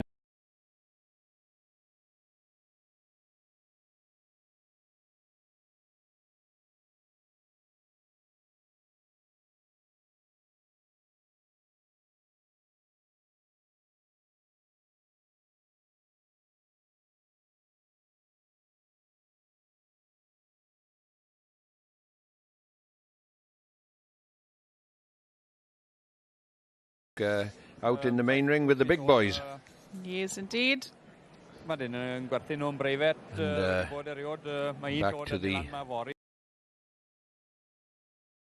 black or red coloured, black or red coloured. There's now in the big ring and redirecting his steer and making him handle correctly. Show himself off to the best of his ability. I'll stick my neck up and say we'll probably see this young man in many, many years to come. I would imagine so. The steer he's handling there coming in at 605 kilos. There's a beast at the top end here at the moment in the red beast then. As this judge alluded to before, that he needs exceptional good top line. The steer just looked a little bit as if he was falling away quite a bit, didn't he? So that'll be the difference between probably getting there and our judge's eye. Gives our judge a little bit of a chance to. You can see him just there now, interesting, handling the ribs over there. We've mentioned how the judge will be looking for conformation, which is the shape of the animal, the muscling, and the finish, which is the fat cover on him. And that's one place that they do look for, the fat cover, is over the ribs. Over the rib, you're quite right. The loin, as we see, has become very, very just wary. Where he's handling feeling now. there, yes, now. And that will become very, very important in recent trends within the judging world. Yeah, we would see when the animals were more extreme conformation, the weakness is usually in the loin. Yes. Yes. Let's hope we might just see Mr. Wareham in a moment. He will probably put his one hand from one side of the line and over to the other to feel the actual width of the loin, which is just in front of the pin bones of the animal. We taught that in stock judging. The further away your thumbs are, the wider the loin. You got it. You got it. It was a long time ago now. Don't give away all our secrets now, right? And there's another base then point then. It's just as he put his finger and thumb just around the base of the tail. There he is there, and you're going to be able to tell what sort of fat content is on that particular animal. Yes, that's another place where they will fill out as they get more finished, isn't it? And an interesting scenario, as we alluded to before, then the back end obviously is excellent conformation and whatever is still a major factor, but you don't see too many of them looking at it now. But anyway, we'll have to go back in a little while and see the resumption and final climax of this particular section. Ymunwch yn sgwrs y Ffair Aeaf, os nad ych chi'n hapus i ni ddarlledu'ch sylwadau. Don't forget, we're all over social media, on Facebook, Twitter, and all the information you might require is on our website, s4c.cymru/Ffair. We've left the cattle ring. We're going to go to the sheep ring, but we're staying with Gerald and Emma. We left the judge earlier on scratching his head, didn't we, Gerald? He looks like he's gone from a circle to a line by now. He's going to make us scratch our heads because I can't see much more of a difference than we was before. No. A hell of a class in front of us now, I have to say. This would be as good a class we have featured today, actually. All day, absolutely. Yeah, tremendous quality all the way through. Credit to all the exhibitors. Tremendous class of sheep. Bach yn lleol, so gobeithio yn wir. Arbennig cofian, dwi i ennill. To be honest, Gerald, I don't know which end is first and which end is last. Neither do I. Neither do I at the moment. It is a sort of every judge has their preference in terms of their style. Yes, it is when you get to perhaps to a major show like this. I think perhaps there should be a designated end or side or system, then Actually, when you are judging in such a large class and a large entry of this, you know, it puts you in a position then of... Oh, here we go. The winners there, number 782. Number 782, then Chris Davis with his own exhibitor bred pair, and in second place 791 Austin and Michelle Lockyer. And they have gone probably for the heavier end of the class, because this particular winning pair at 91 kilos combined weight. They don't seem overly big. Do you know what I mean? They're very compact and wide animals, aren't they? Yeah. Well trimmed and bag on weights, I would say. Yeah, over the moon. How many times? 3 times now? 3 times now, yes. No, really chuffed. Like triple crown. Yeah, never expected that, and yeah, over the moon, like I said before, it's really speechless. Yeah. How many of these have you got? How many blue tax ones? Yeah. About 35 ewes. So it just keeps like a nice amount and keep a tight flock, and yes, we do everything natural, and that seems to work for us. You don't do any embryos or nothing? We haven't yet, no.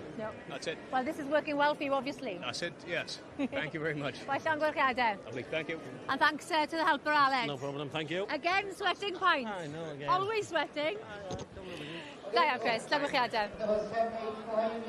Well, croeso nôl ato ni. And we're straight now back to the first of the Limousin sired steer class.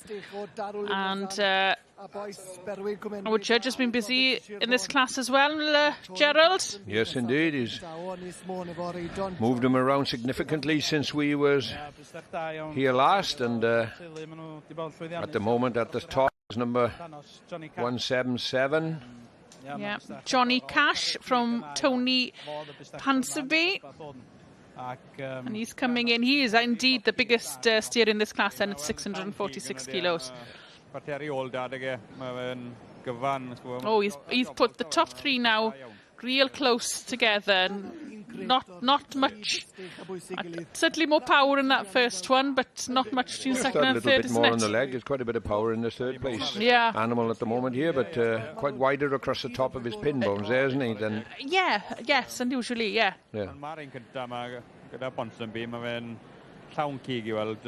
Three tremendous animals. Absolutely. Jason Wareham wedyn yn dod nôl unwaith eto. Hasn't made his final decision yet, but mi fydd y teulu Ponsonby yn gobeithio bod na ddim newid yn digwydd a dyw e ddim wedi newid I feddwl. The old adage is, though, that nobody will ever ask you how long it took you to do it. They will just ask if the job is right, who done it. So there we are. He has made a decision by the delight on this man's face. He looks as if he is chuffed to a bit to have won this particular section, and sounds like got a long way to go. We got a long way to go yet, but he just thinks that he's done very well, in which he has. The first prize red card in the Royal Welsh Winter Fair obviously means quite a lot to this boy. Mr. Tony Ponsonby. Oedd hwnna'n golygu lot I ti boi. Oedd i'n gallu gweld wrtho ti o ti'n wen o glisti glist. Ofnadwy. Sio deimlad yw dod i'r brig yn y dosbarth. Paid. Oh, very emotional winner there. Yeah. Means a lot to him. Just saying that the whole family are involved and means a lot to him.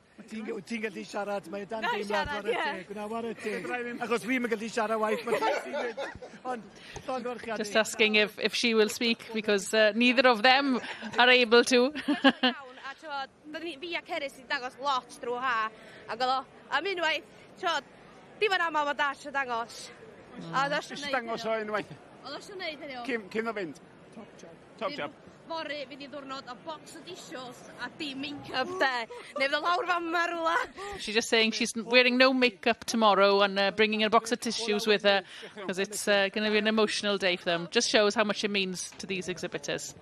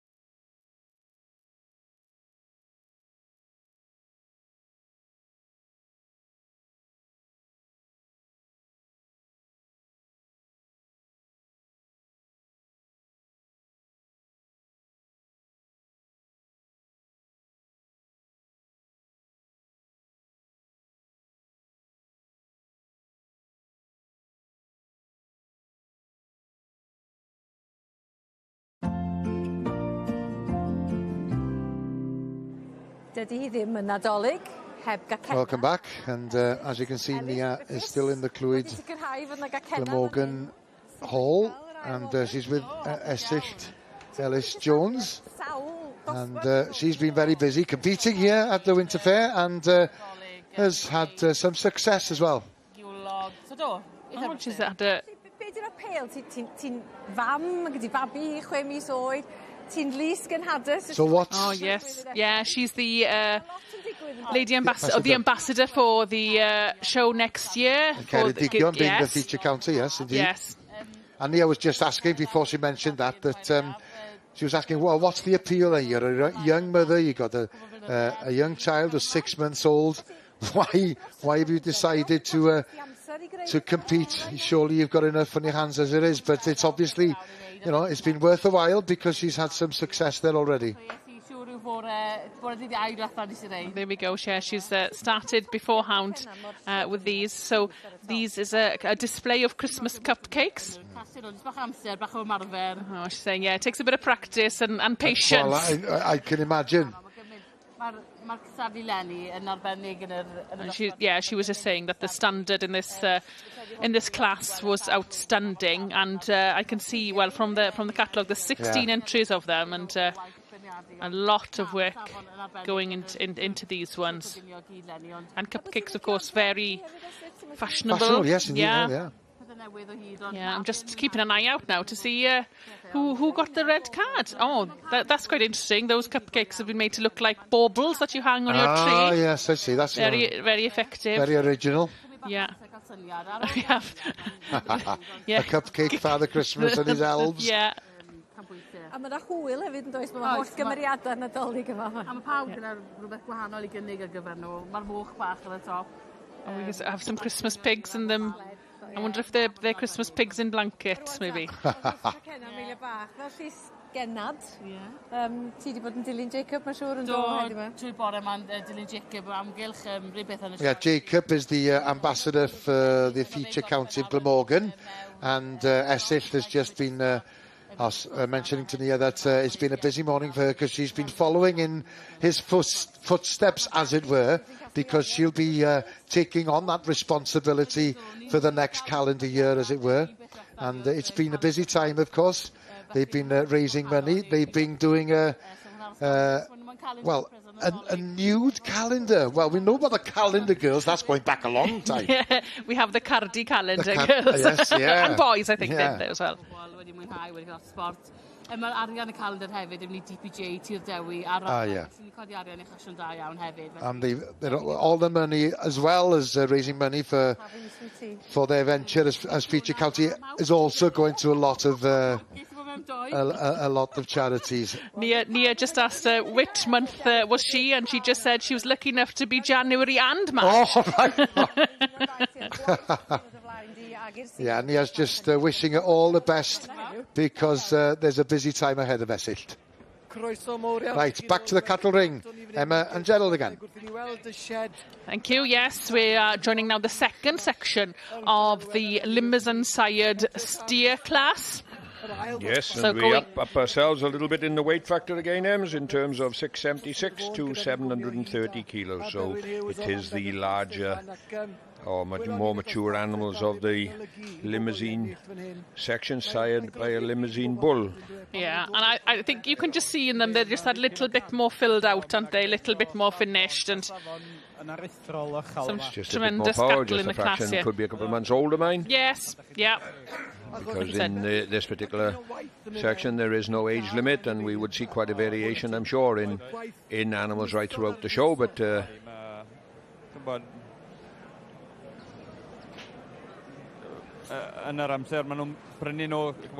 actual animal there that he's feeling there then is quite a bit of movement then when he puts his hand on the show, telling me perhaps that he's not quite there, and needs to fill his skin a little bit, like.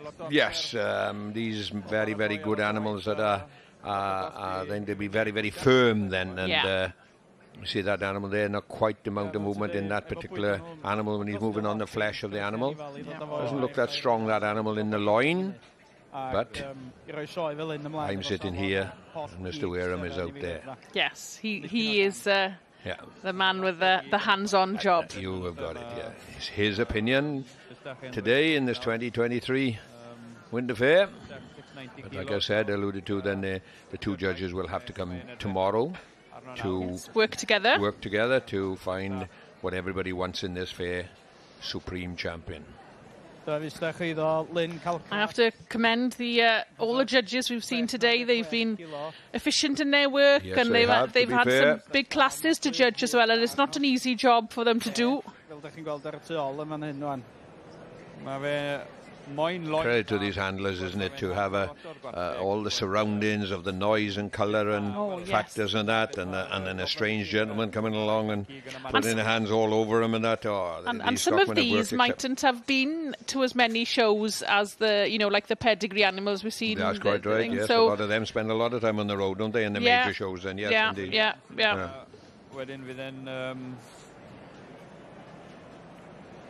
Good class of animals, this. I was about to say, looks very even class, yes, it does. Yes, indeed. Yeah. Glyn wedi cael llwyddiant reit dda dros y blynyddoedd. Ar y teg iddo fe. Good animals in this, and some very, very experienced showmen now, mind, and people I'm sure that have done very, very well here in the fair before. Then recognise a lot of faces from year to year. Bod nhw'n dod yn barod llawn cig, gwybod. Fan hyn, wan, da ni'n mynd i teulu Williams o Trawsfynydd, Glyn Williams. A wedyn nesaf, mae teulu Williams, Ceinog, a Rhythyn, Corwen, Sir Ddinbych Fyrno, yn pwyso 716 kilo tro ma. Yn ystach trwm, llawn cig, hyd da yna ddo. There's confirmation and back end on this animal. Tremendous confirmation, isn't it? Yeah. Probably, as we alluded to many times, maybe we'll just lose perhaps in the line, because that is the price that you pay for an animal that is excessive behind. You'll have a job to get an animal to match. Yeah. Up to the judge's taste, now, of all course. The training and whatever, and he wants, and just playing up just at the wrong moment. But I'm sure the handler's experienced enough to put him right.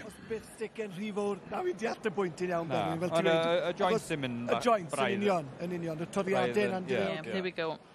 Maybe he was just giving him his best angle. There we go, just going over the ribs again and say, there we go, he's checking. So we'll have to come back in a while, Ems, to see the result of this second section of limousine steers. And we're going now to the purebred continentals in the sheep classes, and we are going now to the real prime stock with the purebred Beltex class. Another very strong class. Yeah, 16 entries in the catalogue, and we've seen them before. That the winner of this class taking the overall. Gee whiz, actually there's more variation in the weights of these than anywhere else, James. There's 69.5 kilos combined weight to 102. Wow. So them animals are actually giving away more than 20 kilos. And that's a heck of a Beltex lamb, isn't it? Because 102, yes, is quite a large animal. Yeah, yes. Because they are. Wow. Now then, I'm going to guess that possibly this is the tail that's 102 kilos. Go ahead, yeah. Why would you say such a thing as that? I don't know, Gerald. I wonder. It's just it's just a hunch I'm going with. I'm going to go back down the road and say there's half a lorry load of meat on that one. Yeah, on each leg. Yes, indeed. She was in shape on them pair of lambs, yes, to be fair. Wow. It will be interesting to see how the judge places a play with like that, because is it another super pair? Oh, that's a very nice that's another some weight on them now as well, isn't it? Yes, it is indeed. Wow. Good grief! There's a tremendous some shape on these lambs. Yeah. But then, as we've stated in the cattle and that, there's other factors other than a big back end, isn't it? And it's balance, isn't it? Balance is the word. That's a good word. You've learnt a lot over the years now to get the right phrases. Yeah, they're going to... I said you've learnt a lot over the years now to get the correct phrases. Yeah. You must say then that, you know, when them animals came in the ring before even assessed, well, goodness gracious, the size and power of that particular big bunch pair of lambs would actually draw your eye, wouldn't it? Oh, it is eye-catching. It is eye-catching, yeah. But I think then he has probably, if he's true to what he's done before, this is the business end, so he has picked on number 803. And they're still mine, they are 91.5 kilos. Are they? Oh, indeed, yeah. So, good weight then, just touching 46 kilos each. Yeah, he has been very consistent with the sort of weights he has gone forward. Yeah, they've always been He'll have a good even bunch of lambs to jaw on his final conclusion tomorrow. He did, absolutely. Yeah, not so bad. How many pairs did you say you had? We've just bought 2 pairs, but we've had 2 first, so it's pretty happy with that, really. Yeah. That's amazing. Yeah, no, it's keep trying. Yeah, well, you've worked hard. It's a great achievement after all the hard work, though. Yeah, no, to be fair, I'm just in to help with the showing, so I haven't had to put the hard work in on this pair, but handled very well, so very happy. Is this your best show yet? Yeah, I'd say so, yeah. Well, you can't get much better than 2 firsts with 2 pairs. No, we've done quite well with the carcasses, so that's gone as well. Good, so. What have you had with the carcasses? I think we've got a 1st, 2nd, 3rd, 4th and 5th, so. Wow, but don't celebrate too much right now, okay? You'll have to concentrate for tomorrow, okay? Yeah, home to bed. Yeah. Good luck. Thank you.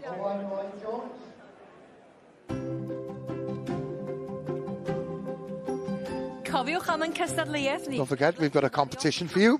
You can win a voucher worth £100 to spend at your local butcher. And here's what you need to do. Baby Guinness, the Supreme Champion last year, was sold at auction for how much? Was it A, 4,100, B, 6,300, or C, 8,600? All the rules are available on our website, s4c.cymru/Ffair, and the winner will be announced at 4 o'clock tomorrow. Right, back to the cattle ring. Here's Emma and Gerald again. Thank you very much. We must be getting closer to a winner now, Gerald. Yes, indeed. Just to wear him as ring round these cattle. The moment we have sitting on the top, looks means nothing just at the moment, but C and J Henry with Chunky Monkey. Chunky Monkey he is too. 688 kilos. No, yeah. Tremendous steer ni. Pen falle ddim yn bwysig, ond pan mae'n dod i'r sioe fawr fan hyn, and I could see a nod of the head, yeah. C and J Henry be very, very happy with Chunky Monkey, and as I say, will feature tomorrow in the overall championship. A maen nhw wedi mynd â hi Aled llongorchadau mowr I nhw. Ia, teulu o'r Alban. Yn gwbl heddiannol, sy'n ni'n gweud. Yn dithad. Bystach werth I weld, llongorchadau mowr iawn, felly I nhw o Morei, swydd Morau, neu Morei, a wedi mynd ar garden goch. Cracking steer there. And we'll see him again tomorrow. Yes, we will. Very well done to him. Ysgwyddo'r baich y llais heddi. Steers actually, classes haven't been quite as strong sections in the number of steers, so steers not quite as hard selection as tomorrow. But anyway, we'll see him tomorrow and all the best. Don't forget, you can watch the Winter Fair on our website and catch up with all the action in all the rings. Just visit the website, which is s4c.cymru/Ffair. A quick visit now to the sheep ring. Back to Gerald and Emma. Thank you very much. Yes, a very, very different type of sheep to what we saw earlier on. We are going to the pure pair of Welsh Mountain hill flock lambs. So, on the other end of the scale to what we had earlier on with the very shapy Continentals, we've now got the very hardy, tough Welsh sheep. And, see a fresh face to us today then as well in Mr. Steve Williams, Pancornot Farm, Glamorgan. Beef and sheep farmer down there, and we've seen him actually exhibiting on many occasions throughout the summer period in the Glamorgan sheep section. And looks like we've got the red card out already, which then the winner... Looks like the actual North Wales Welsh to me. Ginger, distinctive ginger points to the nose. Very ginger, aren't they? Yes, even more so than the... They're all the same actually, so... yeah. Pure Welsh Mountain lambs.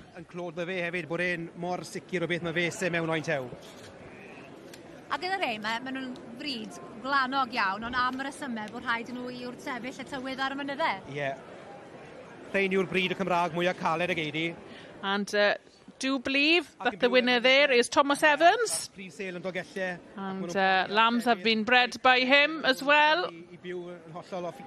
Quite a lot of wool on there to trim at if they'd been really had to go at. Yeah, the judge had to work hard there now. And, what was he trying to find? Congratulations. A tremendous go to Will Thomas Evans, you're quite right. Yeah, sawl par sy'n gyda ti yn y ffair? Doi par. Doi par. A sy'n mynd i mynd, ti wedi cael cyntaf yn hyn? Do. So, we got the llall. Sorry? I don't know. What did you get, Annie? Off cyntaf a pedwerydd. Och chi mewn yn y cylch yn y bryd? Do. Mae fel ffair go iawn ma. Mae. A lot of showing going on today for these exhibitors. He's had a first and a fourth and both classes on at the same time. Yeah. A mwynhau'n y ffair? Having a good time? Yes, definitely, yeah. Well, you're smiling, you've got a red card. So we'll see all of the winners from today's classes. We'll be back again tomorrow for the championship, and then we'll have our overall champion. Gadwch chi pnawn ma i'ch atgoffa chi am yn pola piniwn ni a beth yw'r canlyniadau ar hyn o bryd. Wel, fel hyn mae'n sefyll. Pencampwr y gwartheg meddach chi. Erbyn fori fyddwn ni'n gwybod beth yw'r ateb, ond rhywbeth o 6% ohonych chi, mwyafrif felly yn credu, y bydd y pencampwr yn mynd y fori rhwng 7,500 a 10,000 o bunna. Rhwng 7,500 a 10,000. O ran y defaid wedyn ta, mae rhyw 52% ohonych chi wedi mynd am...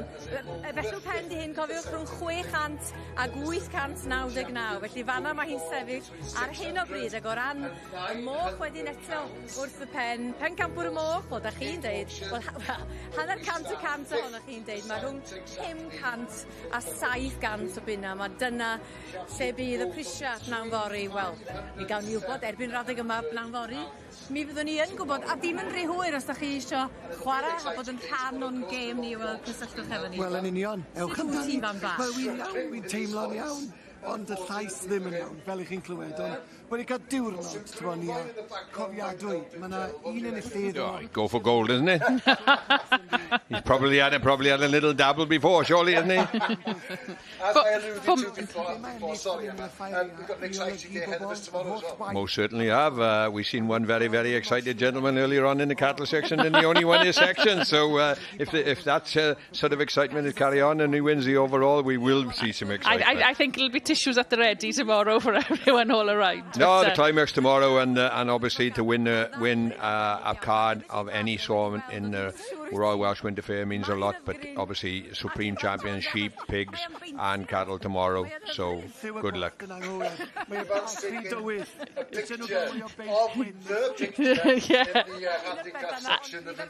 He just said that she used the wrong colour for his hair, a little bit too dark. Y brawd. He's hoping that Ivan finds his voice for tomorrow. He's hoping as well that he'll have your company as well. We will be back again. Ac i helpu chdi, mae hwn yn lleol. Diodafal cynnes o'r ardal yma. Mi fydd Mari ag Ifan yn ôl. Mae well yn barod. Mae well yn barod. Heno am 9 o'r gloch ar gyfer eich apwyntiau. Welwn ni chi bore fori am 10. Iechyd da.